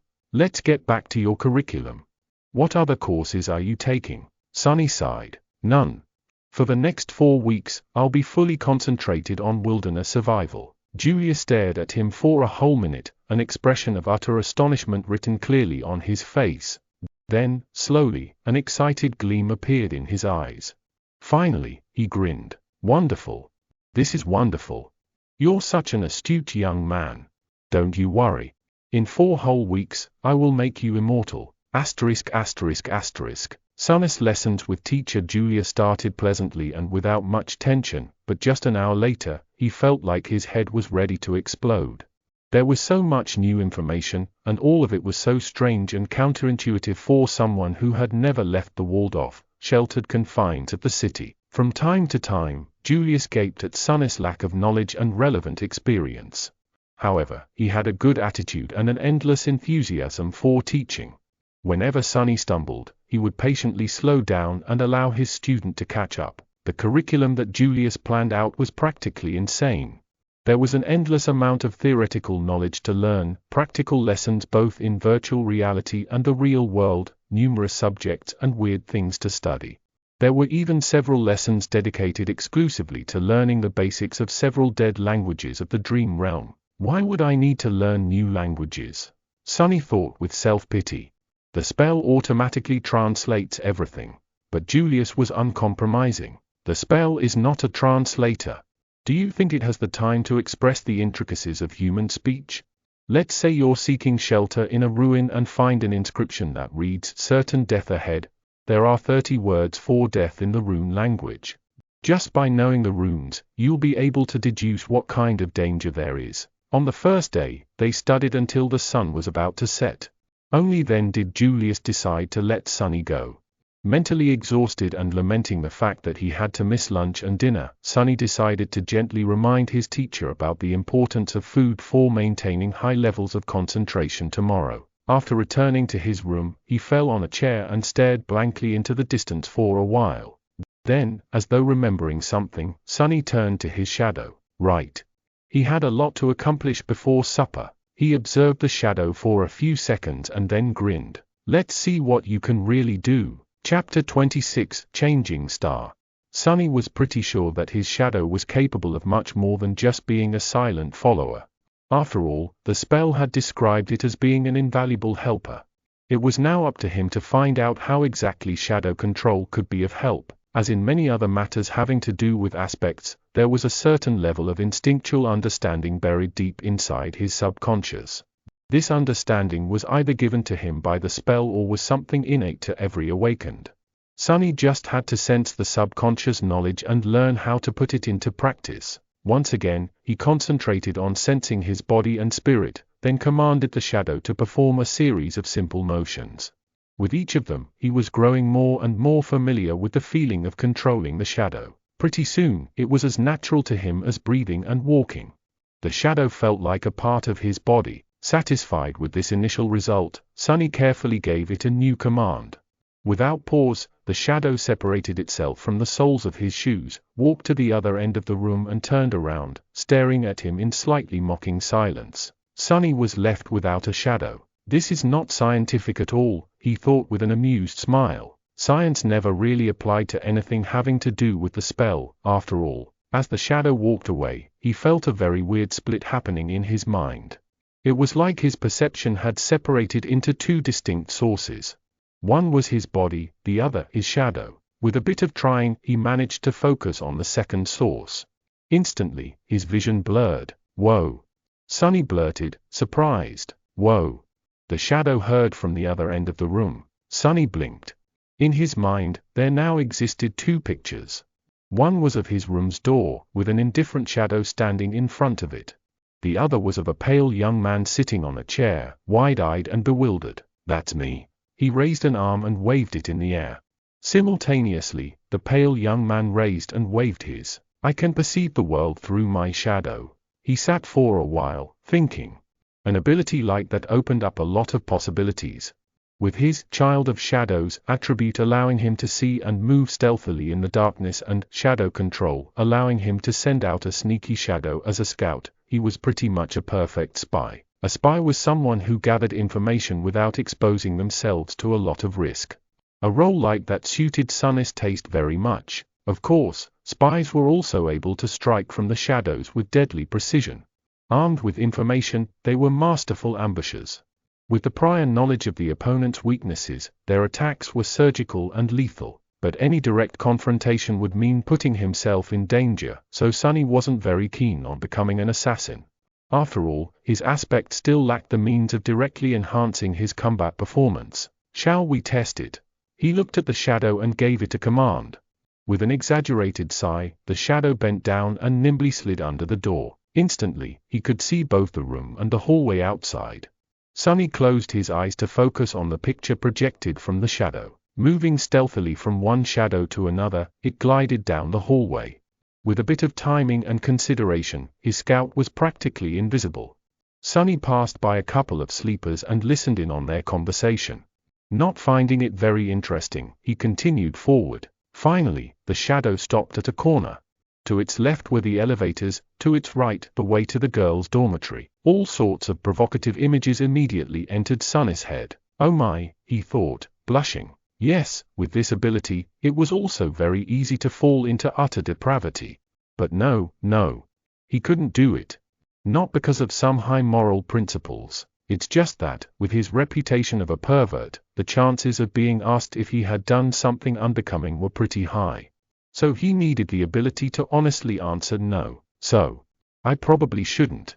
Right, of course you're right. Don't even think about it. Back in his room, Sonny sighed with a lot of regret. Then he directed his scout to hide in the shadow of a passing sleeper and followed him to the elevators. ******. Some time later, Sonny's shadow was hiding in a corner of a large dojo. He was observing his fellow sleepers who, under the guidance of Instructor Rock, were going through the motions of the introductory combat class. Today was mainly dedicated to testing their general competency and abilities. After that, the sleepers were going to be separated into groups based on their level, such as novice, advanced or expert, as well as their weapon of choice. Some would be assigned a personal tutor or paired together. Currently, sleepers were taking turns delivering their strongest punches to a wide plate attached to a special measuring machine. After each strike, the machine would display a number corresponding to the sleeper's physical strength. In theory, a machine like that was not hard to build. However, considering that many of sleepers had combat-oriented aspects that enhanced their might in a variety of ways, it was actually a marvel of engineering and durability. Their technique and training also affected the final result. Most people were getting numbers ranging from 10 to 14. It was considered a good result, something that only the most athletic people could reach. However, a lot of sleepers, obviously those with enhancing aspects, were able to achieve a score of 15 or even 16. I would probably get 10 or 11, Sonny thought, feeling a little bored. Then he suddenly perked up, noticing that it was turn for Nephis, the highest-rated sleeper of their batch, to strike the plate. The slender girl approached the machine and, without much preparation, delivered a sudden, crushing blow. Sonny wasn't very well versed in martial arts, but even he was impressed by the flawless economy and speed of her execution. She had a lot of training. Nephis was becoming more and more intriguing. What's her actual background? After a short pause, the machine displayed the result, 16. Sonny felt a bit disappointed. Not that impressive. I was expecting more. She was the proud bearer of a true name, after all. After that, only Castor remained. This time, Sonny couldn't even see the flying fist, it was just too fast. The machine trembled and took more time calculating. Finally, two numbers appeared, 21. Everyone gaped at the display, stunned. More than a few admiring looks were thrown at Castor, who simply bowed and took a step back. Instructor Rock smiled. Not bad. Now, we will move to sparring and evaluate your general level of training. I need 2 volunteers to begin. Nephis was the first to step forward and walk to the center of the ring. A couple of seconds later, a tall and extremely muscular sleeper followed and faced her. The rules are simple. Make your opponent's back touch the floor or throw them out of the ring. Use whatever abilities and techniques you find appropriate. Oh, the show is starting. Watching sleepers fight each other was not only entertaining, but could also provide Sonny with knowledge of their powers. Back in the room, he leaned forward and rested his chin on his palms. Go Nephis. The tall guy attacked without wasting any time. His muscles bulged, threatening to tear the soft fabric of his white dobok. He advanced like an unstoppable mountain, sending a vicious kick flying. A second later, he was lying on the floor with a dumbstruck look on his face. Nephis didn't even change her stance. Instructor Rock gave her a cheerful look and grinned. Next, What followed could only be described as a massacre. One after another, Nephis managed to defeat almost every single sleeper present in the dojo. She didn't seem to be faster or stronger than them, but each time someone entered the ring to fight her, they would inevitably end up beaten and thrown to the ground. Sunny watched the process with a growing sense of amusement. However, at some point, even he felt a bit of unease. Nephis moved with the calm precision of a battle machine. Her technique was clean, graceful and ruthless. No matter what type of attack was thrown at her, she was able to either predict or instantly react to it, then deflect and turn it against the attacker with the minimum amount of effort. It didn't matter whether her opponent was poor, rich or a legacy. Everyone would end up dealt with in a matter of seconds. What's more, through the whole process, the composed expression on her face didn't even change once. It was like Nephis was made out of metal. Is she even human? Sunny thought, suddenly apprehensive. What was he going to do if this changing star were to end up as his enemy? The best course of action would be to run away. Or better yet, try not to antagonize her, to begin with. After all, the sun was also a star, and shadows didn't mix well with sunlight. Finally, Castor was the last one remaining, once again. However, he didn't seem to be perturbed by the miserable failure of every other sleeper. With a soft smile on his lips, the young man stepped into the ring. Castor and Nephis faced each other. Their eyes locked for a few seconds, and then Castor slightly bowed. Lady Nephis, please excuse me in advance. What is he going to? A moment later, Sunny opened his eyes in shock. Chapter 27 Measure of Power. It seemed like Castor suddenly ceased to exist. However, it was only an illusion.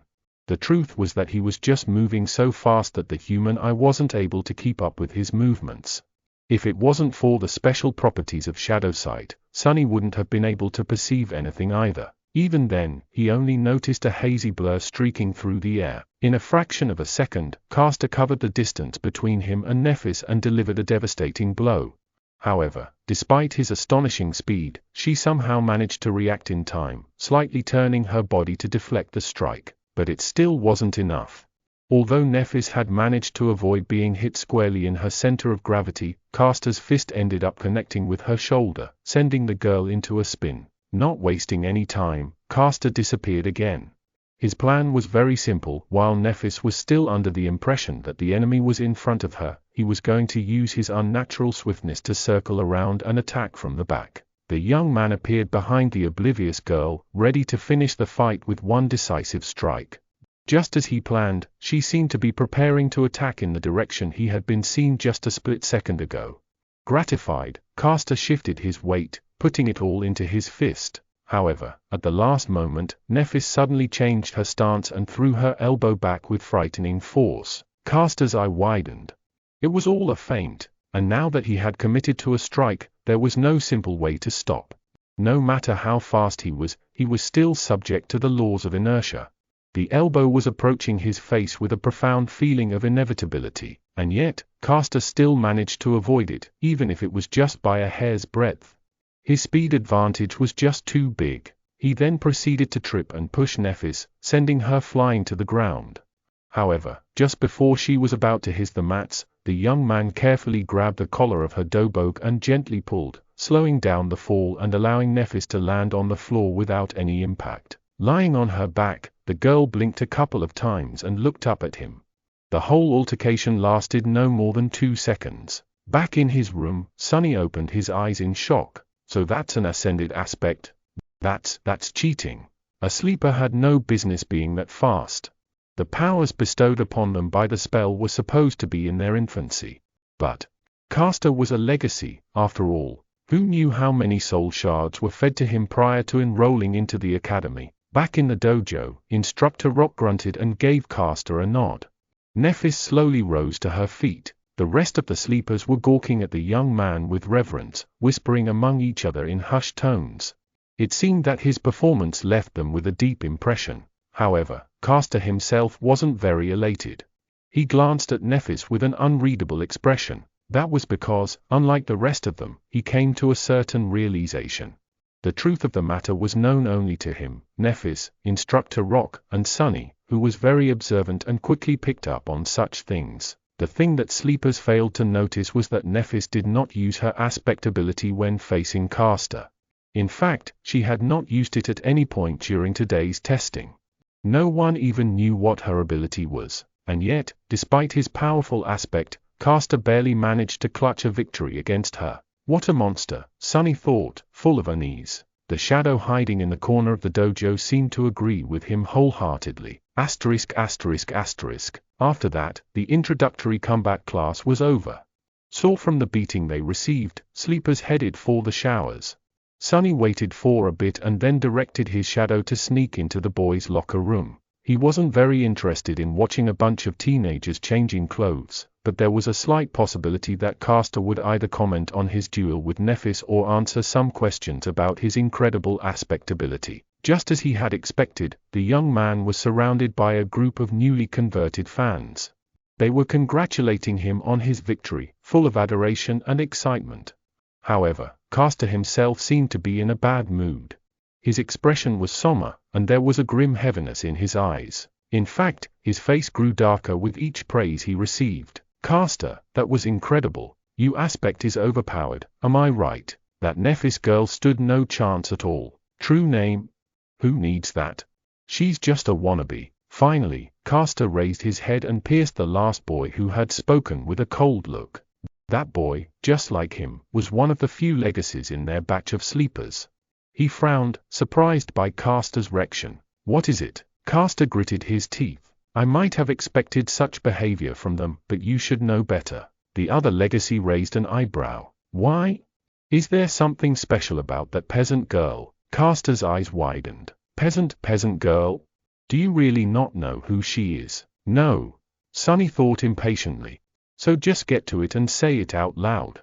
Luckily, the arrogant sleeper had the same sentiment. Caster opened his mouth several times, as though not sure what to say. Finally, he shook his head and answered. "She is Nephis of the Immortal Flame clan." As soon as he said that, the arrogant legacy became deathly pale. Not paying him any attention, Caster continued, "I trust that I don't need to tell you about her grandfather. Her parents were Smile of Heaven and Broken Sword." In his room, Sunny almost fell from the chair. Even he knew who Immortal Flame and Broken Sword were. The former was the first human to conquer the second nightmare and become a master.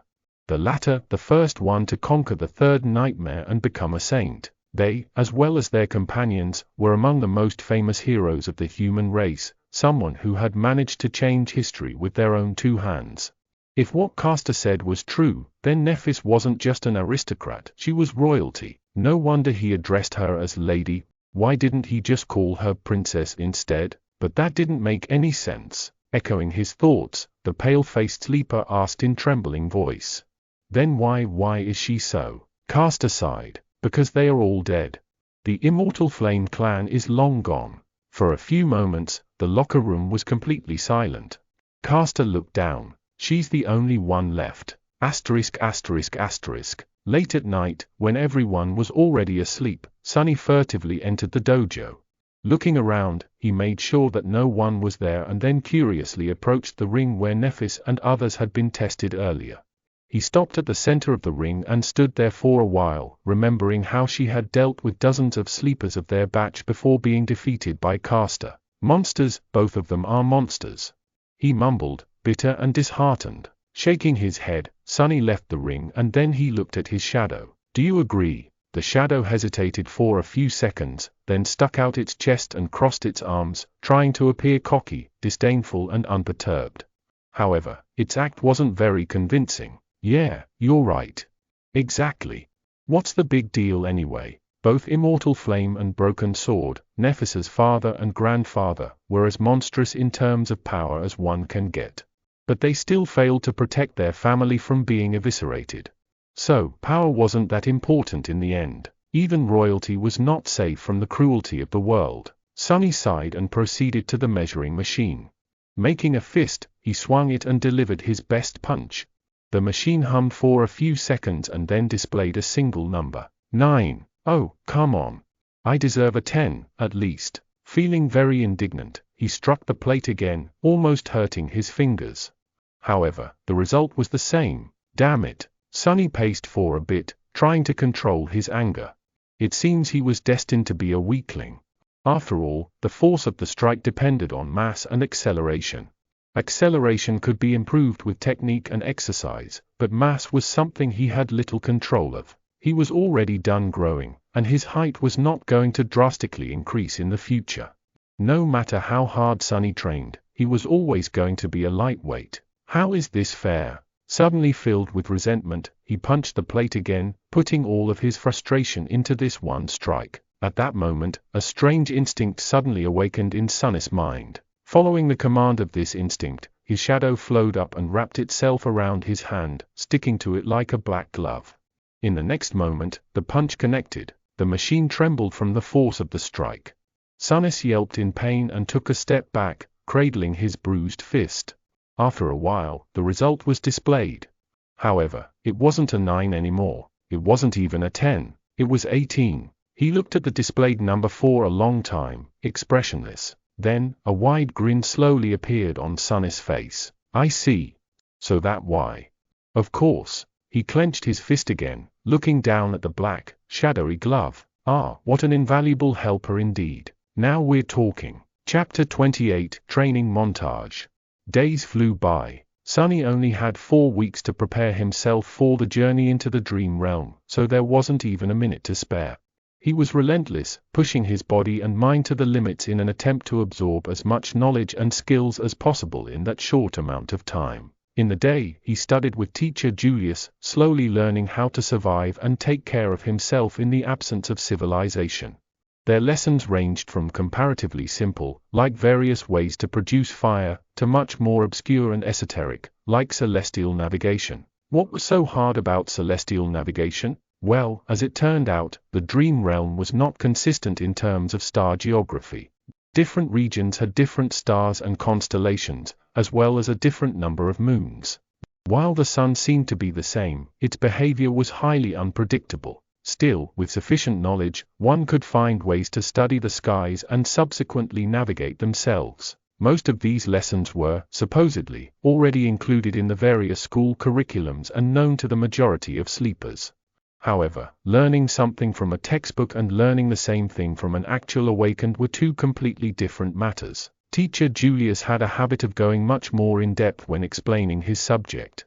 Thanks to this time-consuming habit of his, Sonny not only learned about the what, but also often gained glimpses into the why. This nascent understanding of the underlying principles of the dream realm environments gave him the ability to face any situation with at least some measure of readiness. Even the lessons in dead languages, which Sonny had initially judged to be useless, turned out to be much more interesting than he could ever imagine. This was, in large part, because it concerned the spell itself. After all, the spell communicated with humans in one of those dead languages. By knowing the language, he was able to understand its various remarks and descriptions better. The simplest example of this was Nephis and her true name, Changing Star. While technically correct, this translation failed to properly convey the exact meaning. By understanding the grammatical structure of the rune language, it was easy to extrapolate and see that the more correct translation would have been Star of Change. More than that, there were different runes for change, each with its own connotation. Depending on what exact rune was used to relay the meaning of the name, it could also mean ruinous star or star of misfortune.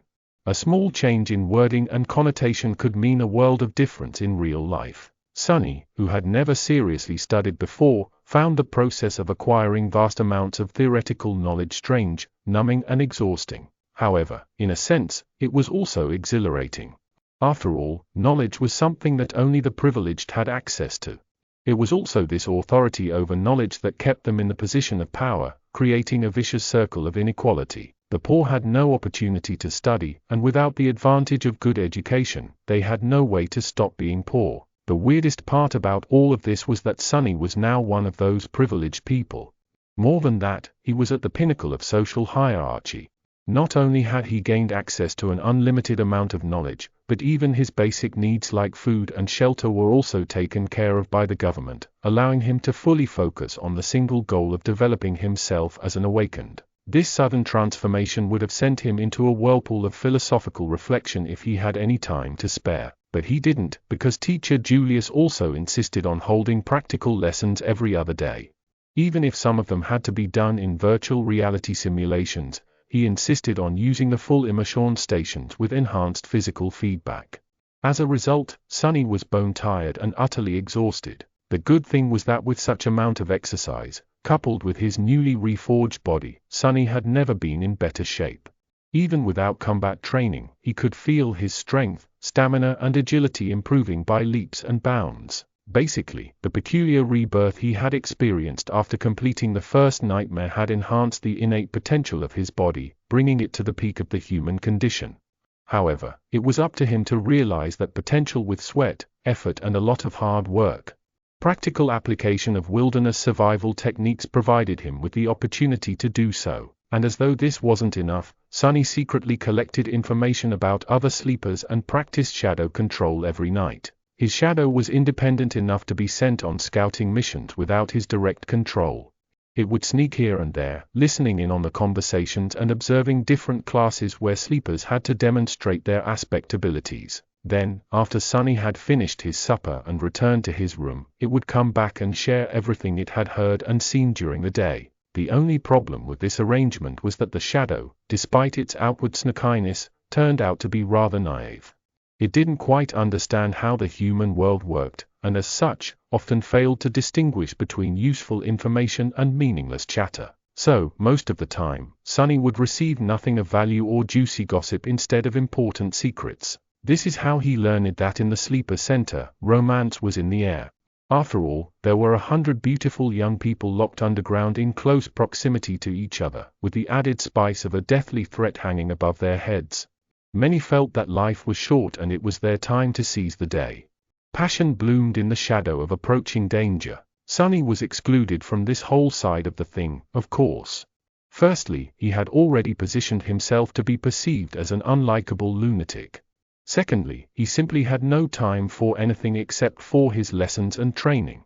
And lastly, he was wary of getting too close to anybody, afraid that a situation would arise where he would have no choice but to divulge his true name. Apart from gathering information and slowly learning about the scope and details of various aspect abilities, and, to a lesser extent, flaws, he was also experimenting with shadow control. The results were very promising. He quickly found out that his shadow was able to enhance various objects and not only his body. If it wrapped itself around a weapon, the weapon strike harder and deliver more damage. If it was applied to an armor, the armor would become sturdier and harder to break. The enhancement was rather substantial, too. It was roughly twice as much as the initial value. All in all, this ability, if used correctly, could make him a powerhouse among the sleepers. Many combat aspects could deliver more speed or damage, many could provide more defense and protection, but none were as well-rounded and versatile as Shadow Slave. With the added utility of Shadow Sight, Shadow Step and Shadow Scout, it was truly incredible. Just like that, day after day passed, slowly turning into weeks. Before Sonny even knew it, the winter solstice was already here. Chapter 29, The Last Day on Earth. On the day of the winter solstice, Sonny woke up feeling tired and drowsy.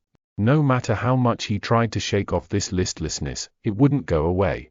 In the end, he just stayed in the bed for a while, wrapping himself in a blanket. He was already familiar with this feeling of never-ending, ensnaring sleepiness. It was the same in the days before his first nightmare. It was also quite similar to what he had experienced while slowly dying of hypothermia on the slopes of the Black Mountain. Remembering the cold embrace of approaching death, Sonny couldn't help but shiver. This was his last day on Earth, at least for a while. By nightfall, the spell was going to take him away once again, this time to challenge the vast expanse of the dream realm. What was he going to face in that ruined magical world? Would luck be on his side this time, or would there be another disaster? There was no point in guessing. He had already done everything in his power to prepare for the inevitable. He studied hard, trained hard, and kept his secret safe. His aspect was better than most, and his will to survive was long-tempered by the harsh reality of the outskirts and the even harsher ordeal of the first nightmare. All in all, he was ready. With a sigh, Sonny got out of bed and went along with his morning routine. If this was going to be his last hot shower in a long while, he was going to really enjoy it. If it was going to be his last scrumptious breakfast for the time being. Actually, he had no appetite. The cafeteria was full of sleepers, but no one was talking. Everybody was in low spirits and seemed to be uncharacteristically introspective. There was no usual laughter or boisterous conversations, only the legacies remained calm and collected. However, even they kept to themselves. Sonny thought about the last time he was preparing to enter the spell and, with a bit of trepidation, approached the coffee machine. During his stay in the academy, he had long discovered that a lot of people were in a habit of adding sugar and milk to their coffee. So, on this auspicious day, he decided to give it another try. After all, it was nice to have a tradition. A few minutes later, he had taken his usual seat near Cassie, the blind girl. Despite their compulsory closeness, they had not talked to each other even once, just like two strangers forced to share the same space by circumstances beyond their control. Sonny did not see a reason for anything to change today. However, as soon as he took the first sip of coffee, Cassie suddenly turned her head and stared at him with her beautiful, blind blue eyes. Unnerved, Sonny looked around, checking if someone else had attracted her attention, and, after making sure that there wasn't anyone standing behind him, asked, "What?" Cassie was silent, as though hesitating if she should reply, and then suddenly said, "Happy birthday." "What?" Sonny frowned, trying to comprehend the meaning behind her words. Then, a flash of surprise appeared on his face. "Oh, right. It's my birthday today." He had completely forgotten about it. He was turning 17 today. Wait, how did she know about this? Sonny gave the blind girl a strange look, opened his mouth, and then decided to let the issue go. She was just too creepy. Thanks." With a nod, Cassie turned away and seemingly lost interest in having a conversation once again, which was for the better. Sonny returned to his coffee, finding it not too bad this time. Of course, sugar and cream were making most of the work. However, he did feel a little bit more awake after drinking it. 17, Sonny was never sure that he would make it to this age alive. And yet, despite everything, he did. Life was sure unpredictable sometimes. If anyone would have told him a year ago that he was going to celebrate his 17th birthday by drinking real coffee with real milk and sugar, he would have laughed in their face. But now it was a reality. Unwillingly, Sonny remembered all the people who used to celebrate his birthdays with him, a long time ago. Before his mood turned sour, he decisively dispelled these thoughts and forced himself to smile. This is not bad. Let's do it again next year, when I'm already an awakened. Cheering himself up like that, he finished his coffee and left the cafeteria. There were no classes today, but he still visited the wilderness survival classroom and said his goodbyes to teacher Julius. The old man got pretty emotional when sending him off. He gave Sonny one last tip a dozen or so times in a row and even promised to apply for a research assistant position to be opened after the young man had become a full awakened. Sonny left thanking him for his time and patience. After that, there wasn't much to do. When the sun was close to setting, Instructor Rock gathered them in the foyer of the sleeper center and led them outside. In the snowy parks that surrounded the white building, other awakened were leading their own batches of sleepers to the same destination. It was the Academy's medical center. The center looked more like a shrine than a hospital. Its interior contained both highly advanced technology as well as some of the best healers among the awakened. For the duration of their first journey into the dream realm, the bodies of sleepers would be kept safe in specially designed pods and sustained by the magical powers of those healers if anything unfortunate were to happen on the other side of the spell. Of course, whether or not they would wake up in the end wholly depended on the sleepers themselves. To Sonny's surprise, after entering the medical center, Instructor Rock did not take them directly to the wing containing sleeper pods. Instead, he led them to a comparatively deserted floor and then opened the doors to a spacious gallery that was brightly illuminated by the beautiful crimson rays of the setting sun. There, they saw rows and rows of wheelchairs. In each wheelchair, there was a person with a blank, strangely peaceful expression on their face. All these people were completely silent, motionless, and still. They did not show any reaction to the appearance of guests. They all seemed to be empty. In the eerie silence, Sonny felt his hair standing up and a creeping terror sipping deep into his heart. Instructor Rock looked at the empty people with solemn eyes. "There is a reason I brought you all here. Look well and remember. Some of you may know who these people are. For those of you who don't, they are called Hollow." He gritted his teeth. Each one of them was once either a sleeper or an awakened. Some of them were weak, some of them were strong. Some were even incredibly powerful. All of them have perished in the dream realm. Their souls are gone, Sunny realized, horrified. If you're lucky, once your spirit is destroyed, your body dies with it. But if not, you'll become just like them. Hollow. Instructor Rock glanced in the direction where Castor and Nephis stood, and then added. So don't die out there. Asterisk asterisk asterisk. Half an hour later, sleepers had been led to their personal rooms and were preparing to enter the pods. In one of the rooms, the blind girl, Cassia, was helplessly trying to orient herself in the unfamiliar space, touching the walls and strange pieces of machinery with her hands. Tears were streaming down her beautiful, doll-like face. In the other room, proud Legacy Castor was staring listlessly at the floor. His lips were moving, repeating one strange phrase over and over again. He was trembling. Somewhere else, Changing Star Nephis, the last daughter of the immortal Flame clan, was looking down at her hands. Underneath her skin, soft white radiance was slowly growing brighter and brighter. Her face was contorted in a grimace of harrowing agony. And finally, there was a room where Shadow Slave Sunless, lost from light, turned away from the sleeping pod and glanced down at his shadow. Well?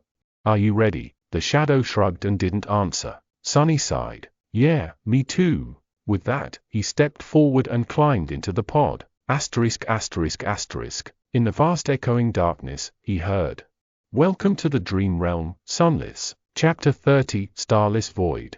None of the text used in this audiobook belongs to me. Please support the original author online.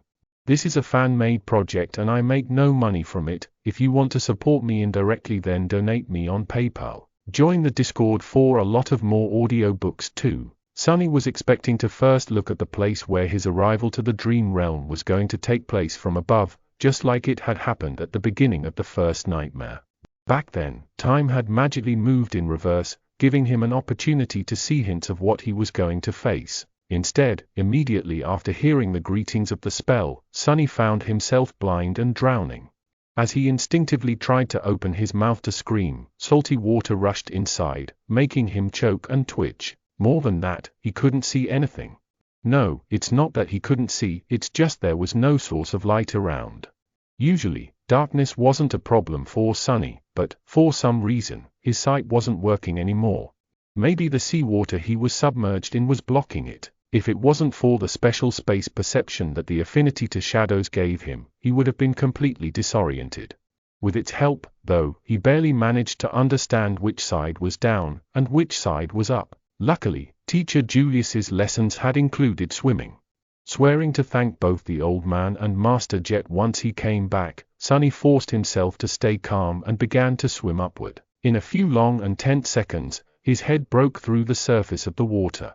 Sunny was finally able to draw in a deep, hoarse breath. Breathe, breathe.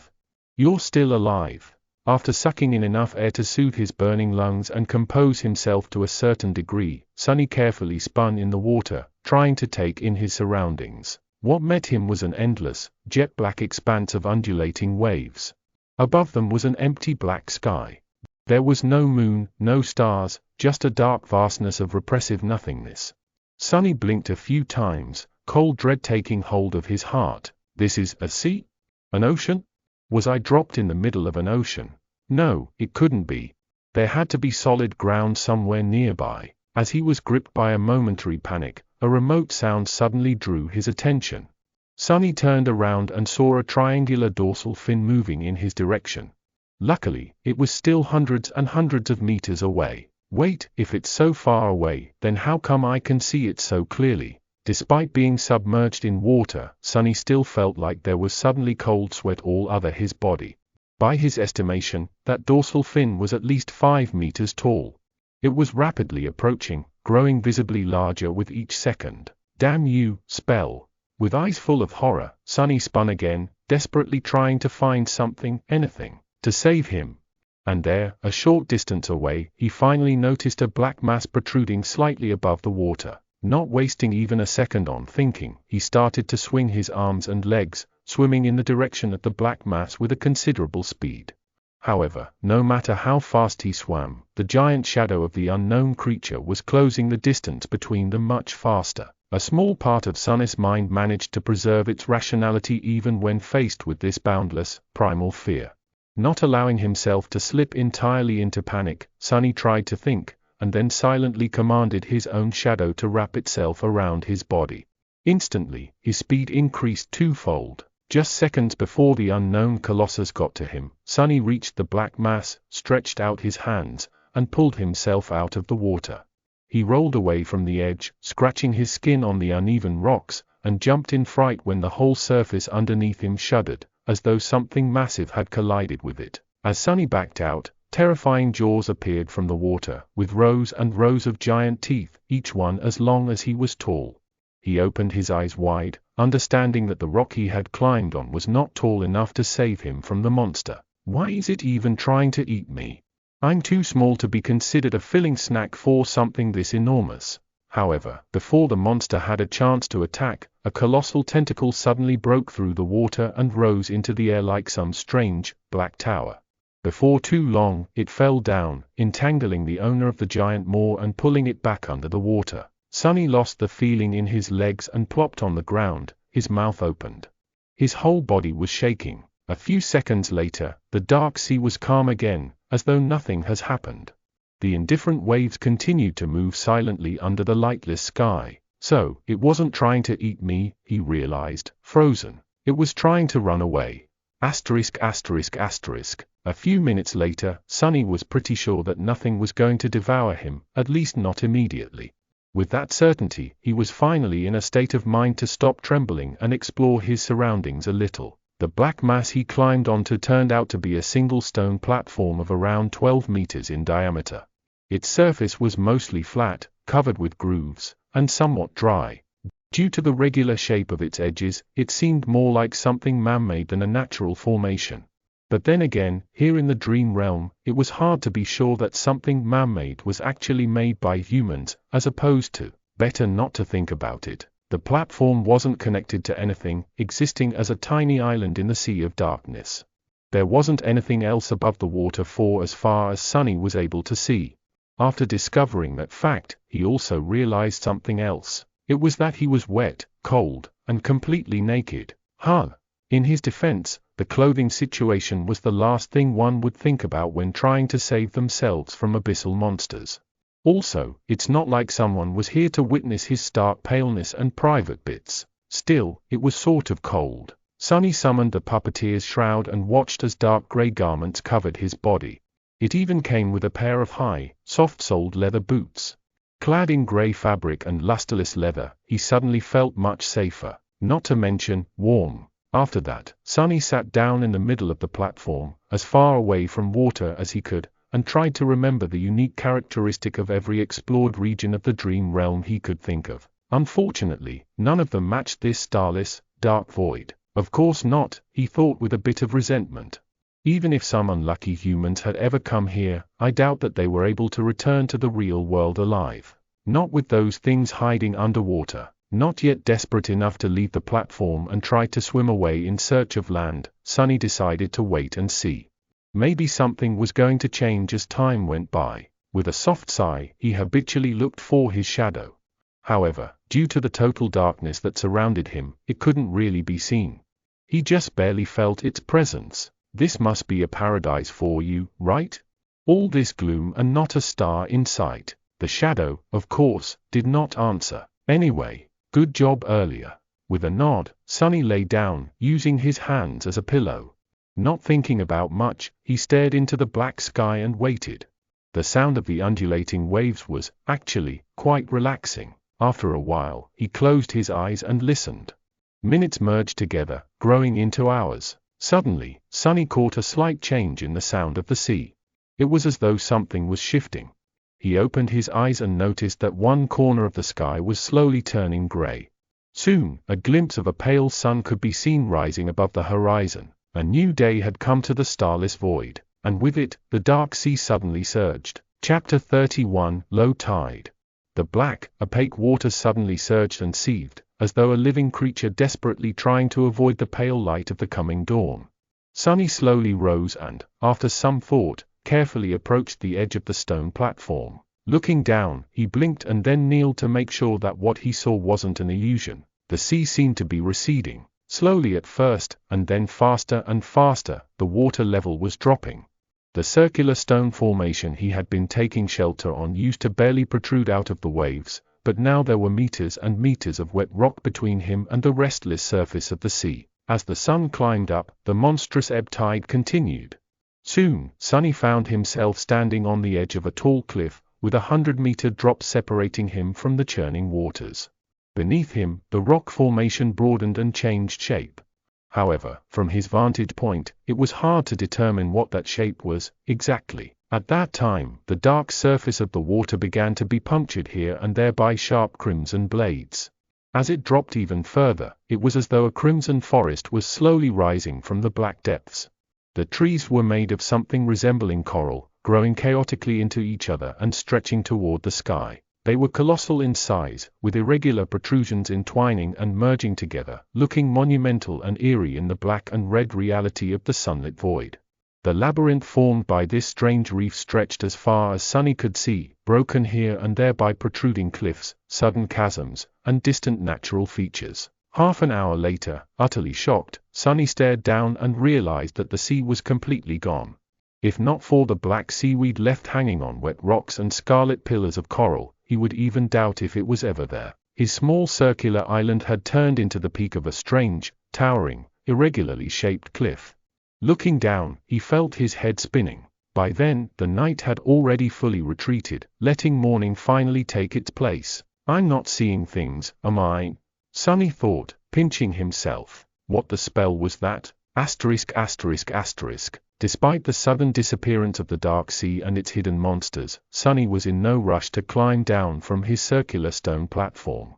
Firstly, he felt that if the sea was able to disappear, it was surely able to come back, perhaps at any moment. Secondly, he did not know what dangers the coral labyrinth was hiding. Perhaps there was something even scarier than the owner of the giant tentacle down there, but that did not mean that he wasn't going to explore. Coming back to his spot in the middle of the platform, Sonny sat down and commanded his shadow to separate itself from his body.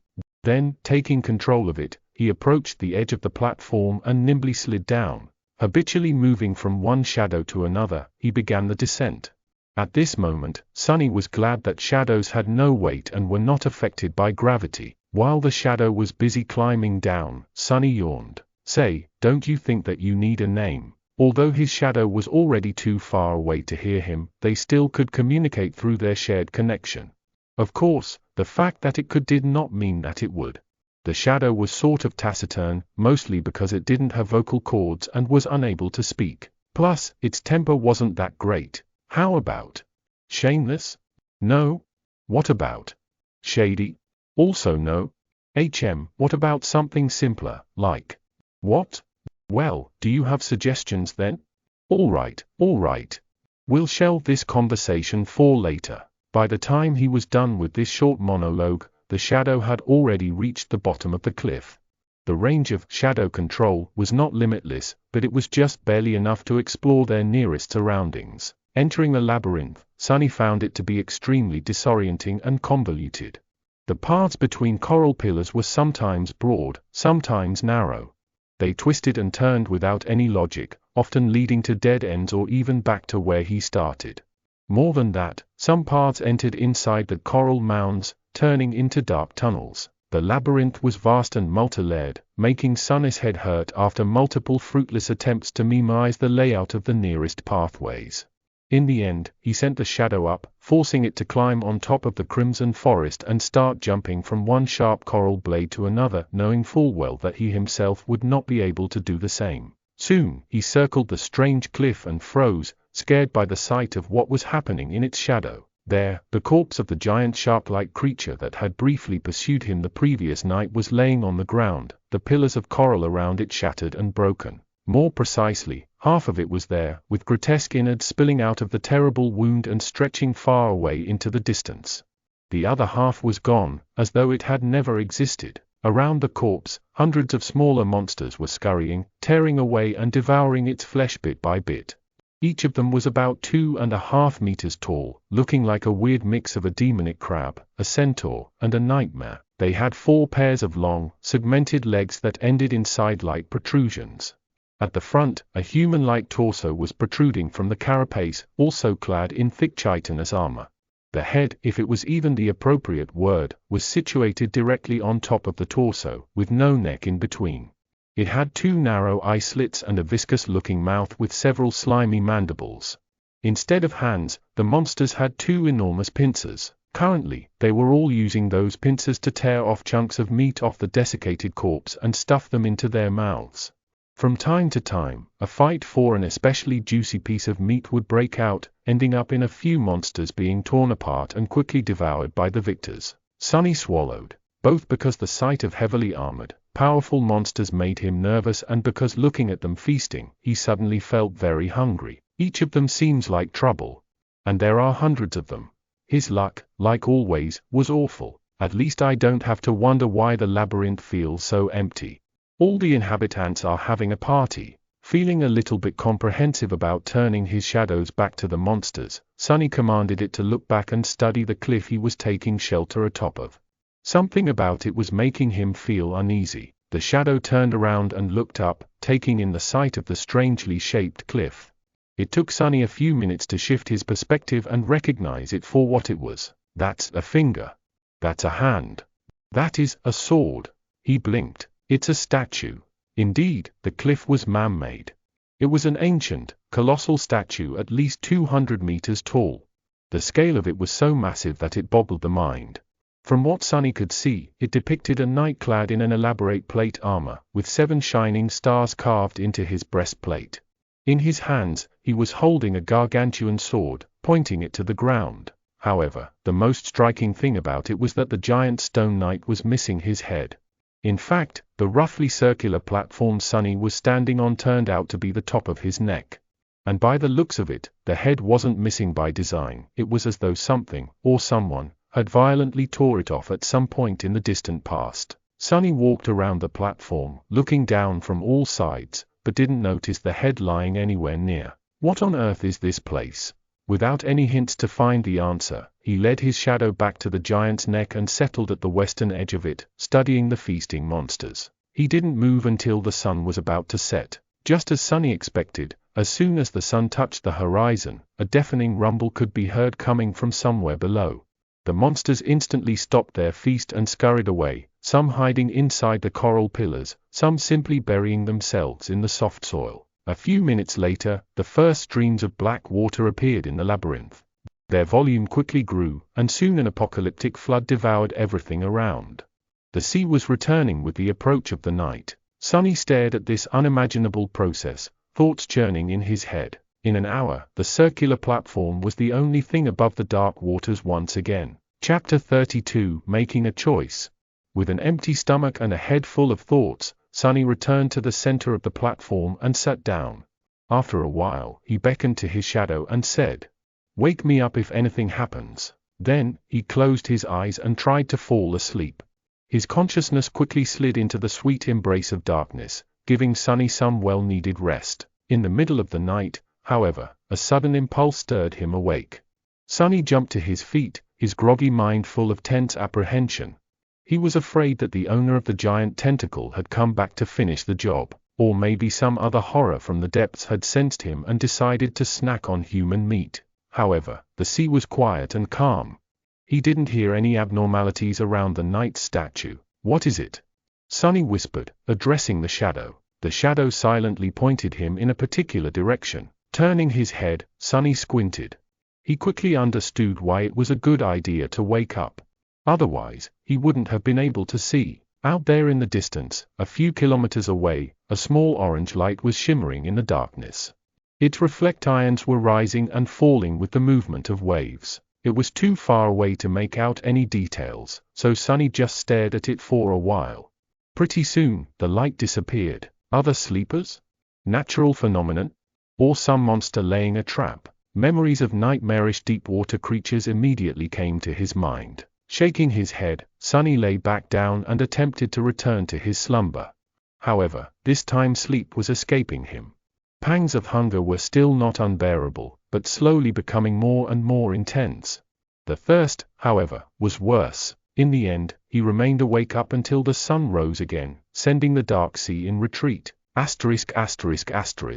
soon as the morning came, the pincer monsters crawled back from their hiding spots and rushed to the giant carcass to continue their feast. Sunny watched them for some time and then walked to the opposite side of the platform to take a look in the direction where he had seen the mysterious light the previous night. At a considerable distance from the headless statue, 5 or 6 kilometers away, the ground rose naturally and formed something akin to a hill. On top of that hill, an especially massive coral pillar rose to the sky. From the looks of it, its upper branches were just high enough to stay above water in the night. Various ideas stormed into Sunny's head, but at the end of it, only 2 questions were really important. First of all, would he be able to find the way through the labyrinth and cover that distance during the day? And more importantly, should he even attempt to do it? After all, there was no indication that the source of the mysterious light was something beneficial, as opposed to dreadful and deadly. Not having enough information to make a choice, Sunny settled back to study the monsters. He did, however, send the shadow to investigate as far into the labyrinth as the range of shadow control allowed, hoping to chart at least the beginning of the path that could potentially lead him to that hill. Logically speaking, he was as safe atop the headless statue as he probably could be in this strange place. The only problem was, he was going to die soon because of thirst or hunger. Both problems were solvable if he were to venture down. He could desalinate the seawater in a number of ways taught to him by teacher Julius, with materials that were present pretty much everywhere in the dream realm. He could also prepare traps and hunt a pincer monster to eat. With their massive size, just one of them would be enough to feed him 4 weeks. He could easily see such a routine, hunting by day, returning to the statue at the approach of the night. It was probably his safest choice. However, this way of doing things lacked one vital element, the potential for improvement. It was well suited for keeping Sunny alive, but had no way of giving him hope. If he was destined to spend the rest of his life in the small area surrounding the headless statue, devouring monsters and trembling at night in fear of being devoured by something bigger in turn, well, he would rather just jump down and end it right now. That pretty much meant that the only choice left for him was to try and reach the source of the orange light. And if Sunny was really trying to attempt it, he had to do it before the pincer monsters were done consuming the giant carcass. That way, at least, the surrounding segment of the labyrinth was going to be free of them. Firm in his choice, Sunny decided to leave the headless statue the next morning. He would spend the rest of today exploring paths through the labyrinth and preparing himself mentally. With that, he closed his eyes and concentrated his perception on the moving shadow. In the night, a sudden storm descended upon the dark sea. Sunny was stirred awake by the shadow in time to prepare himself for the crushing winds and the pelting rain. Usually, rain always put him in a bad mood. But this time he was too thirsty to think about anything except for fresh water. Staying low so as to not be blown over the edge of the platform, Sunny cupped his hands and waited until they became filled with rainwater. Then he raised them to his mouth and greedily drank. Strikes of lightning illuminated everything above the churning sea. If anyone were to see Sunny now, they would have noticed a wide grin on his face. The storm continued to rampage for several hours. Sunny crouched in the middle of the platform, enduring its rage. More than once, a tall wave would crash into the headless knight's neck, threatening to wash him away. But Sunny held tight to the deep grooves in the stone surface of the platform, sticking to it like glue. By morning, when the storm finally dissipated, all of his muscles were sore. But there was no time to waste. As soon as the monsters came back to the carcass, with a few stragglers quickly following behind, he slid over the edge of the platform and began to nimbly climb down. Sunny had to thank wilderness survival classes once again, since he had been taught the basics of rock climbing as well. Teacher Julius was adamant about giving his student a crash course in all possible forms of traversal. Additionally, Sunny had already scouted the optimal way down and memorized the best holds and indent irons to grab onto with the help of his shadow. Soon, his feet finally touched the ground. Despite the fact that leaving the safety of the headless statue was going to put him in considerable danger, Sunny instantly felt his mood improving. Remaining passive for the last couple of days did not suit his character well. Now, even if his plan were to end in failure, at least he was going to go down doing something that he had decided to do. Trying and failing was better than not trying at all. The black mud was deep enough to slow him down, but not to the extent he had been afraid of. With some practice, Sonny was soon able to walk at an acceptable speed. What's more, as long as he stuck to the shadows, his steps were light and silent, producing no squelching noises from the mud. He headed for one of the paths that were supposed to lead him to the distant hill and entered the cool shade of the crimson labyrinth. Immediately, a strange feeling enveloped his mind. It was as though the world beyond the labyrinth did not exist anymore, and all that was left were its twisting, dark paths. This thing almost seems endless. Shaking his head, Sonny sent the shadow to scout ahead, hoping to be notified of any latent danger in advance, and began to move forward. His life now depended on whether or not he would reach the distant hill before the sun began to set. He didn't even want to think about what would happen if he were still inside the labyrinth once the dark sea came back in an unstoppable flood. The shadow moved ahead of him, not meeting any hurdles. Sometimes it would climb high to scout the direction of different paths, allowing Sonny to choose the optimal route most of the time. However, he still had to backtrack a considerable distance once or twice, ending up either in a dead end or on a path leading in the wrong direction. Despite that, everything seemed to be going smoothly. Sonny even had time to carefully study the interior of the labyrinth, noticing more details of its composition, as well as a frightening amount of unrecognizable bones hiding in the mud beneath his feet. Because of how well things were going, he lowered his guard a little. His arrogance was also to blame. With his extensive preparations and skillful control of the Shadow Scout, Sonny subconsciously patted himself on the shoulder and assumed that everything was going to be fine. That's why, when the mud directly in front of him started to move, he was a fraction of a second late to react. In the next moment, a massive pincer shot out of the ground and tore through the air, threatening to cut his body in half with one crushing strike. Chapter 33, Carapace Scavenger. Crap. This was the only thought in Sonny's head as he awkwardly fell backward, allowing the pincer to close right in front of his face with a loud clack. The jagged, chitinous blades were so close that he could clearly see bits of mud sticking to their surface. Sonny landed on his back, narrowly avoiding the unexpected strike. The good thing was that he managed to avoid being injured or even killed. The bad thing was that he was sprawled on the ground, unable to quickly create distance between him and the attacker. The massive pincer was still hovering above. Just as this realization dawned on Sonny, he desperately rolled to the side. In the next moment, the pincer lunged down, sending small tremors through the mud. If not for his quick reaction, Sonny's chest would have been caved in by that blow. He was just beginning to stand up when the pincer swiped sideways. Luckily, Sonny was ready. Instead of trying to dodge or block the attack, he went with it, letting the pincer collide with his outstretched hands and cushioning the blow. As his arms screamed in pain, Sonny used the force of the blow and allowed his body to be sent flying through the air.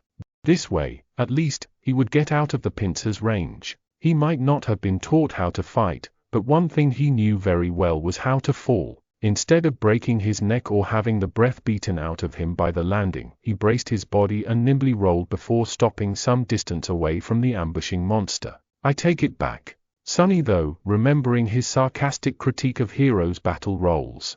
Rolling is an integral part of any respectable monster fighting technique. Then, he looked up, trying to ascertain the situation. In front of him, the attacker had finally shown itself.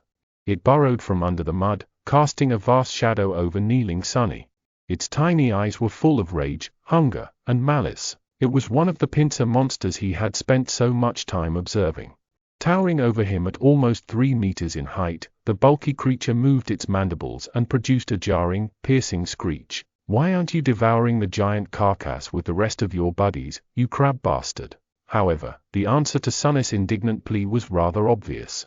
The monster seemed to be in a rather bad shape. Half of its 8 side-like legs were broken, and there were cracks in its thick carapace, each oozing with viscous outerblood. Additionally, he was missing one of its 2 pincer arms, which seemed to have been torn off entirely at the shoulder. If not for this pathetic state, the creature would have had no need to hide in the mud, hoping to catch easy prey. It could have just followed the other monsters and joined on the feast. Sonny was just unlucky to stumble directly upon its ambush. He had relied too much on the scouting abilities of his shadow, forgetting that it wasn't much more observant than an awakened human. It was also weightless and inaudible. That's why the monster did not react when the shadow had passed over its trap a minute earlier. On the other hand, Sonny could also consider himself lucky. By the same logic, he would not have been able to dodge the creature's sudden attack if not for its crippled, slowed state. But pondering on his luck could wait for later. Right now, Sonny had a far more pressing thing to do. Namely, try to survive. Get back here, he ordered the shadow and jumped to the side. In the next second, the space he occupied a moment before was torn apart by the attacking monster. Its heavy pincer crashed into the side of a coral pillar, sending crimson shards flying in every direction. Sonny caught his balance and continued moving. He was hoping that the bulky, heavily armored, wounded creature would not be able to match his speed, but unfortunately, it turned out to be surprisingly agile.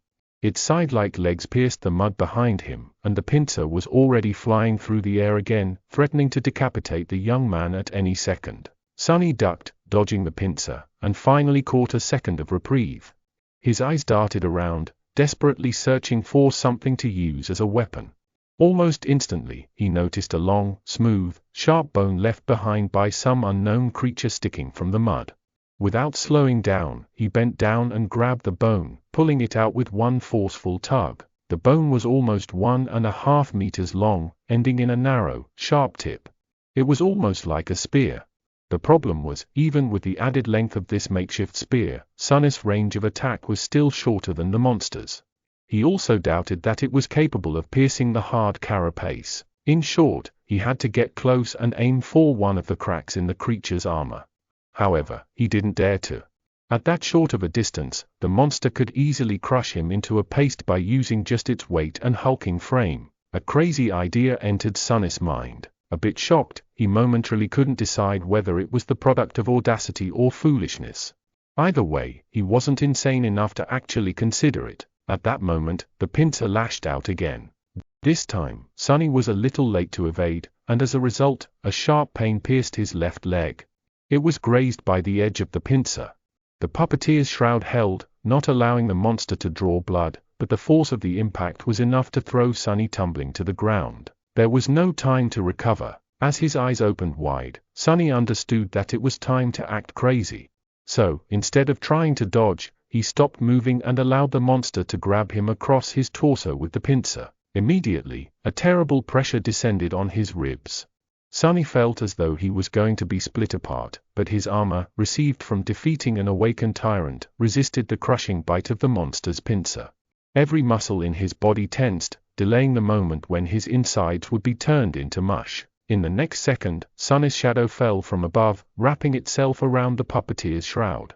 With the protective properties of the armor enhanced, he was able to better resist the pincer's pulverizing embrace. Sonny and the monster appeared to be at an impasse.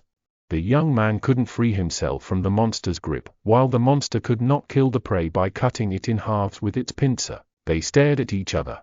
Then, an insane fire ignited in the creature's eyes. It clicked its mandibles and raised Sonny in the air, bringing him closer to its mouth, obviously intent on biting his head off. Why is everyone trying to eat me? Am I that tasty? Sonny didn't struggle as the monster brought him close to its mandibles. He knew he only had one chance to live. In the last moment, Sonny allowed the shadow to flow from Puppeteer's shroud onto the sharp bone he was still clenching in his hand. Then, he gathered all his strength, leaned forward and thrust the bone forward with as much power as he could. Guided by his hand, the dark bone spear shot forward and pierced through the creature's tiny eye, sinking in deep. The other eye of the monster narrowed. Gritting his teeth from the unbearable pain in his ribs, Sonny twisted the bone, trying to do as much damage to the creature's brain as possible. For a couple of seconds, nothing happened. Then, he felt the pressure on his body diminishing. The pincer opened, letting Sonny fall down. As he hit the mood, the hulking monster crashed to the ground, too. The bone spear was still sticking from its head, bathed in the streams of azure liquid. Sonny moaned and drew in a raspy, painful breath. You have slain an awakened beast, carapace scavenger. You have received a memory, azure blade. Your shadow grows stronger. Chapter 34, Only Steel Remembers. Sonny was sprawled in the mud, trying to catch his breath. The subtle voice of the spell echoed in his ears. Your shadow grows stronger. Immediately, he felt a slight change. His body grew a little bit stronger, his vision a little sharper, his skin a little smoother. The change was minimal, but apparent. What was that? He had a guess, and it was easy to confirm. Sunny summoned the runes. Shadow fragments, 14/1000. Previously, he only had 12 of the mysterious shadow fragments, with no knowledge on how to acquire more. Now it seemed that the process was automatic. He only had to kill an enemy to absorb a part of their shadow and enhance his own core. More than that, the number of fragments he was able to receive wasn't directly correlated to the number of slain enemies. After a bit of thinking, Sunny came to a preliminary conclusion. Dormant soul cores gave him 1 fragment, while awakened ones gave 2. However, only enemies he defeated directly, more or less, counted. Killing the Mountain King's larva, a dormant beast, had given him 1 shadow fragment. Finishing off the veteran slaver, a dormant human, another. Mountain King itself was an awakened tyrant, which meant that it had 5 awakened cores. With each giving Sunny 2 shadow fragments, he ended up with a total of 12. And now, after killing the carapace scavenger, he had 14. Interestingly, he didn't receive any fragments from the deaths of Shifty, Scholar and Hero, even though they perished as a result of his machinations. It seems he had to finish an enemy off with his own 2 hands to absorb a part of their shadow. Well, or at least by summoning an ancient dead god. The process was quite similar to how normal awakened increased their power, with the only difference being that the steps of extracting and consuming the corresponding material, soul shards, were skipped in favor of instant absorption. That meant that shadow fragments could not be stored, and subsequently could not be bought or traded. He won't have an opportunity to receive them as a reward for completing missions, providing services or selling various spoils.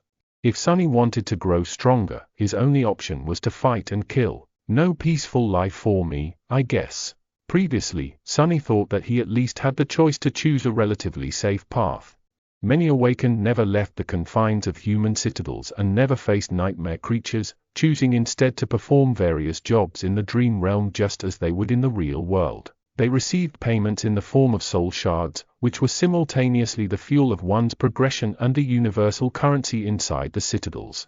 Sunny was never set on pursuing such a life, but not even having a choice was sort of irritating. Luckily, there was a bright side, too. Without the need to use soul shards to strengthen his core, he would be able to spend everything he earns freely and without concern. After all, after he kills an enemy and absorbs the shadow fragments, the soul shard would still be there, ready to be collected and exchanged for something Sunny might need in the future. That would effectively make him twice as efficient in terms of earning and spending, which was not a small advantage. Additionally, there was the matter of the shadow core. Since both Sunny and his shadow were tied to it, strengthening the core would not only increase Sunny's power, but also enhance the shadow. So, if he were to use it to further empower himself, the actual effect would be stacked, producing a 2-fold enhancement. So, for each shadow fragment he collected, Sunny would actually be able to rip twice as much benefit as an awakened would from a soul shard. Not bad. Not bad at all. The future was bright. Provided he survives and gets the opportunity to even have a future, of course. Sitting up, Sunny moved his eyes and found the cluster of runes describing his memories. Azure Blade, had he finally gotten a weapon? Memory, Azure Blade. Memory rank, awakened. Memory type, weapon. Memory description, on this forgotten shore, only steel remembers. Interesting. Not very informative, but interesting. Sunny summoned his new weapon, and a sharp, light sword immediately appeared in his hand. It was about 1 meter long, including the handle. The blade was straight and single-edged, ending in an angular tip. It was forged out of azure steel, with a beautiful layered pattern. Deep inside the steel, white sparks could be seen. The crossguard was minimalistic and simple, offering almost no protection to the wielder's hands. If Sunny knew his way around cold weapons, he would have called it a tangdao. However, he had no idea about such things. All he could gather was that the blade was single-edged, which meant that it was probably meant for slashing and cutting as opposed to piercing, and that the handle was long enough to accommodate 2 hands. Also, the sword was pretty. He summoned the shadow and made it wrap itself around the azure blade. Immediately, the steel became bluish-black, with a scattering of white sparks. It looked like a starlit night sky. Sonny stood up and waved the sword a couple of times, getting accustomed to its weight. The sharp edge whistled as it cut the air. Well, now I finally look like a real awakened. After that, he cast a gaze at the corpse of the carapace scavenger and grimaced. This part was not going to be pleasant. After some time, he managed to break open the cracked carapace and cut away a few strips of tender, pink meat. He also did not forget to extract the radiant crystal from the beast's chest, the soul shard. Without much hope, he tried to absorb the shard, remembering how it was supposed to be done. Just as he expected, nothing happened. They are really of no direct use to me. With a shrug, Sonny places the shard and the meat in a makeshift rucksack he weaved from black seaweed and looked at the sun. The day was still young. He still had a good chance of making it to the distant hill before the sea came back. However, his left leg was banged up in the fight with the scavenger beast, so walking wasn't as easy as it was before. He gritted his teeth and began limping. Hours passed. Due to his bruises and increased vigilance, Sonny's progress slowed down considerably. He was sweating and grinding his teeth, feeling pain with each step. What's worse, the further he reached into the labyrinth, the more confusing and entangled the paths became. Even with the shadow's help, he constantly had to backtrack and struggle to move in the right direction. Crap. If nothing changed, Sonny would not reach his goal. Which meant that he'll be crushed to death by the returning sea. Not allowing himself to think about dying, Sonny tried to walk faster. However, he couldn't be too hasty. Making a wrong turn would have taken precious minutes away from him, so he had to choose the way carefully. Additionally, missing to notice another ambush could end his life directly. Curses! Just when he was beginning to feel desperate, his shadow suddenly saw something that momentarily sent Sonny into a stupor. Some distance further down the path, beyond a few turns, the corals widened, creating a small clearing. And in the middle of that clearing, someone was walking across the mud. The first thing Sonny saw was fair skin, a lot of skin. The tall, lithe girl was only dressed in a makeshift skirt and a crude brassiere, both made out of seaweed. However, it didn't seem to bother her. With a calm expression, she stopped and looked back. The wind was playing with her short silver hair. It was Nephis, the changing star. In one hand, she was holding the end of a strange golden rope, and on the other end of the rope, Cassia, the blind girl, was carefully following behind. Chapter 35, A Shadow, a Star and an Oracle. None of the text used in this audiobook belongs to me. Please support the original author online. This is a fan-made project and I make no money from it. If you want to support me indirectly, then donate me on PayPal. Join the Discord for a lot of more audiobooks too. Grey sky above, black mud below, an endless sea of crimson in between. On this dreamlike backdrop, two beautiful girls were walking across the labyrinth. One was delicate and fragile, with blonde hair and cerulean, aimless eyes. She was dressed in a simple tunic, with leather sandals on her feet and a cloak the color of sea waves draped around her shoulders. The other was tall and lithe. She had silky silver hair and clear, gray eyes. Her revealing clothes were crudely made out of black seaweed, leaving her fair skin and athletic build exposed. She was poised, alert, and barefoot. A golden rope connected two girls together. Wow!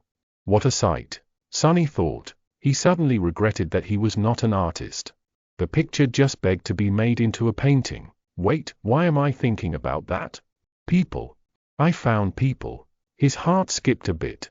If Nephis and Cassia were here, then the orange light from before, most likely, had something to do with them. Which meant that they knew how to get to the tall hill. Which meant that Sonny didn't have to be crushed to death by the high tide. So what do I do now? He wasn't the best at ingratiating himself to other people. In fact, he was the polar opposite. People usually instinctively avoided him. And that was in normal circumstances. This time, however, he had spent a whole of 4 weeks making sure that everyone in the academy hated his guts. Good job, Sonny. Still, he was at least useful. In this situation, an additional body was already a great boon when facing hungry monsters. And he wasn't just anyone, his ability to scout ahead alone was worth a lot. Surely they'll understand that, right? With a heavy sigh, Sonny stepped into shadows and hurried to the clearing. He reached it in a minute or so, hiding and observing the two girls before making a final decision. Helping herself with the wooden staff, blind Cassia slowly approached the middle of the clearing and extended her hand, finding Nephis and touching her on the shoulder. "Why did you stop?" Nephis supported the blind girl and glanced at the sky. "It's getting late." An awkward pause hung between two girls. After some time, Cassie asked, "So you think we should turn back?" Nephis blinked and cleared her throat. "Yes." Sunny was a bit amused by their exchange. "What is she, a strong silent type?" Then he returned to his dilemma and grimaced. "How do I approach them? Damn, why is this so hard? It's not like I'm trying to ask them out on a date. I mean, one of them, both of them? What am I thinking about?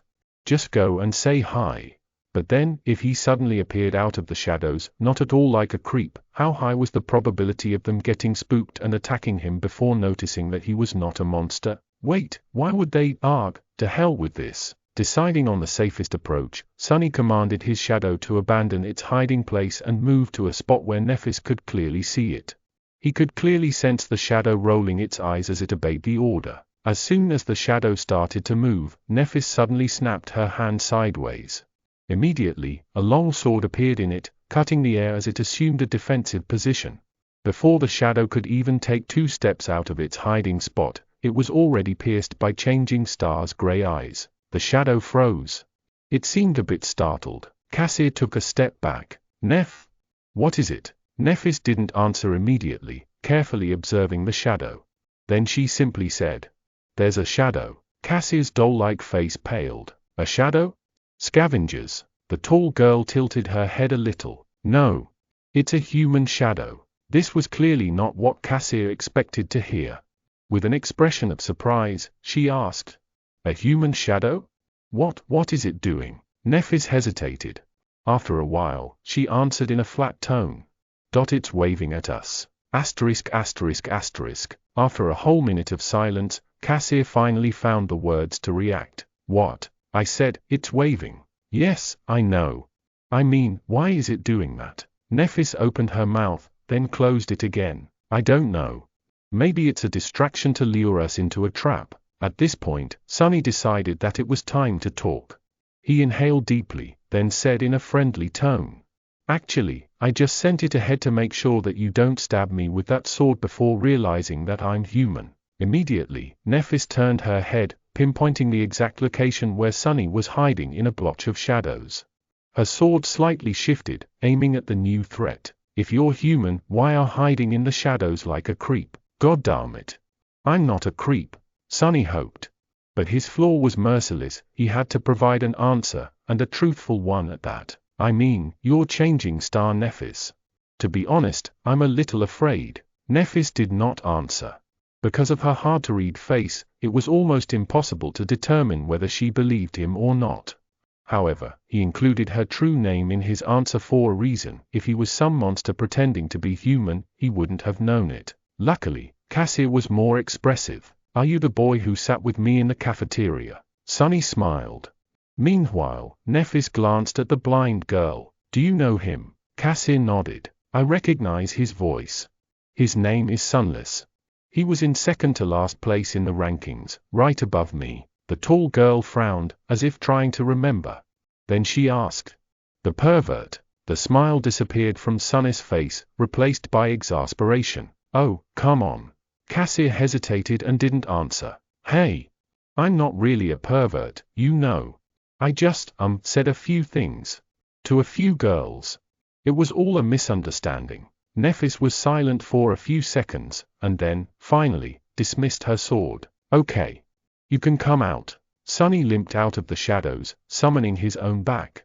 It flowed to his feet and reattached itself, visibly shaking. The bastard was laughing at him. Stopping a few meters away from Nephis, he raised his hands, showing that he didn't mean the girls any harm. Changing Star gave him an inquisitive look. "What happened to you?" She was referring to his limp, bruises, and overall banged-up look. Sunny sighed. "Carapace scavenger." Nephis raised an eyebrow. "You managed to get away alive." "You bet I did." Sunny subconsciously straightened his back. "I didn't get away. I killed it." To prove his point, he gestured at his rucksack, full of delicious monster meat. Nephis looked him over again, re-evaluating her opinion of him. Now, there were hints of approval in her eyes. Carapace scavengers were only beasts, but they were still awakened. With the addition of their mighty physique and natural armor, defeating one was not an easy feat for any sleeper, who all had a dormant core. Let alone someone from the very bottom of the ranking list. Come to think of it, it was even a bit too outstanding. Sonny lowered his eyes. It was already wounded. Nephis shrugged. A kill is a kill. You did well. After that, she fell silent, as though not planning to say anything else. Sonny also wasn't sure what to say. Luckily, Cassie came to the rescue. Are you seriously injured? He shook his head. No, it's just that my ribs and leg are bruised. I'll be fine in a day or two. My armor is pretty resilient. He wasn't worried that they might be tempted to kill him to get the puppeteer's shroud. That was because memories were destroyed at the moment of their owner's death. So they only could be transferred voluntarily by a living person. Well, there was always torture and blackmail. But he doubted that any one of the two beautiful girls would stoop to that. Sonny cleared his throat. Before stumbling on the scavenger, I was heading for the tall hill with the massive coral pillar on top. But after the fight, my speed decreased. Now I'm worried about not making it in time. Do you perhaps know the way? Cassie smiled. Actually, we spent the last days on that hill.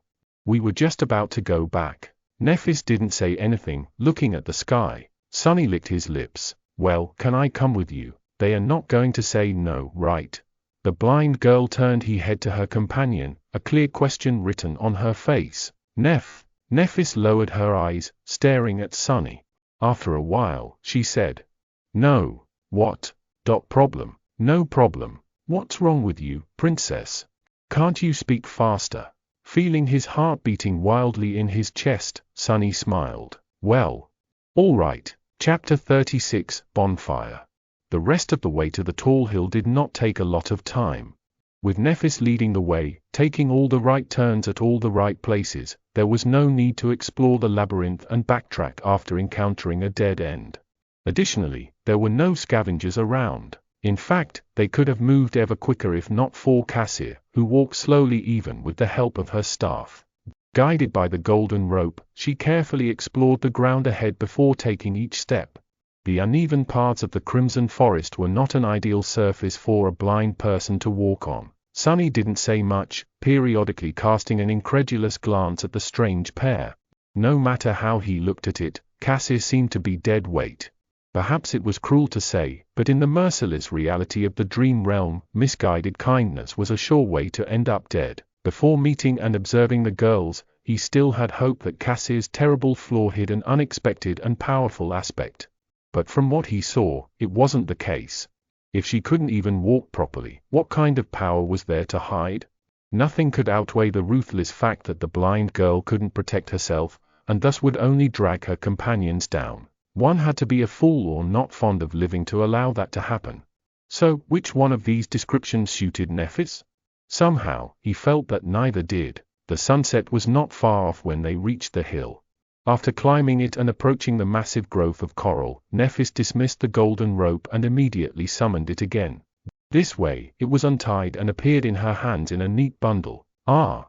So it's a memory. Sonny wondered what qualities the magical rope had. Soon, his curiosity was satisfied. Right in front of his surprised eyes, the length of the rope suddenly began to increase. Soon, it was thrice as long as it was before. Nephis calmly tied both ends of the rope into loops and then threw one of them into the air, accurately coiling it around a prominent protrusion near the top of the coral pillar.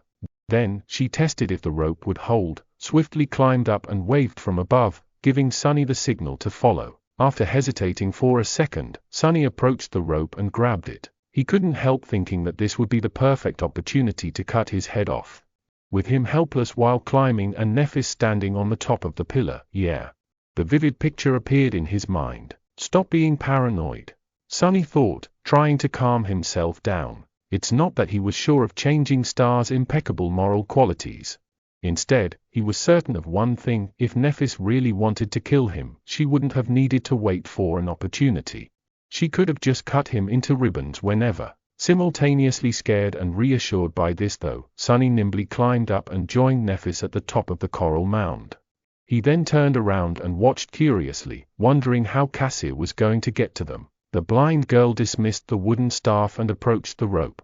Then she caught it in her hand, traced it down to the loop at the end, and placed her foot inside. As soon as she was done, Nephis grabbed the rope and started pulling, lifting Cassia little by little until she had reached the top. She only had to grab Nephis's hand and make a step to join them. Efficient. The coral mound was much larger than the circular stone platform of the giant knight's neck. In fact, it was almost like a small island. At the highest point of the island, hidden behind some coral blades, the girls had made a little camp. There were piles of seaweed to sleep on, strips of scavenger meat drying under the sun, and a fire pit. Sunny pointed to the makeshift fire pit. "Was it you 2 nights ago? I've seen an orange light in the distance." Cassie's face darkened. "Yes, this was the first time we made a fire. But it turned out to be a really bad mistake." Nephis sighed. Sunny raised an eyebrow, surprised. "Why?" The blind girl touched her hair and turned her head to Nephis. "At night, any light will attract monsters. We were attacked by scavengers first. And then, she paled and didn't finish. But she didn't have to. The memory of the colossal tentacle was still fresh in Sunny's mind. It seemed that he was lucky to meet these 2 when he had. If not, he was certainly going to make a fire tonight to roast some scavenger meat. I see." Nephis looked at the sky and cleared her throat. "It should be fine now. We still have time before the sun sets." After that, she got busy making the fire. Cassia simply sat on a pile of seaweed and waited. Not knowing what to do, Sunny lowered himself to the ground and let his tired, bruised body rest. After a while, he said, "I have fresh meat in my rucksack. Do you have water?" Cassia smiled. "Yes." After that, she extended an arm to him. A second later, a beautiful bottle made of patterned blue glass appeared in her hand. "That's a memory I have. It's always full." Sunny took the glass bottle and looked at it with envy. "An endless supply of water, huh? Sure beats my super loud bell. Thank you." He brought the bottle to his lips and greedily drank the cool, delicious water. Indeed, no matter how much he drank, the amount of water inside did not seem to decrease. "Is it really endless?" Cassia touched her hair again. Not really. If you turn it upside down and let the water flow, it will stop in half an hour or so. But then it will be full again pretty soon." At that time, Nephis was already done making the fire. Without looking up, she took Sunny's rucksack and opened it. Immediately, the soul shard rolled out. The tall girl looked at it, then at Sunny. Then she put the shard back in and pulled out the meat. Sunny became tense, preparing a misleading answer. But Nephis did not ask. So, he pretended like nothing had happened and continued his conversation with Cassia. "It's still a great memory. Getting drinkable water is not an easy task." Cassia nodded and smiled, pleased by his words. Soon, the rich smell of roasting meat permeated the air. At the same time, the sun was beginning to approach the horizon. A loud rumble came from somewhere beneath, and first traces of the black water began to appear between crimson walls of the labyrinth. Sunny looked east, where the skies were already growing dark. Then he uncomfortably shifted. "Do scavengers come all the way up here?" Nephis turned the meat and nodded. "Yes. But only at night. In the day, most of them seem to disappear." Sunny grinned, having an idea of why there weren't a lot of monsters in the labyrinth in the day. "That's because they all gather near the place I had been spending my time recently. You should have seen it, the tall cliff to the west of here. Well, it's actually a statue." Cassia opened her eyes wide. A statue? But for you to survive, it should be." "Yes, it's a giant statue of a knight, at least 200 meters tall. He is missing his head, so I hid on top of the neck. Anyway, the day we were sent here, 2 sea creatures fought each other near that statue. When the water receded, I saw an enormous carcass lying there, with hundreds of scavengers slowly tearing it apart." Nephis nodded. "That would explain the lack of nightmare creature in the day." "How long?" Sunny blinked. "How long what?" Changing Star stared at him for a few seconds, making everyone feel uncomfortable. "How long?" "Until they are done devouring the carcass." "Oh. 1 day more, 2 at most." Nephis turned away, took the meat away from the fire, and then quickly extinguished it. There's definitely something wrong with that girl. The three of them ate in the dimming light of the twilight. The meat was juicy, tender and indescribably delicious. It was better than anything Sonny had ever tasted, even back in the academy's cafeteria. Of course, his excruciating hunger played a part in that. From time to time, they would pass the glass bottle to each other. When they were finished with their meal, the dark sea was back, and the night was upon them. Everything was consumed by absolute darkness. Of course, Sonny could easily see both Nephis and Cassir. Under the cover of the night, Changing Star remained pretty much the same. The blind girl, however, allowed her true emotions to show, thinking that no one would see. She seemed much more lost, lonely and frightened than she did in the day. As if trying to resist these feelings, Cassir said in a bright voice, "How about we formally introduce ourselves? I'm Cassie." Nephis glanced in her direction and shrugged. Next, it was Sonny's turn. He exhaled, glad that they didn't ask his name directly. Most likely, he would still have been able to provide his human name, however, it also might have depended on the wording of the question. Relieved, he smiled and answered, "I'm Sunless. But you can call me Sonny." Chapter 37, Getting to Know Each Other. Sonny was slowly growing fond of having conversations in the dark. Without the burden of light, people were more relaxed and honest. It reminded him of the frequent blackouts that used to sweep through the city when he was a little kid. His family had no choice but to huddle together and spend a few hours doing nothing but talking to each other. Now, these dark hours had become some of his most precious memories. He was silent for a few moments and then said, "Since we're going to be depending on each other, should we share what abilities and memories we have at our disposal?" This was a logical suggestion. If they were going to fight side by side, knowing each other's strengths was more or less vital. Still, he noticed Nephis glancing in his direction with a guarded look on her face. Luckily, he was obscured by darkness. "I'll start," Sonny said, both to show his sincerity and to reveal information about himself in a controlled manner. If he took the initiative to talk, he still had to tell the truth, but how much and to what extent was still for him to decide. If they were to ask and he had to answer, however, things would become unpredictable. "My attributes give me an affinity to shadows. I also have a slight affiliation to divinity. Lastly, I am prone to finding myself in unlikely situations." Cassie listened carefully, and then lowered her head, as though embarrassed. He is telling the truth. Not that we doubted your honesty." "Why not? I spent so much time earning the reputation of a pathological liar." Sonny cleared his throat and smiled, hiding his nervousness. "Really? That's good to know. But why are you so sure that I am being honest?" The blind girl shifted a little. "Oh, that's my ability. I can see people's attributes. Sometimes, I also receive, visions. They can be about the future or the past. I mean, that's what I think. It only happened a couple of times." Sonny swallowed, but then relaxed. "So, she is an oracle of sorts. Luckily, her insight is limited to attributes, otherwise, I'd be in real trouble. Still, I'll have to be careful around her." He finally realized how the blind girl had known about his birthday.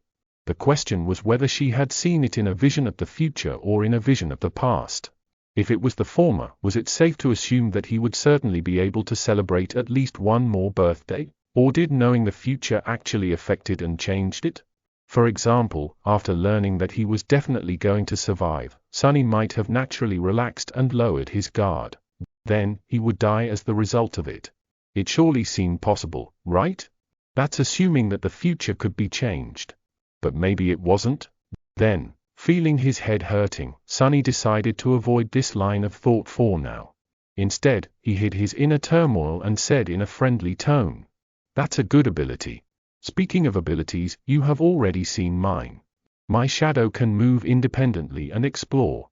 It can't affect the material world, but we share sight and hearing. That way, I can spot danger before encountering it. The shadow is fast and stealthy, it can go anywhere and is almost impossible to notice. Oh, I can also see in the dark." He smiled, expecting the girls to understand and appreciate the utility of his shadow scout.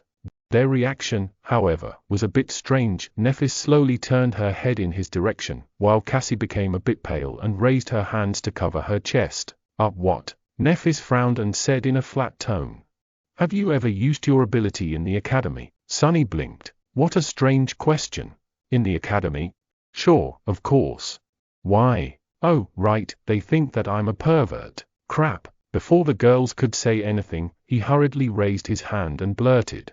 But I have never used it to do anything improper. You have to believe me. Fortunately, it was the honest truth. However, both Nephis and Cassie looked skeptical. Sunny gritted his teeth. I had more important things to do than whatever you're thinking about. I spent almost every waking hour learning how to survive. Nephis raised an eyebrow. I haven't seen you in class even once. Sunny chuckled. Of course, you didn't. While you were busy wiping the floor with other sleepers, I was studying wilderness survival. It was Changing Star's turn to blink. Wilderness, what? There is such a course. Cassie seemed equally puzzled. Yes, there is. It might seem like an afterthought for most people, but for an outskirts kid like me, who never went to a fancy school or saw a private tutor, learning how to survive in the wilderness is the difference between life and death. Without it, I would have drowned the moment we were sent to the dream realm. On a rare occasion, Nephis looked completely bewildered. She rubbed her wrists and stared thoughtfully in his direction. I see. I didn't know. Sunny grimaced and struggled to keep the venom from sipping into his voice. When he finally spoke, his tone was light and amiable. That's okay. It's natural for someone of your status not to know. When he mentioned her status, a strange smile appeared on the Changing Star's face. But in the end, she didn't reply. Sunny continued. Anyway, that's my ability. As for memories, I have 3. One is an armor, one is a sword, and the last one is a really loud bell. Now it was their turn to share. After a short pause, Nephis spoke. My attributes give me an affinity to light and fire, as well as a strong affiliation to divinity. I have 2 memories, a rope. While she was speaking, Sunny was looking at Cassie, trying to read her expression. From what he saw, Nephis was telling the truth, but also, not the whole truth. And judging by how hard the blind girl was trying to hide her true feelings, the secret hiding among Changing Star's attributes was not at all trivial. Interesting. And a sword. The rope is very sturdy and can change its length. The sword is very sharp and can protect its wielder against soul's attacks, to a certain extent. My ability can be used to heal. Sunny didn't miss the wording of the last part. Can be used to heal. Does this mean that its main purpose was something else? He was pretty sure that Nephis would not reveal all of her cards, just like him. However, healing abilities were extremely rare. Having one that could heal, but was not limited to healing, that would be simply unheard of. But then again, she was Changing Star, one of the few people in history to receive a true name in the first nightmare. If Sunny were to consider his own aspect ability, nothing seemed impossible. I wonder what her aspect rank is. Outwardly, he pretended to be excited. You're a healer? That's great. Having a healer among us is incredible luck. Cassie nodded and smiled. Neph is also an amazing fighter. You should have seen her dealing with those scavengers. Well, I also did not actually see it. But it sounded very scary. Sunny didn't need anyone to tell him how formidable of a warrior Nephis was. He had seen it with his own 2 eyes. Sort of. Actually, they were his shadow's eyes. Well, whatever it had instead of eyes. Meanwhile, Cassie sighed. It's my turn? My attributes are nothing special. I guess I have an affinity to revelations and fate. My ability is like I told you before. It's not very useful.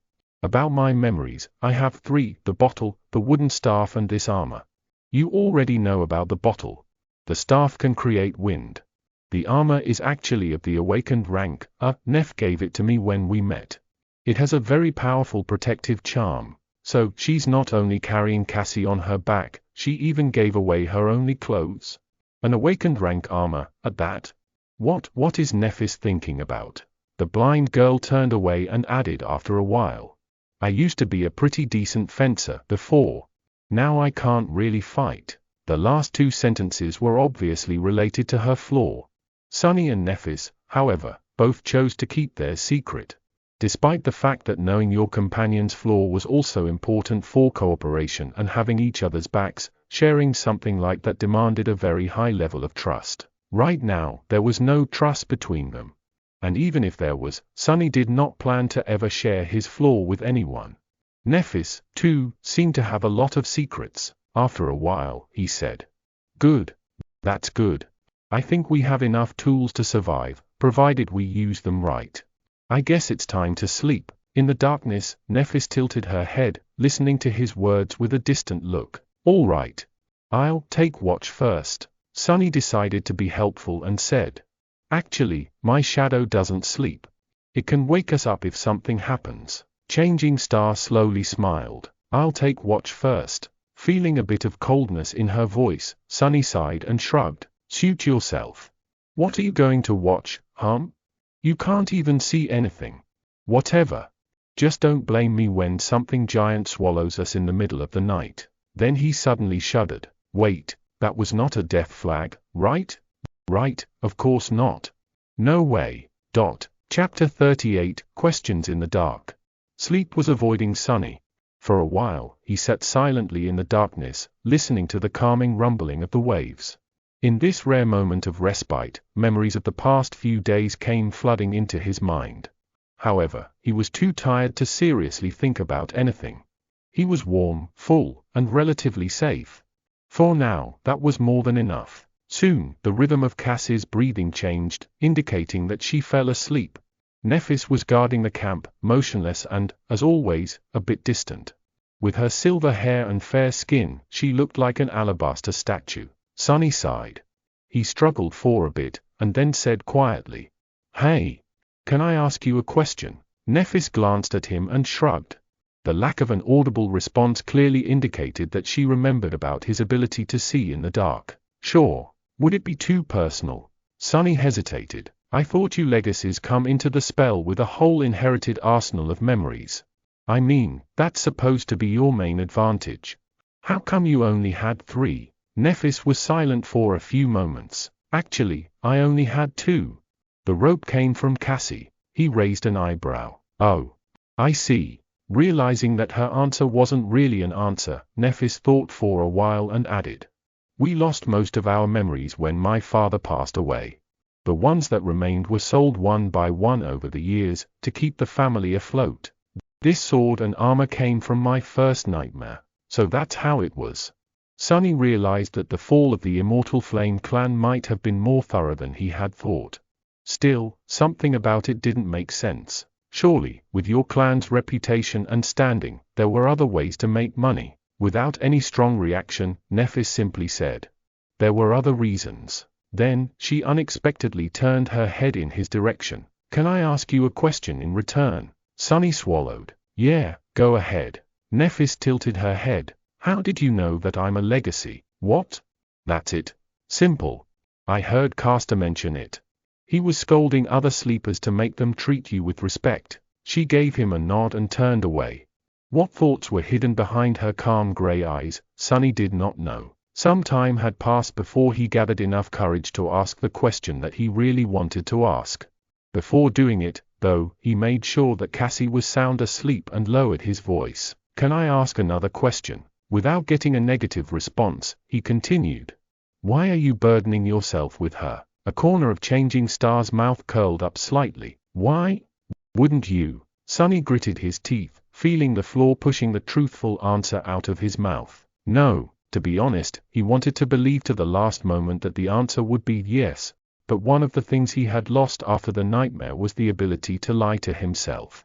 Truth was merciless. It's not that Sonny did not pity the blind girl or didn't want to help her. It's just that he knew with certainty that it was simply not something he could do. He was barely able to save himself, let alone carry a helpless person across the dream realm. If he tried, they would just die together. Still, he couldn't help but be a little disappointed in himself. Nephis, however, did not seem to judge him. She showed no reaction at all. After a few moments, she simply said, "Because I want to." Because she wants to. That was not the response Sonny expected to hear. He was pretty sure that she would either lecture him about virtue and compassion or disclose some obscure way to make Cassie's seemingly weak ability incredibly useful. However, she did neither. Nephis expected him to believe that she was putting her life in danger, to the point of sacrificing an awakened archetype memory, because that was something she simply wanted to do. Ridiculous. At first, he dismissed her response as a non-answer. But the more he thought about it, the more disturbed he felt, because, maybe, it was actually the truth. Due to the circumstances of his life, Sonny had never really done things because he wanted to. Most of the time, he was doing them because he needed to. It was never a question of want, it was always a question of must. For him, this was a basic rule of life. But was it really? Or was it just a matter of perspective? Nephis had certain advantages in her upbringing, but they weren't as ample as he had imagined. She had no wealth and no arsenal of relics to empower her. However, she did have a mentality that was different from Sonny's. It wasn't impossible for her to have the audacity to disregard need in favor of something as frivolous as desire, and do things that a normal person like Sonny would never do, like helping a blind girl simply because that was what Nephis wanted to do. Perhaps that mentality was the greatest advantage of all. Perhaps that was the real barrier that separated legacies from the rest of them. That was a lot to think about. However, before Sonny could gather his thoughts, Nephis suddenly spoke again. My turn. Does she mean it's her turn to ask a question? Indeed, that was what she meant. Changing Star once again turned to Sonny and, after a long pause, suddenly asked, do you know the legend of Odysseus? Or what? Who? What sort of a weird question is that? Bewildered, Sonny shook his head. Then, remembering that she couldn't see him, he said, no. Nephis sighed and turned away. A few moments later, she softly said, Odysseus was a hero in an ancient war. In the legends, some humans back then had powers akin to the awakened.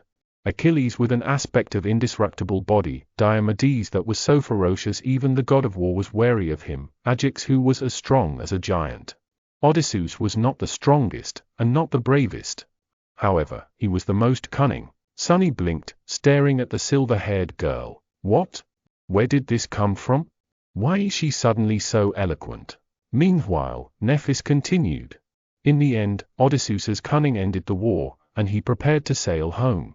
However, the gods cursed him to endlessly wander the seas, never to return.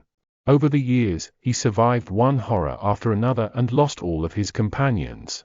Then, shipwrecked, he found himself on an island where the beautiful fairy, Calypso, lived. Changing Star's ethereal, strangely wistful voice resounded in the darkness, creating an enthralling atmosphere. Sonny couldn't help but listen with the utmost attention. Calypso fell in love with Odysseus and invited him to her palace. For many years, they lived together in harmony. The island was like a paradise, filled with all kinds of wonders, delicacies and delights. As long as loving Calypso was by his side, Odysseus was even immortal. But the longer he stayed, the more time he spent sitting on the shore, looking at the sea with bleak eyes. Nephis smiled. In the end, Odysseus built a makeshift boat and abandoned the island, leaving all its delights, the beautiful fairy, and even his immortality behind. So, my question is, why did he leave? Sonny blinked. What? What kind of a mind game was that? He even considered that Nephis was mocking him, but it didn't seem to be the case. It looked like she was sincerely interested in the answer. Weirdo. He thought for a bit, and then said without too much conviction. Maybe it was because he was far away from home. A fleeting smile appeared on Nephis's face. Far away from home. All right. After that, she turned away and lowered her head, becoming like a statue again. It seemed like their conversation was over. Grumbling internally, Sonny lay down and tried to fall asleep. However, the image of bleak-eyed Odysseus kept appearing in his mind. After a while, he whispered, well, did he make it back home? Soon, Nephis replied, yes. He returned to his wife and son, and they lived happily ever after. Satisfied, Sonny smiled and turned on his side. When he was already half asleep, he heard Changing Star's quiet voice once again. This time, it was barely audible and aimless, as though not directed at anyone. Odysseus was the first human to break the will of gods. In the morning, Sonny and Nephis were the first to get up. While the sun was rising and the sea was retreating, they made a fire and began preparing a simple breakfast. With Cassius still asleep, they did not talk to each other much. It was like the last night's conversation did not happen. However, after some time, they somehow ended up discussing the plan for the next few days. Nephis had some ideas. With what you told us about scavengers crowding to the west, the logical step would be to start moving east as soon as we can. Of course, north and south are also acceptable, but that won't put as much space between us and the enemy. Sonny nodded, agreeing with that logic. We have explored to the east a little, but not enough to confidently make it to the next high point in a day. That's why the best course of action would be to spend today scouting a path to that group of cliffs over there and move the camp tomorrow. He sighed. Do you have any idea where we are? Would there be a human citadel to the east? Nephis shook her head. I've never heard of a region that fits the characteristics of this place. In any case, we have to move to find out more. We'll either find a citadel, encounter an unconquered gateway, or die. East is as good of a direction as any. Plus, it's the safest, because there's a horde of monsters to the west. At that point, Cassie suddenly sat up straight.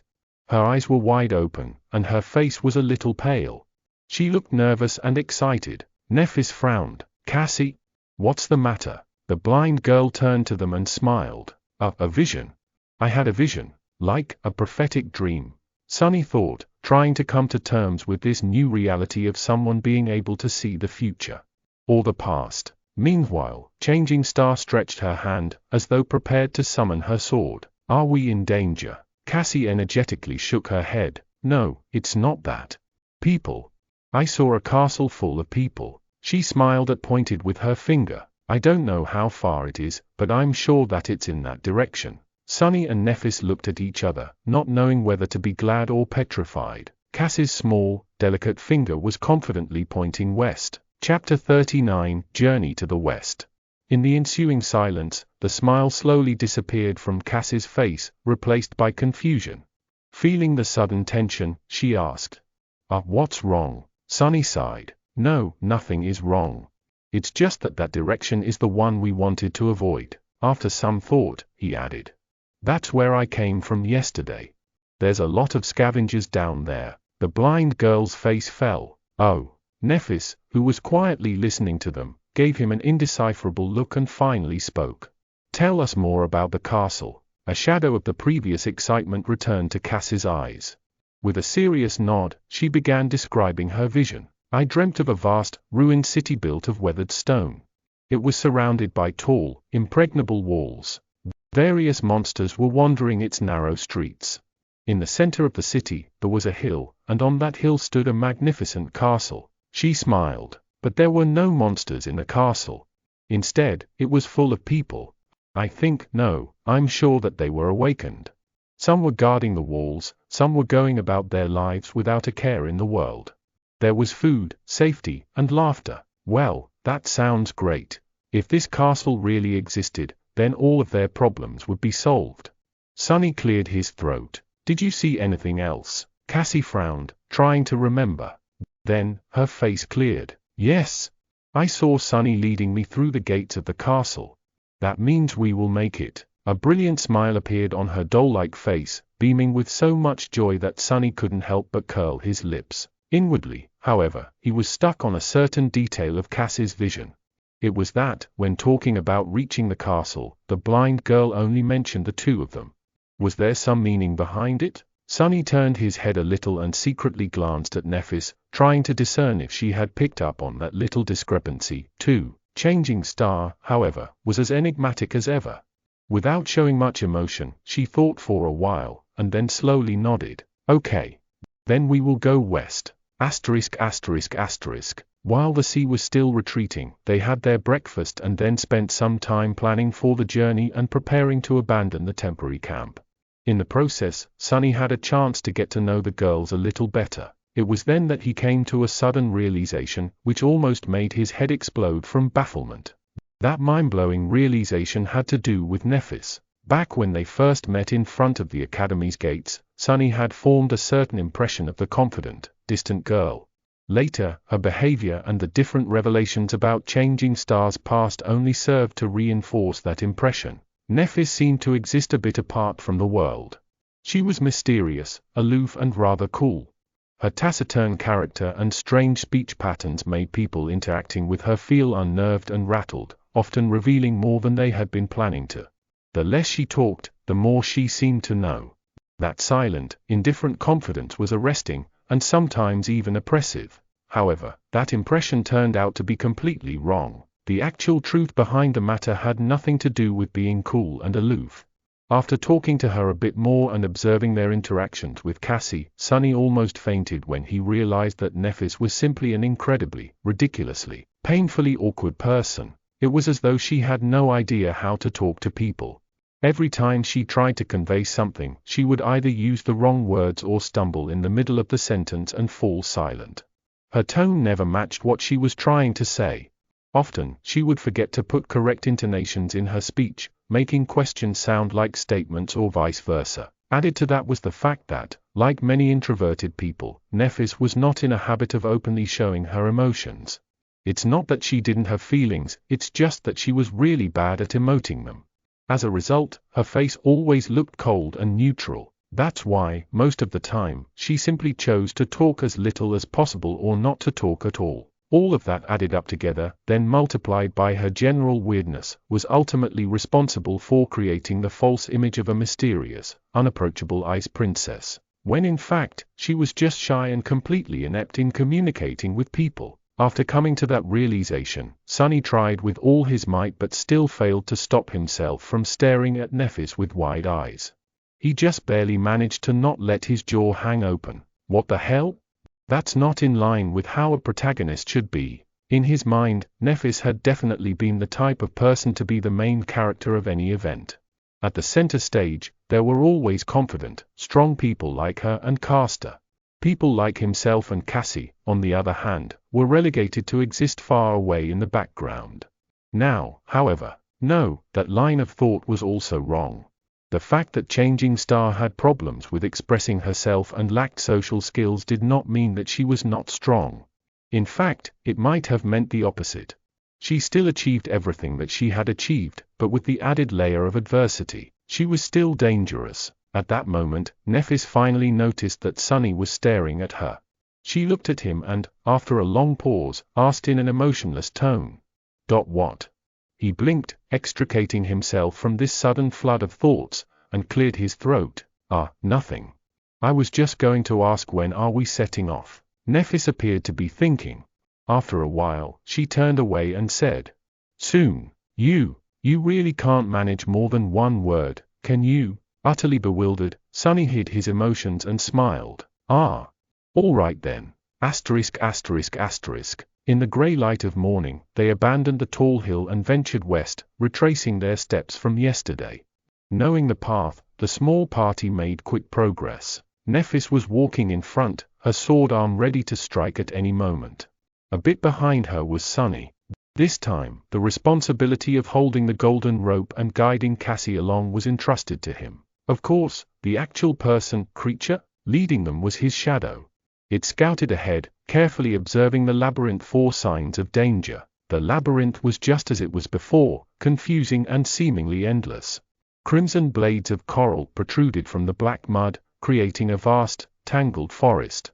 However, today something about it felt different. It wasn't long before the shadow stumbled onto a mass of hulking, hungry scavengers. Chapter 40, Weak Point.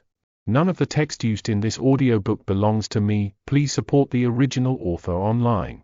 This is a fan-made project and I make no money from it. If you want to support me indirectly, then donate me on PayPal. Join the Discord for a lot of more audiobooks too. Halt.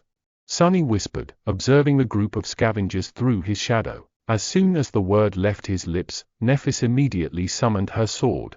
After studying the surroundings for a second, she turned her head and glanced at him with a question in her eyes. Cassie, meanwhile, froze in place and hesitantly raised her staff. Sonny counted the monsters. 1, 2, 3, 5. Curses!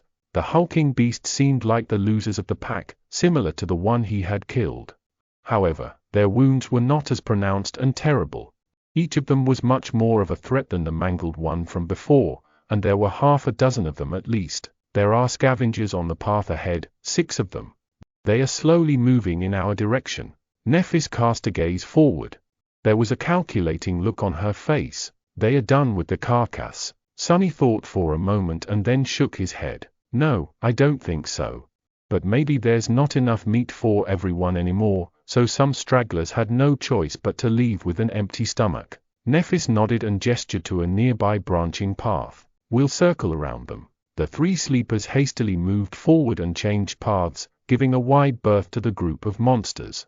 Tense and grim, they continued walking, trying to stay on course and not get lost in the labyrinth. However, in the next hour, they had to turn in a random direction again and again, avoiding other scavengers.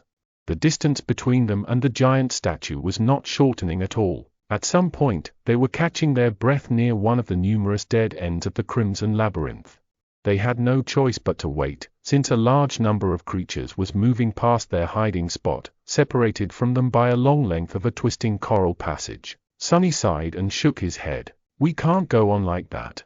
At this rate, we'll never make it to safety before sunset. Cassie was the first one to react. Maybe we should turn back. That was a reasonable suggestion.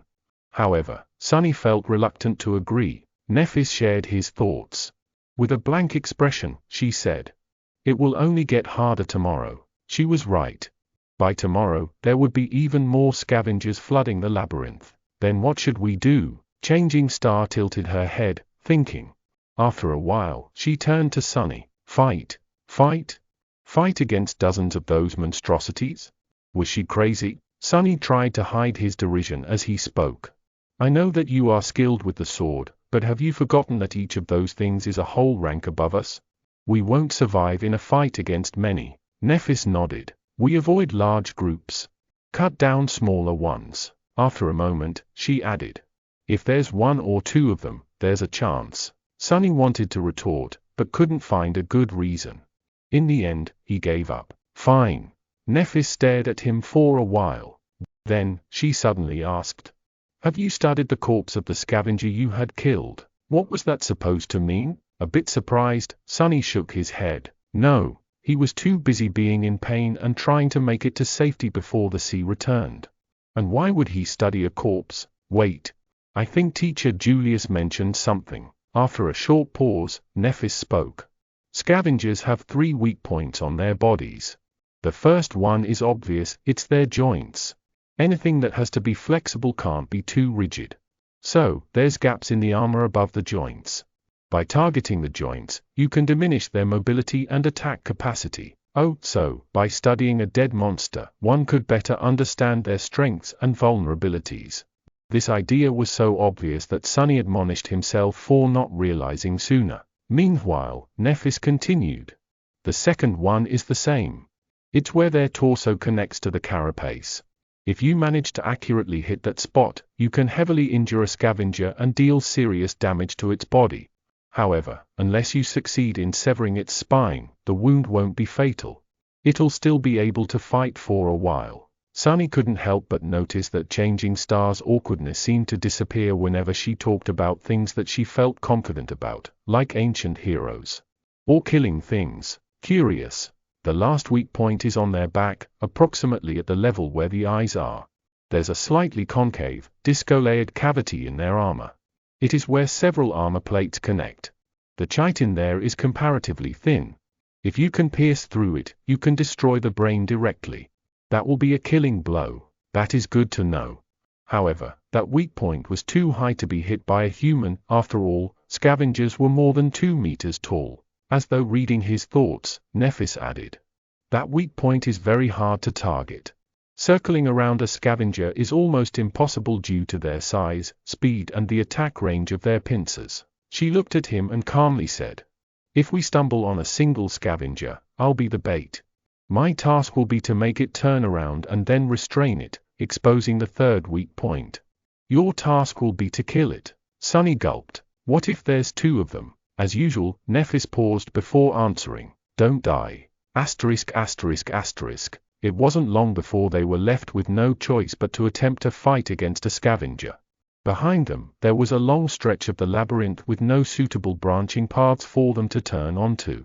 Ahead of them, there was a small clearing with only one other passage leading out of it. Not far into that passage, a massive scavenger was moving slowly in their direction. Sunny quickly described the situation and waited for Changing Star's feedback. Without much delay, she gave him a nod. "We fight in the clearing." After that, Nephis gently guided Cassie to the wall of the labyrinth and helped her find a place to sit. "Wait here. We'll be back." After some thought, she added, "Soon." As Nephis moved to walk away, Cassie grabbed her hand. Her face was pale and tense. "Neph, you be careful, okay?" Nephis blinked and tilted her head a little. Then, she smiled. "Ah. Sure." With that, she and Sunny hastily headed for the clearing. By the time they got there, the scavenger was seconds from appearing. Sunny's shadow flew out of the passage and reattached itself to his feet. Without having to discuss things with Nephis, he quickly hid in the shadows and waited there, hoping for a chance to attack. Nephis, on the other hand, strolled to the center of the clearing and calmly stood there, her shoulders relaxed and her back straight.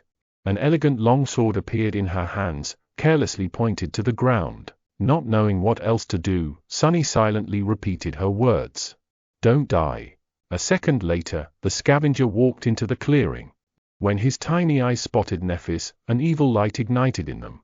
Without wasting even a second, the massive monster screeched and rushed forward to attack. Its huge pincer shot forward with terrifying speed, tearing the air in its path. Nephis swiftly sidestepped, dodging the pincer, then leaped backward, removing herself from the path of the rushing monster. Simultaneously, her sword flashed in the air, cutting deep into the joint of one of the scavenger's front legs. Azure blood spattered on the ground. Of course, this small wound was too insignificant to slow the scavenger down. With surprising agility, it twisted and delivered a crushing sideways swipe. Nephis, who just barely landed on her feet, had no choice but to deflect the blow with her sword. She managed to disperse most of the impact by holding the blade at the right angle, but the remaining force was still enough to throw her off balance. At that moment, the second pincer came down. Instead of trying to regain her equilibrium, Changing Star went with the fall and somersaulted over one hand, ending up distancing herself from the monster a bit. Her sword lashed out again. The follow-up attack followed almost immediately. However, Sunny did not care about the details anymore. The only thing he cared about was that, through this risky series of dodges and leaps, Nephis had managed to circle to the opposite side of the clearing, forcing the scavenger to turn its back to the shadow in which he hid. "It's now or never." Gritting his teeth, Sunny lunged forward. Before Changing Star finished her last dodge, before the scavenger's pincer crashed on her from above, before Sunny had time to become scared, he closed the distance between himself and the monster and jumped with all his might, landing on top of its carapace. Then, he used all of his weight to thrust a hand forward. Azure blade shimmered into existence in his grip and was immediately swallowed by the shadow. A breath later, the dark blade hit precisely into the concave, discolorated cavity in the scavenger's armor. With a crack, the chitin broke, allowing the tip of the sword to sink deep into the scavenger's body. The monster shuddered, and then heavily fell to the ground. Sunny was thrown from its carapace, landing in the mud with a roll. That easy. It was already over. As though to answer him, the spell's voice resounded in the air. "You have slain an awakened beast, carapace scavenger. Your shadow grows stronger. Chapter 41, Strength in Numbers. Sunny was sprawled in the mud, looking at the sky. He didn't even have to catch his breath since the whole fight took less than 10 seconds from start to finish. No one was dead, wounded or even bruised, well, with the exception of the scavenger.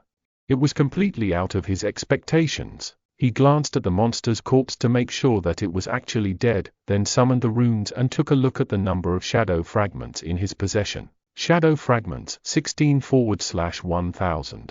It was actually true. The mighty awakened beast perished just like that.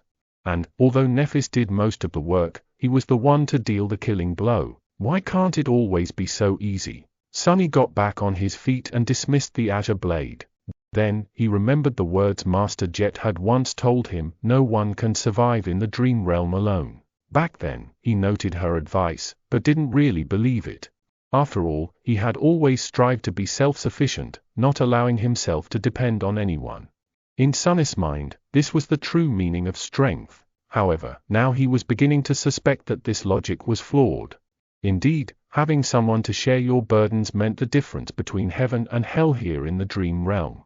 If he was alone, fighting against a single scavenger might have been the end of him. Similarly, even though Nephis was far more skilled than Sunny, it would have been extremely hard for her to defeat the armored monster alone, being that its weakest point was out of her reach, but together, they had accomplished it with relative ease. The whole was greater than the sum of the parts. In other words, there was strength in numbers that surpassed individual power.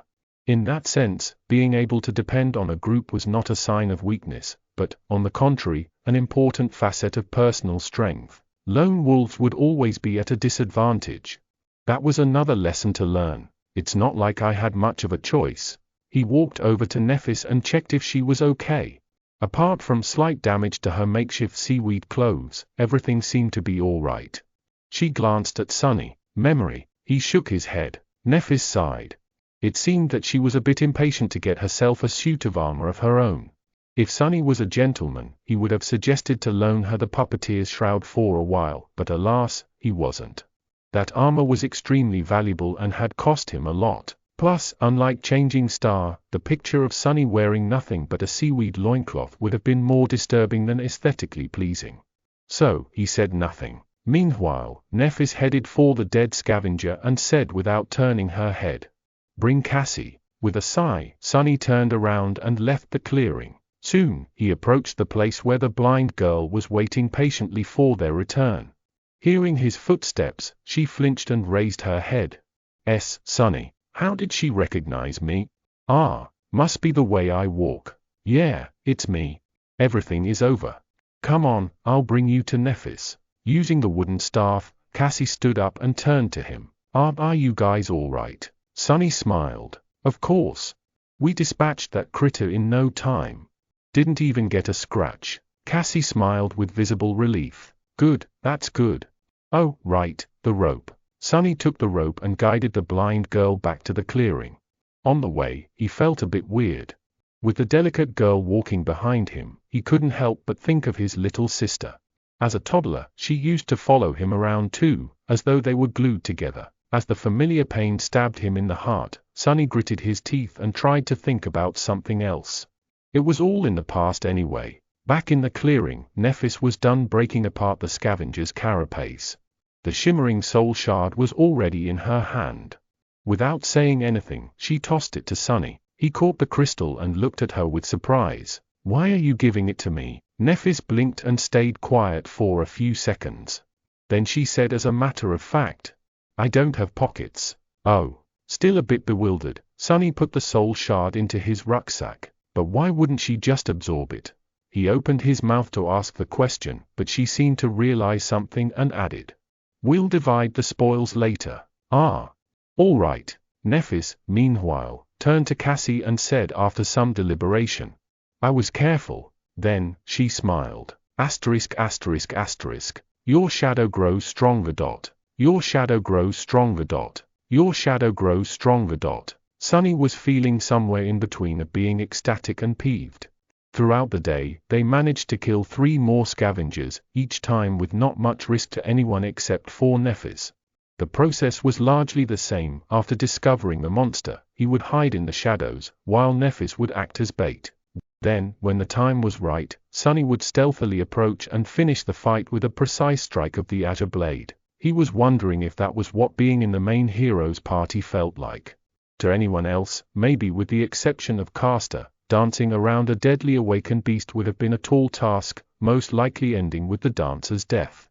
Nephis, however, had managed to do it over and over again seemingly without too much strain. What's more, her performance was based solely on skill, with no aspect ability involved. In that regard, even Castor couldn't have done better. She was swift, calm and precise. Every move she made was calculated and perfectly timed. She seemed to innately understand the flow and logic of combat, which gave her the ability to roughly predict what actions the mindless beasts would perform in the next seconds. Then it was just a question of physical prowess to evade and even manipulate them to a certain degree. Sunny had always known that skill and experience were more important than raw power, but by watching Nephis, he vividly understood just how vast the difference between them was. Even though his divine aspect allowed Sunny to exert more strength and speed than Changing Star, in an actual fight, he would never stand a chance. Of course, he was also an important part of every encounter. His role as the finisher was not trivial, and not just anybody would have been able to accomplish 4 kills with 4 strikes.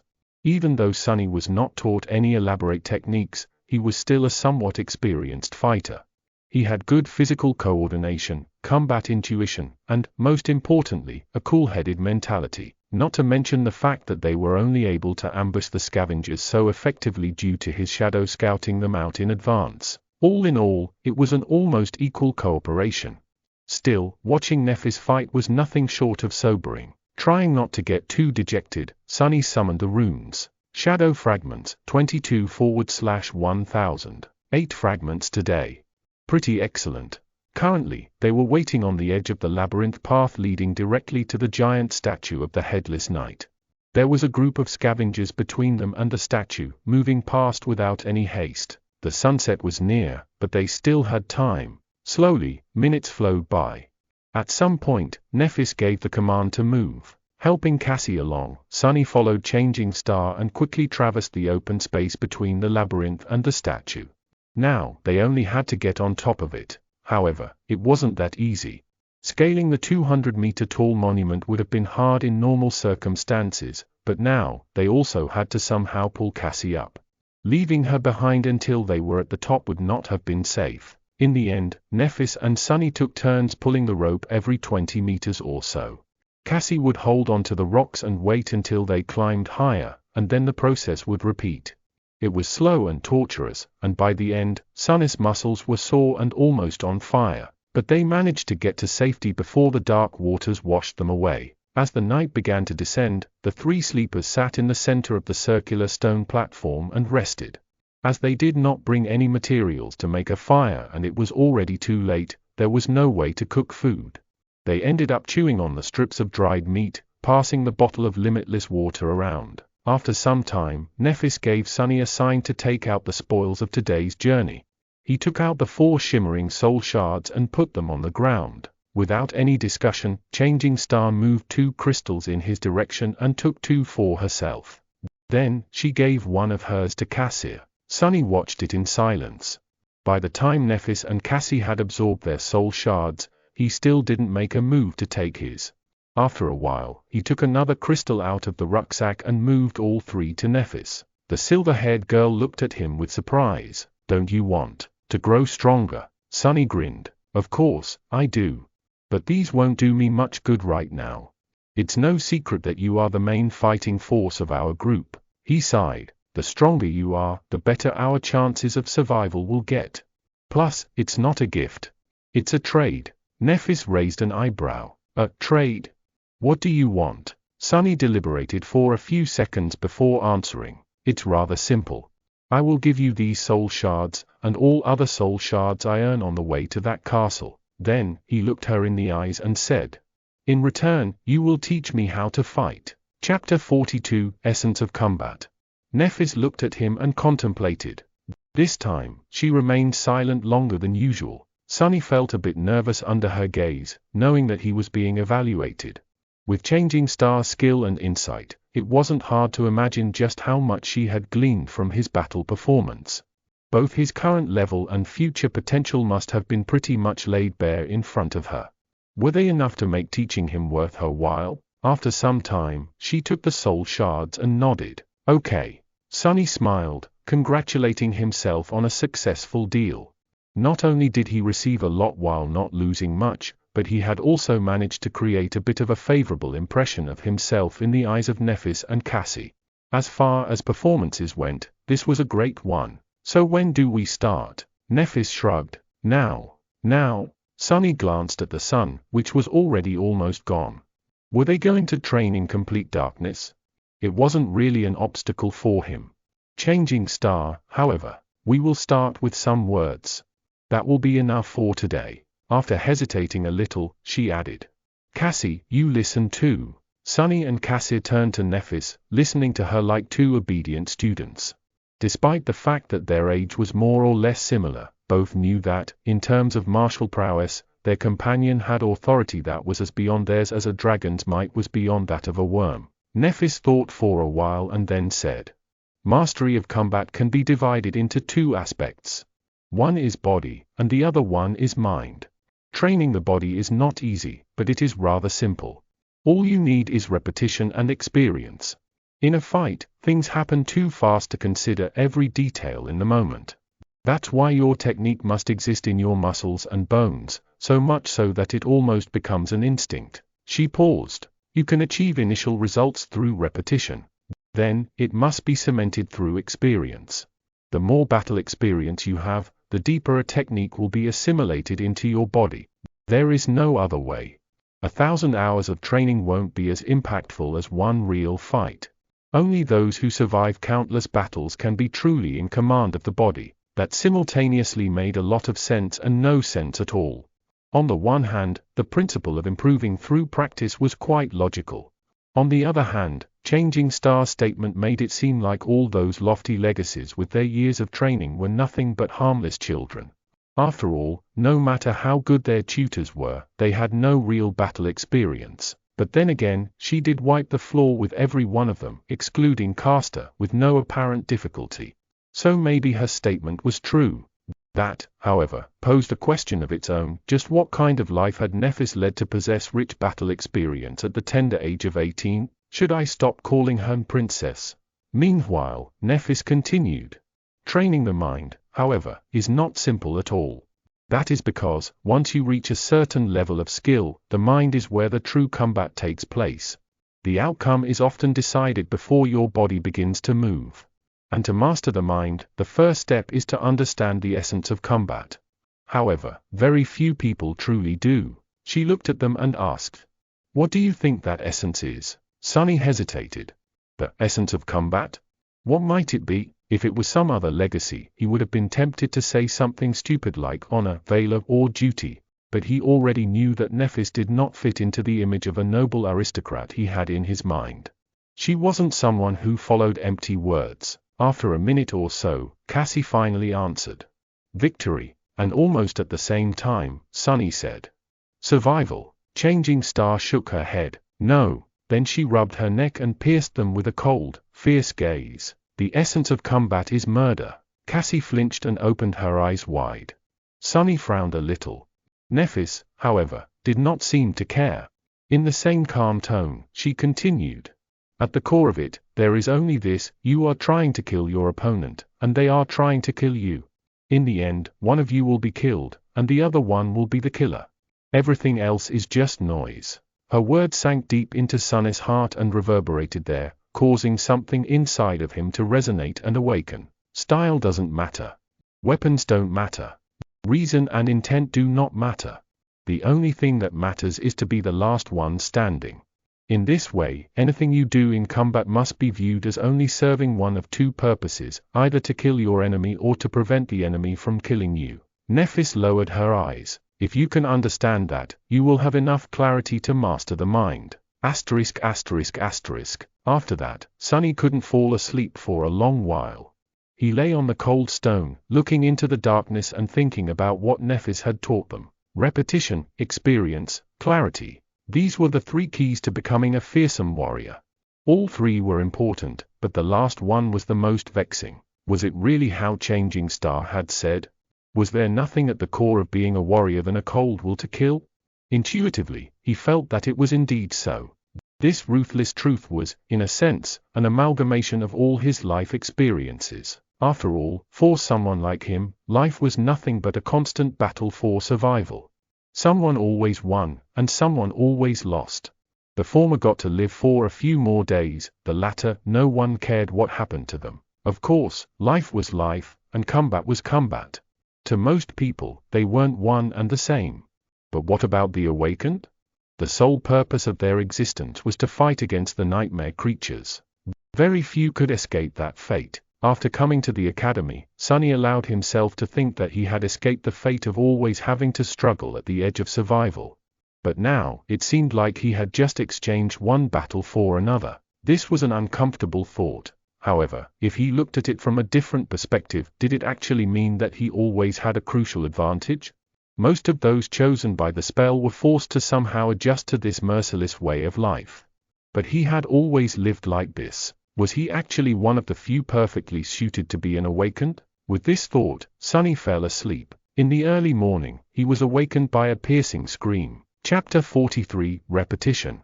Sonny was on his feet even before fully waking up. Somehow, as a blade was already in his hand. His shadow was hovering beside him, ready to either wrap itself around the sword in case he needed to attack or around his body, in case it was already too late for that. He tried to understand what was going on.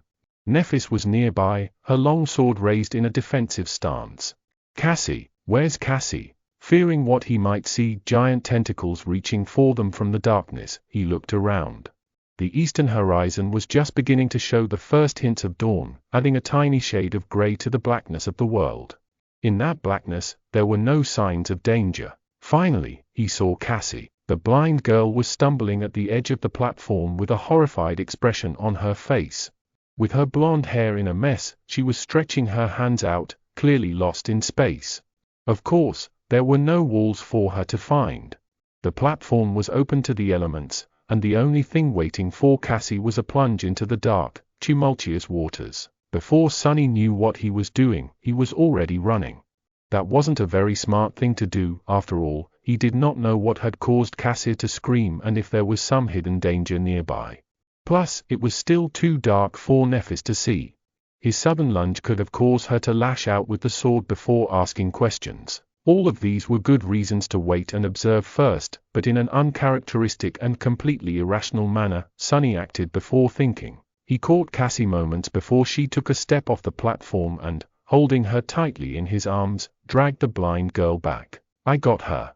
Sonny yelled, letting Changing Star know that there was no need to stab him with a sword, and then, in a quiet voice, he said to Cassie, I got you. It's all right. Everything is fine. Calm down. He felt the girl's body trembling and looked around again, trying to understand what had scared her so much. But there was nothing. Nephis was listening to the sea for the same reason. After a few seconds, she asked, do you see anything? Sonny helplessly shook his head. No. He helped Cassie sit down in the center of the platform. While Nephis stood guard above them, he looked the blind girl over to make sure that there were no wounds on her body. Everything seemed to be fine. She's not hurt anywhere. Changing Star looked down. Although her face remained indifferent, he could tell that she was a bit flustered. After a second or two, she asked in something that might have been her version of a calming tone. It sounded pretty much exactly the same as usual. Cassie?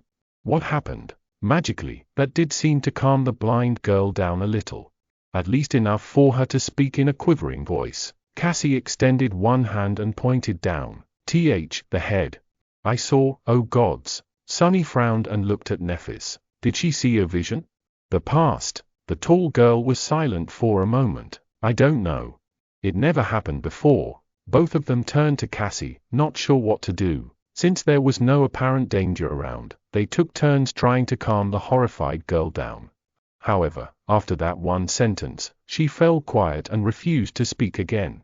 Nothing seemed to help. After a while, Nephis sighed. Let's leave her be, for now. Maybe she needs time. Sonny was about to retort, but, truth be told, he didn't have any ideas either. In the end, he just nodded. Okay. I'll keep an eye on her. Changing Star, however, had other ideas. As the sun was rising and the surging sea was receding, Nephis chose to give Cassie some space and led Sonny to the edge of the platform. However, she made sure to always have the blind girl in the periphery of her vision. Cassie sat hugging her knees. Her eyes were closed, but small tremors that periodically ran through her body betrayed that she was awake. Sonny's eye twitched. Are you sure it's okay to leave her like this? Nephis gave him a complicated look. Yes. Then, after some thought, she added. Cassie is strong. Sonny wasn't sure how to answer. If Changing Star considered someone to be strong, then they most likely were. However, strong was the last word that came to his mind when he thought about the delicate, beautiful, blind girl. Wasn't she someone who constantly needed their help? But then again, there were different kinds of strength. Cassie was still alive and sane despite her debilitating flaw. How many people could have done the same? If you say so. Then, Nephis made him summon the azure blade. After studying it for a while, she nodded and took her longsword out of the air. Despite its size, it was an elegant weapon.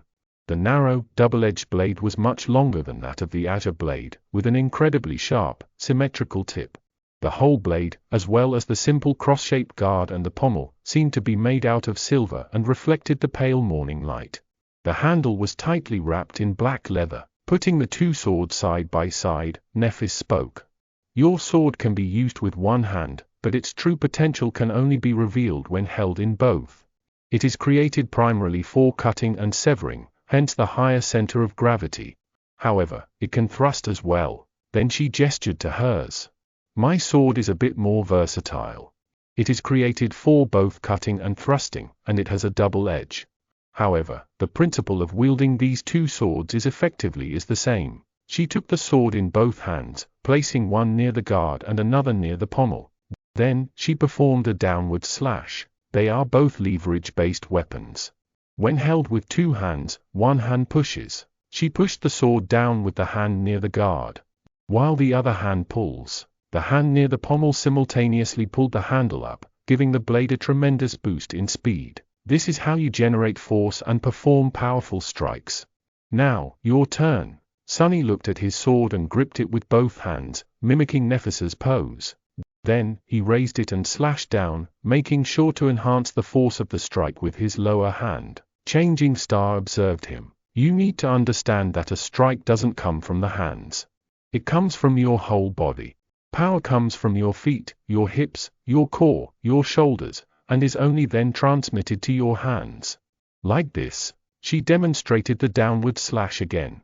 This time, Sunny paid attention to the overall stance and movement of every part of Changing Star's body, as opposed to only the sword. He wasn't a novice to fighting. Instinctively, he already knew how to deliver a proper punch, even if, before, there wasn't a lot of strength in his body.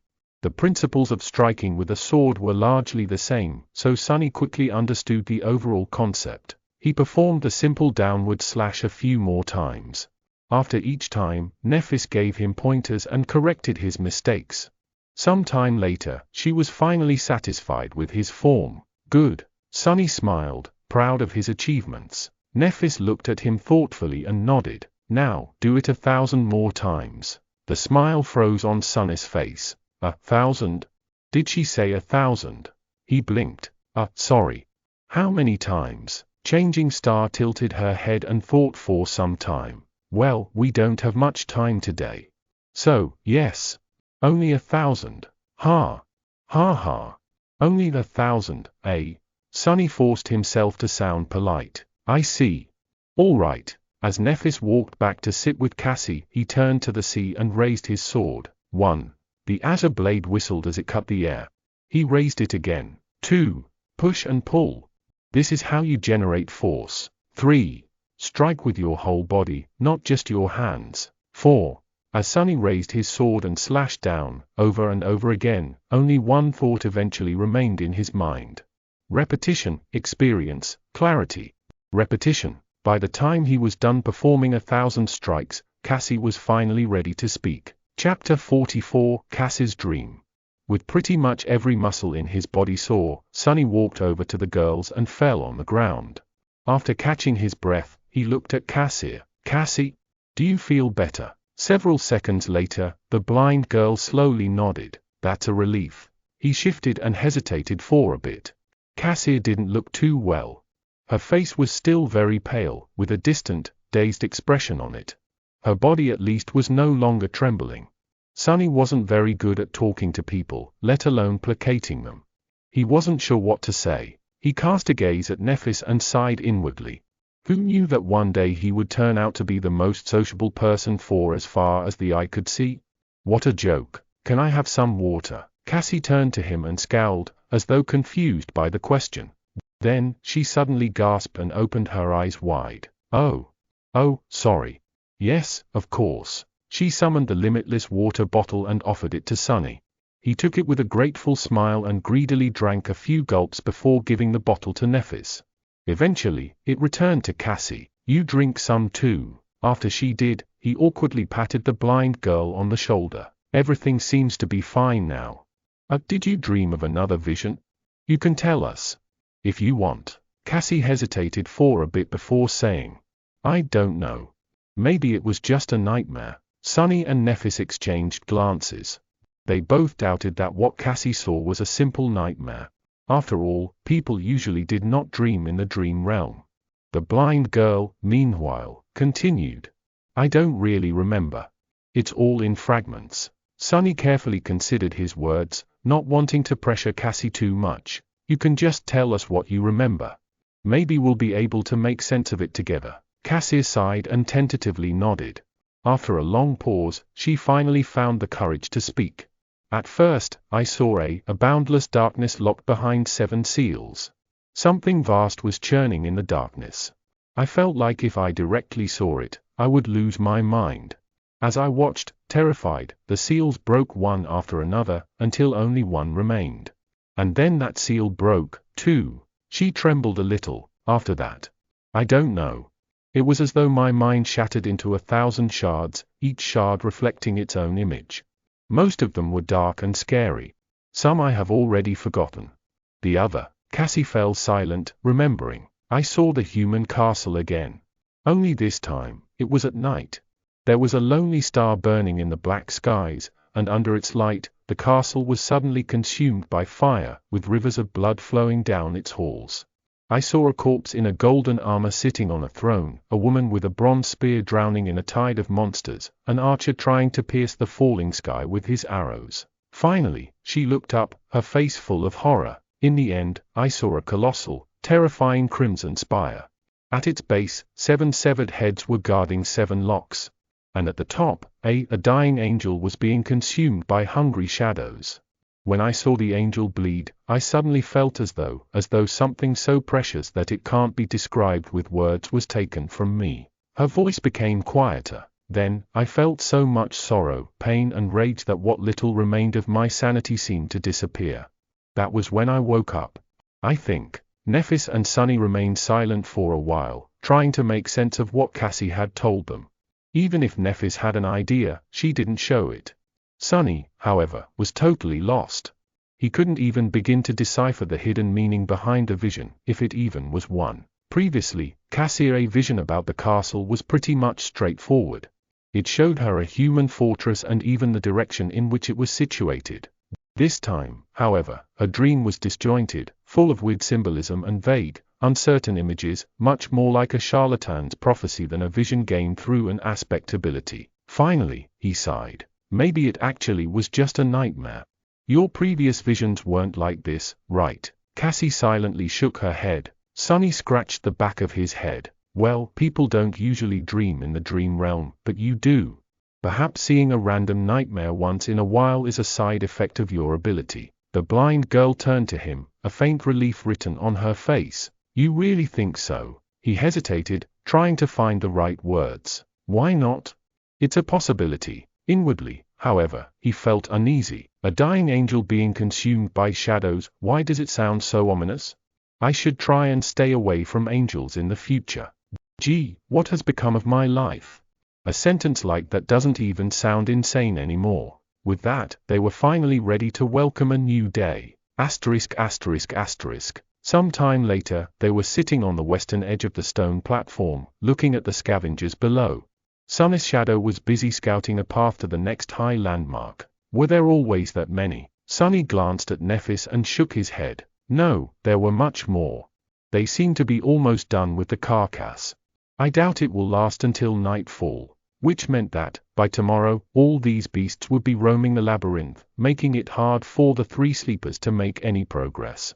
It would be best to leave today and put some distance between themselves and the horde before the scavengers were done with their feast. However, without scouting a path in advance, there was a chance of not making it to safety in time.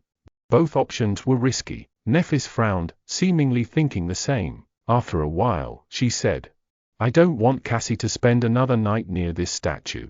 Let's leave now. Sunny thought for a while, then opened his mouth to offer his own opinion. However, a sudden commotion below prevented him from speaking. Down at the bottom of the disappearing sea, amidst mounds of broken coral, the carcass of the giant shark-like monster, the remaining half of it, to be precise, was almost stripped of meat.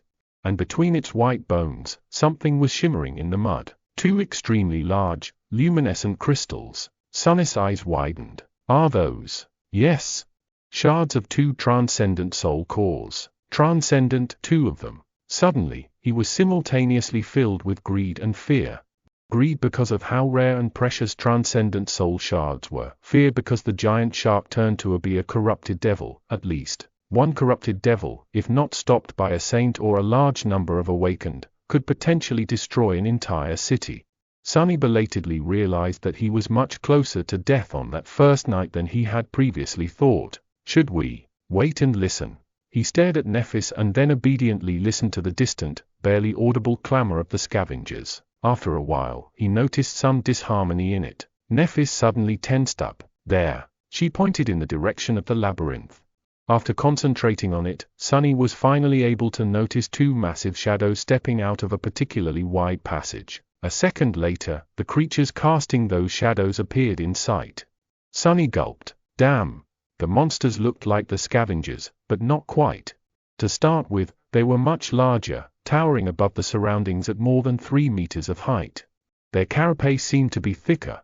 It was colored in deep black and scarlet, like an ancient armor drenched in blood. Here and there, vicious-looking spikes were growing out of the carapace, making their every move much more dangerous. Additionally, instead of heavy pincers, their upper arms ended with long, curved, terrifying bone scythes. Sunny felt cold sweat running down his spine. What the hell are those things? Nephis tilted her head. Monsters, I guess. Nightmare creatures with 1 soul core were called beasts. They were dangerous and strong, but mindless.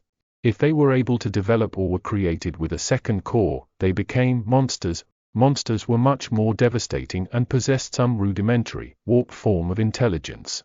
They were the next step in a nightmare beast's evolution, and these 2 seemed to be bigger, deadlier versions of carapace scavengers. Sunny and Nephis watched as the 2 monsters approached the carcass.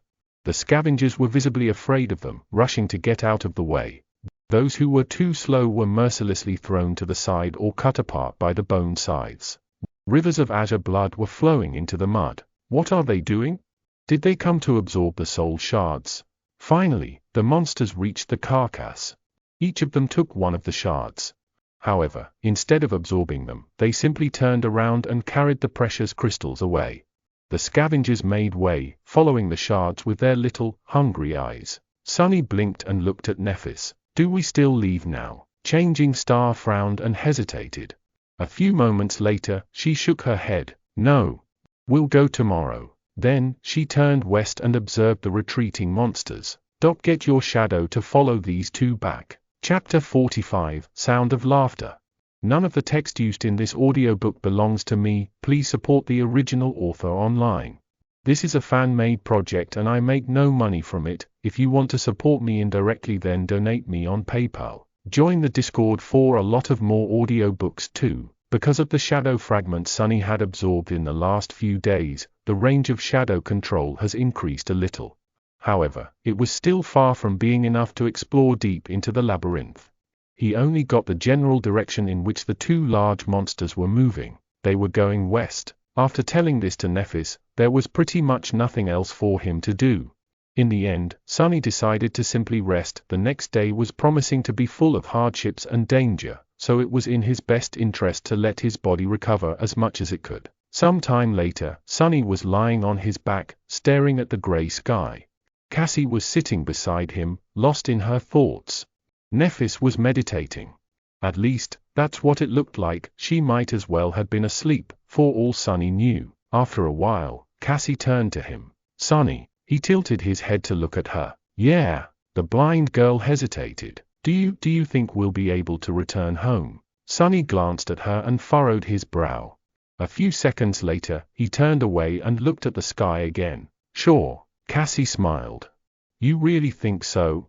Why? What's with all these questions? He sighed and tried to find the right words. Because of her. He pointed at Nephis, knowing that Cassie won't see it. There was no one else on the stone platform, though, so it was pretty obvious who he was referring to. I'm also not someone to die easily. In fact, I'm willing to bet that you couldn't have found a better duo of sleepers to escort you across the dream realm. If anyone can survive this, it's us. So, yeah. I think that our chances of making it back are pretty high. Cassie suddenly giggled. Aren't you a little too full of yourself? You were in the second to last place. Sunny shrugged. That's only because someone smart told me to keep a low profile. Otherwise, I would have ranked higher. Then, with a grin, he added. Much higher. Third to last, at least. The blind girl couldn't help but laugh. The melodic sound of her laughter made Sunny feel much better. He had not heard anything like that ever since coming to the dream realm. It was nice to see that people were still able to preserve a bit of mirth even in this hellish place. Come to think of it, this was the first time he heard Cassie laugh at all. Back in the academy, she was always dull and bleak. After this sudden outburst, Cassie's expression slowly turned wistful. A few seconds later, she asked, "What do you miss the most about home?" Sunny tried to think of something, but failed. He wasn't sure that he even had a home in the real world. The tiny room he had been renting previously was nothing but a temporary shelter from the rain. As for the real world as a whole, his life there wasn't that pleasant either. Finally, he said, "I don't particularly miss anything." Cassie was very surprised. "Really? Don't you miss your family?" Sunny smiled. "I don't have a family. Well, I guess I have a sister somewhere. But we haven't seen each other in many years." "Oh." The blind girl fell silent. Several seconds later, she said quietly, "I miss my family the most." There was longing and sadness in her voice. Sunny didn't know what to say, so he stayed silent. "Mom and Dad must be really worried about me right now." No, actually, they wouldn't be worried. They would be heartbroken. They must think that I'm as well as dead already. Sunny glanced at her and sighed. "You seem to care about them a lot." Cassie turned to him in confusion. "Of course.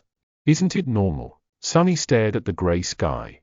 The wind smelled of rain. After a while, he said, "I wouldn't know." In the evening, Nephis made Sunny perform the 1,000 strikes again. After that, they ate the last strips of dried scavenger meat and took turns sleeping, so that one of them could always keep an eye on Cassie. Thankfully, nothing happened during the night. When the morning came and the dark sea retreated, they prepared to leave the giant statue. Nephis was the first one to climb down. Before that, she had a few words to say. "Today will be different from before. There will be much more scavengers roaming in the labyrinth. We might not be able to create an ambush or avoid fighting several of them at once." She looked at Sunny. "If anything happens, your job is to bring Cassie away. We can retreat by using passages that are too narrow for the scavengers. If we get separated, proceed to the high point by yourselves. Don't wait for me. Do you understand?" With a somber expression, he gave her a nod. Nephis returned it. "Good. Time is of the essence, so let's go." With that, she began the descent. After Nephis reached a point 20 or so meters below them, she found purchase and waited. Using the golden rope, Sunny lowered Cassie down. Just like while climbing up, they took turns helping the blind girl. Luckily, climbing down the statue was much easier. Soon, they reached the ground. Entering the labyrinth, the trio moved forward with haste. The shadow was ahead of them, scouting for monsters and optimal paths. Despite that, their progress was slow and chaotic.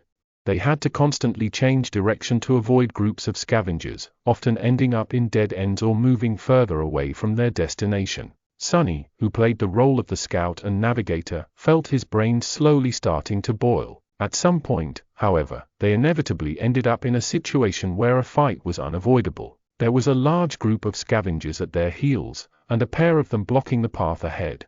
Neither of the two groups had noticed the sleepers yet. However, since there were no other passages to turn into, it was only a matter of time. Nephis considered their options for a few seconds. There was a scowl on her face. Finally, she said, "If there's only two, we can take them." Sunny looked at her with uncertainty in his eyes. "But there's no time to set up an ambush." He wasn't quite sure how they could fight two scavengers at once. Despite how good of a teacher Nephis was, he only practiced with the sword for a day. Facing against a scavenger alone was risky. Changing Star shrugged. "It's almost the same. I'll attack first. You follow behind in the shadows and finish one off once they turn. Then, we kill the second one together." The whole plan was based on the assumption that Nephis could survive under the onslaught of two scavengers, both attacking her simultaneously. Sonny was very impressed by her prowess, but he wasn't sure that it was possible. There was a large probability that Nephis would die. He still remembered that she wasn't present in Cass's first vision, but what else could they do? A bit rattled, Sonny gritted his teeth. All right. After a short pause, Nephis summoned her sword. Then, she stepped forward. Chapter 46, Experience. After finding a good hiding spot for Cassie, Sonny and Nephis proceeded forward to face the scavengers. Soon, they saw two hulking silhouettes in the distance. With her lips pursed together, Nephis threw over her shoulder. Keep up. Then, like a runner preparing for a race, she got down on one knee, inhaled deeply, and lunged forward. Damn! Sonny dove into the deep shadow cast by the wall of the labyrinth and followed, running as fast as he could. However, the distance between them kept growing. Suddenly, he remembered walking behind Nephis as they crossed the bridge to the academy. Was it his fate to always follow behind her? Changing Star's running speed was incredibly fast. She was practically flying through the air, like an arrow let loose from a bow. One of her arms was stretched backward, holding the sword with its point to the ground. The other was cutting the air with each stride. It took the two scavengers a couple of seconds to realize what was happening after noticing her. By that time, she was almost upon them. With madness burning in their eyes and viscous saliva dripping from their mandibles, the monsters screeched and charged forward. Nephis did not slow down, as though planning to ram them with her body. Sonny's heart skipped a bit, for terrifying pincers shot through the air. At the last moment, Nephis fell backward, falling on her side. The inertia carried her forward as she slid through the mud, passing between the scavengers. Then, she twisted her body and stopped herself by plunging the sword into the ground. A bit slower, and she would have been impaled by one of the scavengers' legs. Crazy. She's crazy. By the time Changing Star got back to her feet, one of the scavengers had already turned around. However, Sonny couldn't see what was going on as his sight was blocked by the bulky carapace creatures. He only heard the sound of chitin striking against steel. There was no time to worry about that anyway, since he had his own problems to solve. Due to the insane maneuver that Nephis had pulled off, the second scavenger lagged a little behind the first one. It was just about to turn around when Sonny finally got close enough to launch an attack. Silently cursing, he ran up a narrow protrusion on the coral wall and jumped, aiming to pierce the weak point at the scavenger's back from above. His shadow was already wrapped around the azure blade, but at the last moment, the scavenger suddenly moved, slightly turning its torso to the right. The blade missed the concave spot where the armor plates connected and instead hit one of them square in the center, sliding helplessly across adamantine chitin. Crap! Instead of killing the beast with one decisive blow, Sonny ended up dealing no damage at all. What's worse, he landed right on top of the scavenger, practically hugging it from behind. In the next moment, the scavenger shook its carapace, throwing the irritating human off. Sonny flew sideways and crashed into the labyrinth wall, feeling breath being knocked out of him. Suffocating and disoriented, he fell gracelessly into the mud. Not good. By some instinct, Sonny rolled to the side. Something tore past him and hit the wall, sending pieces of crimson coral flying through the air. Then, he was lifted into the air and thrown backward. But by that time, however, he had already come to his senses. Twisting his body, Sonny managed to land on his feet and take a few steps back without falling. In the next second, his sword was in front of him, held in both hands just like Nephis had taught him. The scavenger was already charging at him with a menacing fire burning in its eyes. Repetition. Experience. The shadow flowed from the azure blade to his hand, then spread to his arm, shoulder, and then finally covered his whole body. Sonny instantly felt stronger, faster, more resilient. But was it enough? No. To survive, he would definitely also need some luck. One pincer flew at him from the right, the other from the left. There was no time to retreat or dodge sideways. So, instead, Sonny did something that made every instinct in his body scream in protest. He jumped forward, closing the distance to the charging monster. The pincers clashed together with a loud crack behind his back. Instinct or not, it was the only logical step. After all, the attack range of his sword was much shorter than that of the scavenger. He could only fight back by getting close. Before the beast had time to react, Sonny did what he had recently done thousands of times. His muscles moved even before his mind gave the command. With one fluid motion, he raised the sword over his head and slashed downward, pushing with one hand while pulling with the other. His whole body moved in concert to deliver a powerful blow. The azure blade whistled as it cut the air. Then, it hit the joint of one of the scavenger's front legs and cleaved right through it, severing the limb entirely. Blue blood sprayed everywhere. Sonny had less than a second to be amazed. I actually did it. But there was no time to be distracted. Due to the loss of its front leg, the scavenger lost balance for a moment, careening forward and down. However, he had 7 other legs. This wasn't going to last long. Coincidentally, though, at this exact moment, his other front leg slid in the mud, bringing the monster even further down. Sonny did not waste this chance. Taking a step forward, he thrust the azure blade up, pushing it into the scavenger's mouth. A severed mandible fell to the ground as the monster impaled itself on the sword with its own weight. The massive body of the nightmare creature convulsed before falling still. It was dead. Sonny slowly exhaled, only now feeling the pain in his chest and at the back of his head. He carefully touched it and grimaced. His hand came back wet with blood. At least I'm alive. You have slain an awakened beast, carapace scavenger. You shadow grows stronger. You have? With no time to listen to the spell, Sonny tugged on the sword to dislodge it from the monster's head and hurried to help Nephis. However, it was too late. The other scavenger was lying in the mud, clearly dead. His limbs were still twitching, indicating that the fatal blow was delivered just moments ago. It seemed like Nephis had managed to sever its spine by piercing the weak spot at the base of the beast's torso with her longsword. He couldn't see the silver-haired girl behind the bulky carcass. As Sonny approached it, he heard the sound of rugged, strained breathing. Then a shaky voice came from behind the scavenger. Don't come any closer." In the deathly silence of the battle's aftermath, Changing Star's voice sounded strange and subdued. Sonny suddenly felt as though someone had squeezed his heart in a fist. Steeling himself, he took another step forward. Nephis was standing in front of the dead scavenger, trying to catch her breath after the intense fight. There was a bloody gash on her shoulder. However, it didn't look life-threatening. Sonny's attention, though, was instantly drawn to something else. It seemed that at some point during the fight, the tall girl's makeshift seaweed top came apart, leaving her naked above the waist. She was covering her chest with one arm. Behind the arm, squished, the supple fullness of her. Sonny flinched as though someone had stung him and hurriedly turned around. His face was burning. Without thinking about it, he even made his shadow look away. An awkward silence followed. After some time, Sonny forced himself to speak.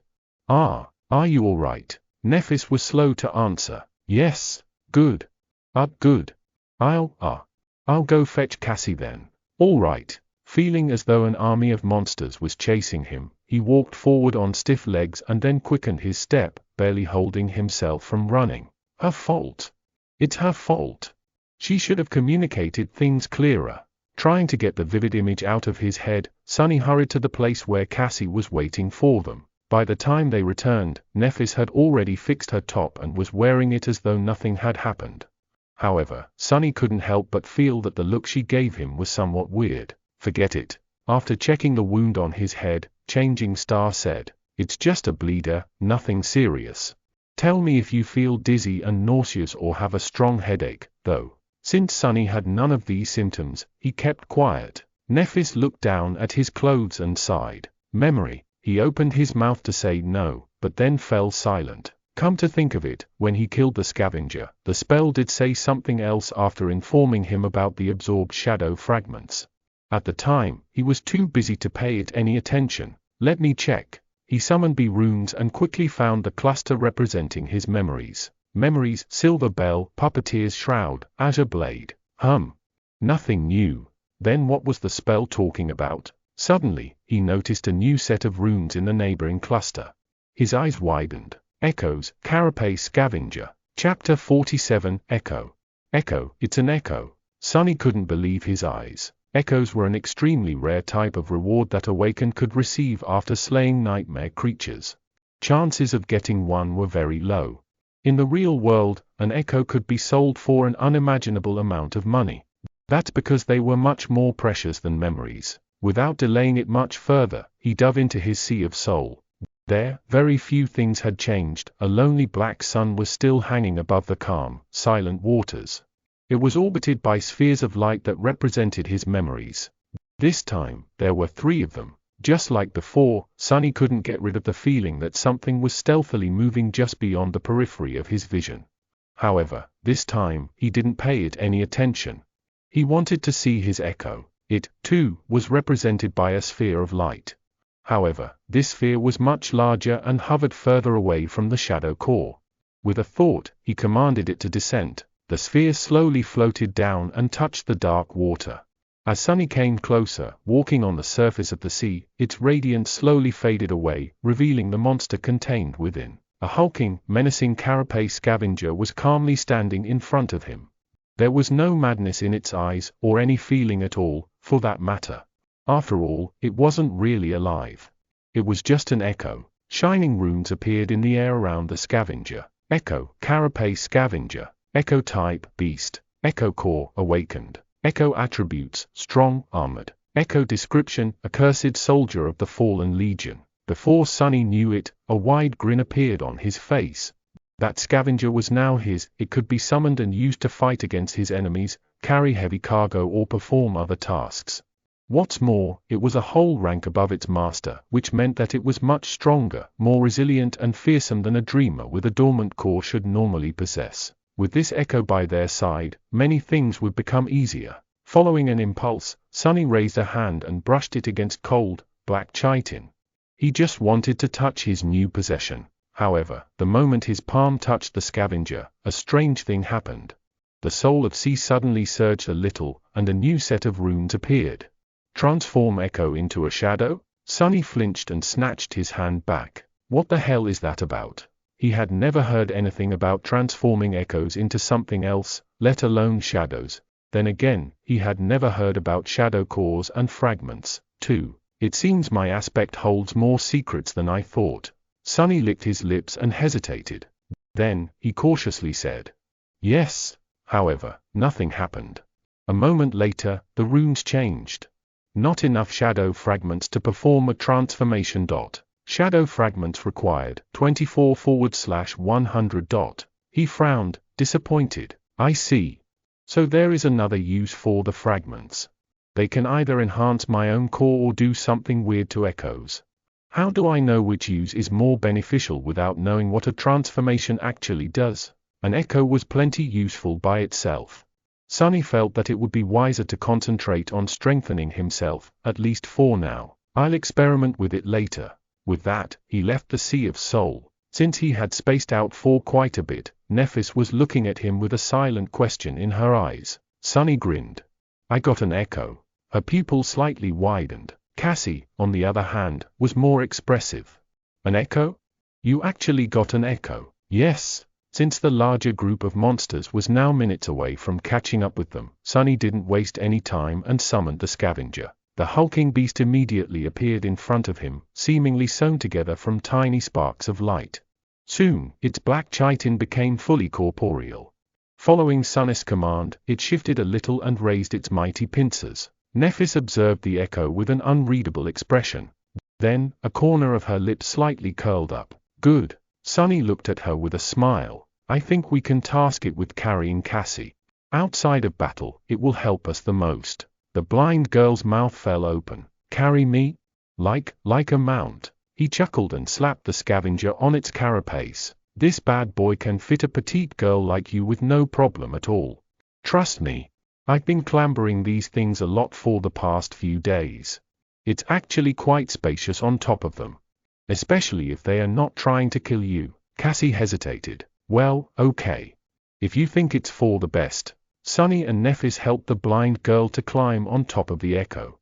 Then, they used the golden rope to create makeshift reins for Cassie to hold onto. After quickly retrieving soul shards from the dead scavengers, the sleepers hastily left the passage, narrowly avoiding another battle. With Cassie riding comfortably atop the scavenger, their overall speed dramatically increased. Sunny and Nephis were jogging in the front, hoping to recoup the time lost in the first half of the day and reach the high point with an hour or two to spare. From time to time, they had to take detours to avoid fighting groups of carapace monsters. However, with a monster of their own by their side, the mood and mental state of the three sleepers were much better. For the first time since coming to this place, Sonny felt somewhat calm. Of course, this calmness didn't last long. At some point, he noticed that the wind had picked up a bit. Almost simultaneously, Cassie asked them to stop. Nephis and Sonny looked at her with deep frowns. It seemed that they both had a bad premonition. What is it? The blind girl let go of the reins. Do you hear anything? They looked at each other, then shook their heads. No. Why? Cassie scowled. Help me get off this thing. After they helped her, she stood motionless for a while, listening. Her scowl deepened. Then the blind girl cautiously kneeled and put her ear to the ground. What do you hear? Cassie licked her lips. It's murmuring. Suddenly, a drop of water fell on Sonny's face. He raised his head and looked at the sky. There, dark stormy clouds were gathering with unnatural speed. Pretty soon, they were bound to cover it completely, including the sun, and when that happened, his eyes widened. Chapter 48, The Storm. We need to move, now. As Nephis turned to him, Sonny grabbed Cassie and helped her stand up. His face was even paler than usual, and there was a panicked look in his eyes. Now. Help me get her back on the scavenger. The silver-haired girl raised her head and looked at the sky. Soon, her expression darkened. Without saying anything, she did as he had asked. Cassie seemed a bit disoriented. She grabbed the reins and helplessly turned to her friend. Neph? What is going on? Changing Star glanced at her. When she eventually spoke, her voice sounded heavy. A storm is coming. Meanwhile, Sonny sent his shadow to climb on top of a tall pillar of coral and looked ahead, trying to understand how far the cliffs they were aiming for were. From the look of it, there was still a considerable distance to go. However, the giant statue was already much further away. Going back now would have been suicide. He turned to Nephis. We're about 3 or 4 kilometers away from the cliffs. Do you think we can make it? She scowled. If we take the most direct route. Maybe. Sonny hesitated, then asked. What about the monsters? Changing Star looked ahead and gritted her teeth. We'll have to cut through. That's it? That's the plan? As he was fruitlessly trying to come up with some devious trick to save them, Nephis turned her head and glanced at him, puzzled. What are you waiting for? Run. As they darted forward, heavy drops of rain were starting to fall on the ground. Strong winds were howling between the coral blades, sending bits of mud and seaweed flying. With storm clouds gathering in the sky, sunlight dimmed, and a cold twilight descended upon the labyrinth. Sonny was running with all his might, as though his life depended on it, because it actually did. He was leading their small group, choosing the straightest path toward the cliffs with the help of his shadow. Nephis was a step behind him. The scavenger carrying Cassie was stomping through the mud with its 8 legs in the back. Without the need to avoid monsters and death breathing down their necks, they moved with amazing speed. Side passages and crimson walls were flashing past them in a blur. There was no need to hold back and conserve strength for the long run. If they were late to reach the cliffs by a minute, their lives would be over. They had to give it their all. Sonny was ready to fight a series of bloody skirmishes all along the way, but, to his surprise, the inhabitants of the labyrinth did not give them much trouble.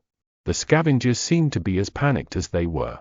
The bulky beasts were busy trying to hide inside the coral mounds or burrowing underground. On the rare occasions when one of them showed aggression, a quick slash of the sword or a threatening clack of a pincer was enough to make the monster change its mind. However, no matter how fast they were moving, the storm was faster. The rain quickly turned into a pelting downpour, each drop becoming a torrent. The winds grew in strength, striking against their bodies with enough force to make them stumble. The light dimmed even further, reducing visibility to almost zero. Finally, a blinding bolt of lightning tore through the darkness, followed almost immediately by a deafening thunderclap. In the next moment, the ground under Sonny's feet trembled, causing him to lose balance and fall. He rolled in the mud and tried to stand up, but slipped and fell again. Someone's arm grabbed him by the shoulder and helped him rise. In the darkness of the storm, Sonny saw Changing Star's face. She opened her mouth and shouted, "Don't stop. Run." He almost couldn't hear her behind the roaring wind and rain. By the time Sonny began to move, the dark, salty water was already as high as his shins. He gritted his teeth. The sea was coming back. He couldn't determine where the water was coming from, but with each minute, it was rising higher. Soon, it was up to his knee, then up to his waist, making running almost impossible. The speed of the group slowed down considerably. It was then, in a sudden flash of lightning, when they saw a dark mass of stone ahead. They had made it to the cliffs. Almost at the same time, a terrible rumbling sound came from the depths of the labyrinth. Turning back, Sunny saw a colossal, crushing torrent of black water rushing through the crimson forest. Some distance away, a tardy scavenger was caught by it and thrown against the coral walls. The unbreakable carapace of the mighty creature cracked and burst open like a rotten egg. Curses! He turned to Nephis. Time is up. Start climbing. She caught him by the arm. Dismiss your echo. Sunny didn't know whether the scavenger could scale the cliff. In any case, Cassie wouldn't have been able to hold on if it did. He helped the blind girl get down and then sent the monster back to the Sea of Soul. Nephis lowered herself to let Cassie climb on her back, then tied them together with the golden rope. Not wasting any time, she gritted her teeth and stepped forward to grab onto the wet rocks of the cliff wall. They began the ascent, rushing to get as high as possible before the black torrent hit. Some time later, Sunny screamed, "Brace!" In the next moment, a wall of dark water hit the rocks mere meters beneath their feet. As Sunny held for dear life, the whole cliff shuddered. A few boulders fell from somewhere high above, missing his head only by chance. Somehow, all three of them were still alive. However, things were far from being over. The black water was still rising, now with frightening speed, threatening to swallow them at any second. They had to keep climbing, and they had to be faster than the surging sea. Sunny cursed as he searched for the next hole to grab onto. To survive, he had to scale the face of the cliff with crazy speed. However, hastily climbing wet rocks was a recipe for disaster. One slip of a hand, and he would plunge down to be crushed against the cliffs, drown, or be eaten by some giant monster. The torrential rain and hurricane wind made everything even worse. And yet, there was no choice. He frantically kept climbing, tearing his skin on sharp rocks. Every muscle in his body was in agony. If not for the shadow wrapped tightly around his body, Sunny would have been long dead. But even with its help, the surging dark water was getting closer and closer. Damn it! Damn it all! No matter how hard Sunny tried, he couldn't win back any distance. Soon, the water was at his feet. The sea slowly swallowed his legs, then his torso. He kept climbing, now fighting against the weight of the water and the force of the tide that was trying to tear him away from the cliff. But it was useless in the end. When the water covered his shoulders, he felt his finger slipping from the wet rocks. Sunny tried to hold on, but the current was too strong. He was pushed away like a weightless toy, losing any purchase. No! In the last second, a golden rope fell into the water beside him. Shaken, Sunny grabbed onto it and held with all his strength. The rope drew tight and lifted him out of the water. His feet touched the cliff wall again. Not wasting any time, he resumed climbing with the help of the rope. Finally, a strong hand grabbed him from above and dragged his body over the edge of the cliff. Sunny fell to the ground, struggling to breathe. After some time, he looked at Nephis, who was lying in a similar position to his right, equally as drained. She was still clutching the golden rope in her hand. Cassie was sitting a few steps away from them. He wanted to laugh, but had no strength for it. They survived. Chapter 49, Natural Element. For a few minutes, Sunny simply lay on the ground, letting the rain hit his face. From time to time, a bolt of lightning arced through the skies, drowning everything in blinding light. Other than that, it was almost completely dark. If not for his attribute, he would have had trouble discerning the shapes of Nephis and Cassie, who were resting nearby. After some time, however, a feeling of uneasiness entered his mind. Something was off. Sunny scowled, trying to understand where that feeling was coming from. Finally, he realized that it was his shadow. It was trying to draw his attention to something. "Please, let me rest. I just want to rest." He was too tired to do anything. Both his body and mind were exhausted. However, the shadow was very persistent. It remained adamant. In the end, Sunny moaned and rolled over on his stomach, then slowly stood up. Nephis turned her head and looked at him. "What is it?" He grimaced. "I don't know yet. Something feels wrong." Cassie shivered and got closer to Neph. Following his shadow's warning, Sunny looked around, trying to find any sign of danger in their surroundings. Even with his vision, he couldn't see anything out of place. The upper part of the cliffs was well above the stormy sea, forming a small island. Its surface was rugged and uneven, with several protruding ridges breaking the line of sight. There was a large space between their group and the nearest ridge.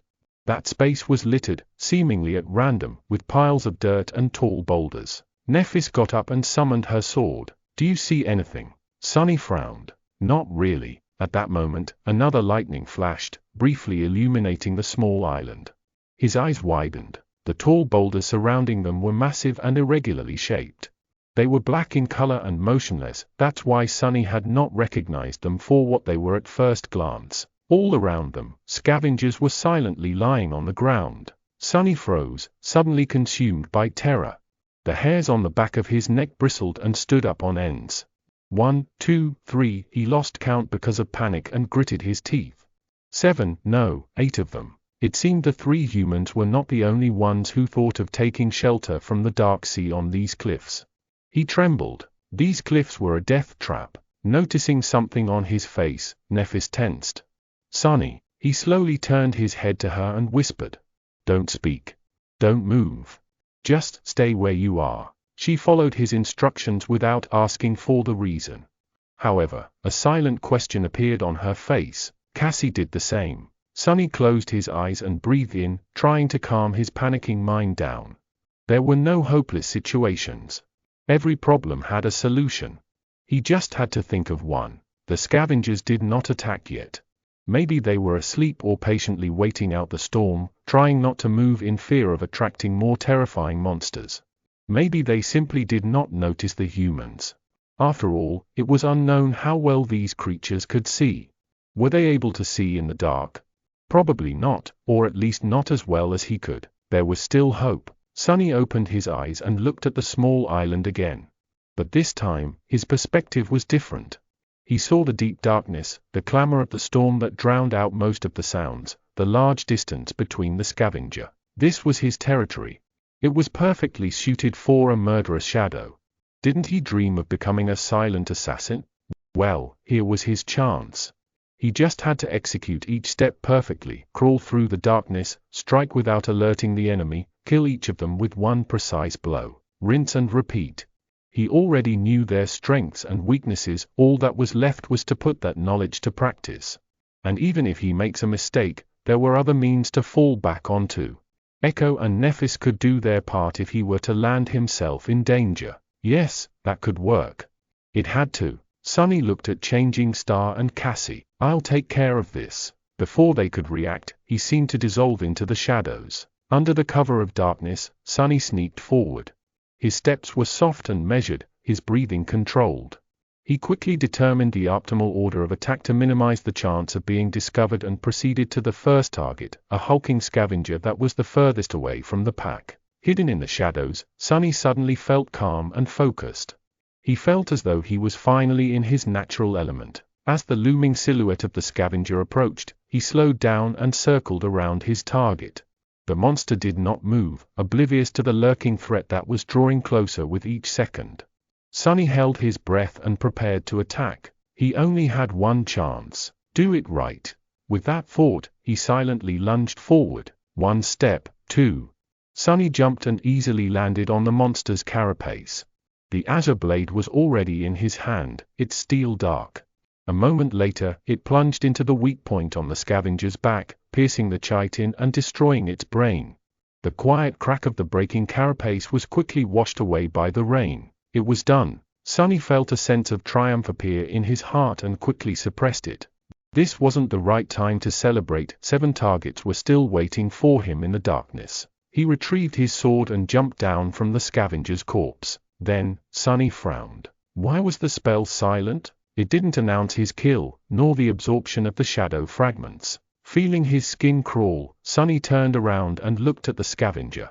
At first, he was afraid that the beast was still alive, but that wasn't the case. It was as dead as could be. However, on closer inspection, Sunny noticed something that he had missed before, and when he did, his face paled. Chapter 50 Death Trap. The scavenger was dead. However, it wasn't Sunny's blade that killed it. While circling the target, he was focused on staying unnoticed and not alerting the enemy to his presence before reaching the optimal position for an attack.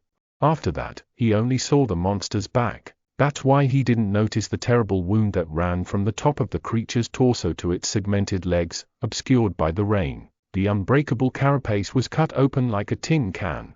The scavenger's flesh and mangled organs could be easily seen through the large gap, oozing azure blood.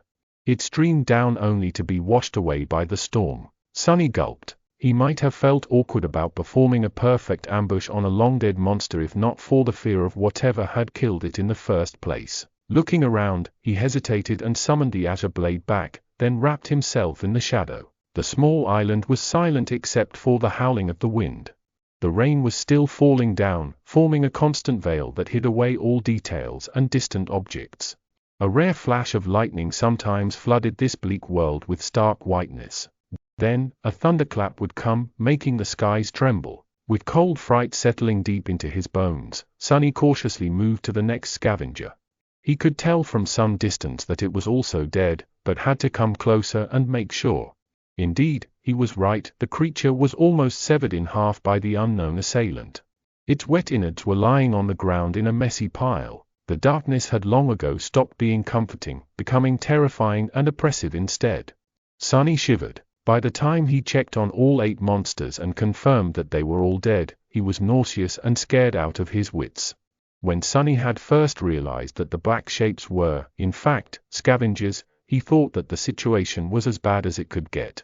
Now, he wasn't sure anymore. In fact, he was pretty convinced that things went from bad to worse. Standing near the last scavenger, Sonny observed his surroundings and thought about returning to Neff and Cassie. Maybe the terrifying killer had already left the island. They could just hide and hope for the best. He wouldn't be alone, at least. However, not knowing what kind of danger was hiding in the darkness would drive him insane long before the morning came. Plus, with his fated attribute, hoping for the best was a fool's errand. That's why, although his body was covered in cold sweat, Sonny gritted his teeth and slowly walked toward the ridge that was obscuring the rest of the island from him.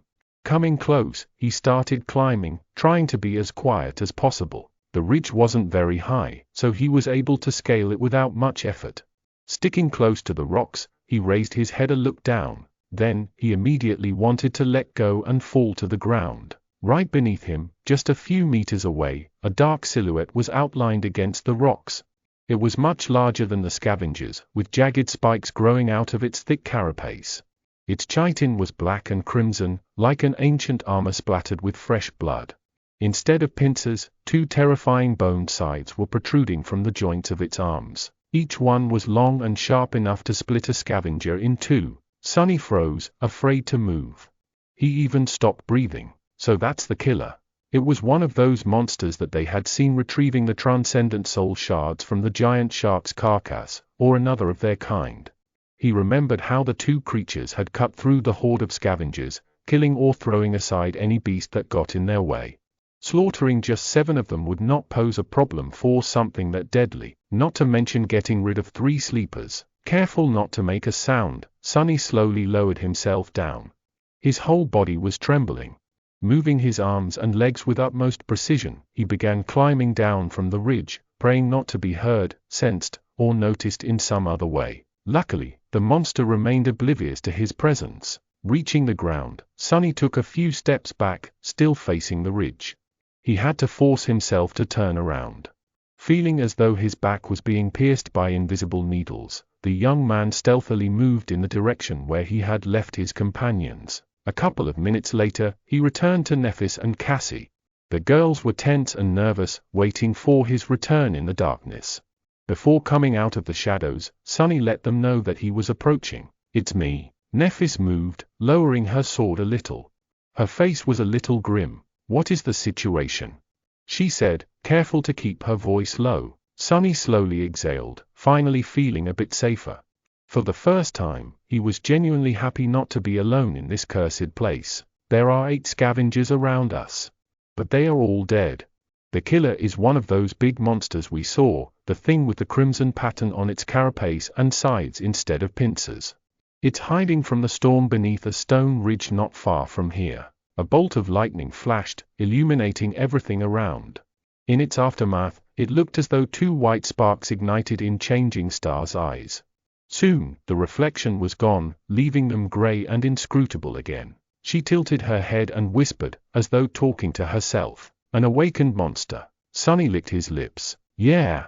So, what should we do?" Nephis thought for a while, leaning on her sword.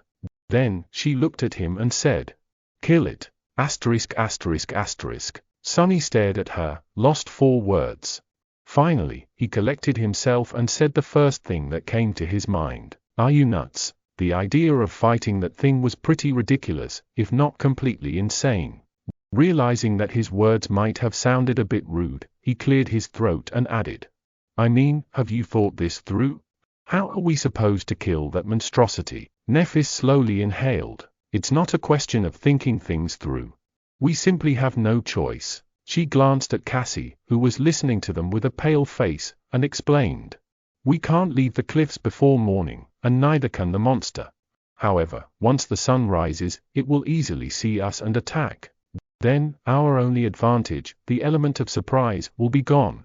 If we have to fight it anyway, it's better to be the ones initiating the fight." Changing Star looked around and added, "It's not completely dark yet. Although barely, I can still see. Once the night comes, this won't be the case.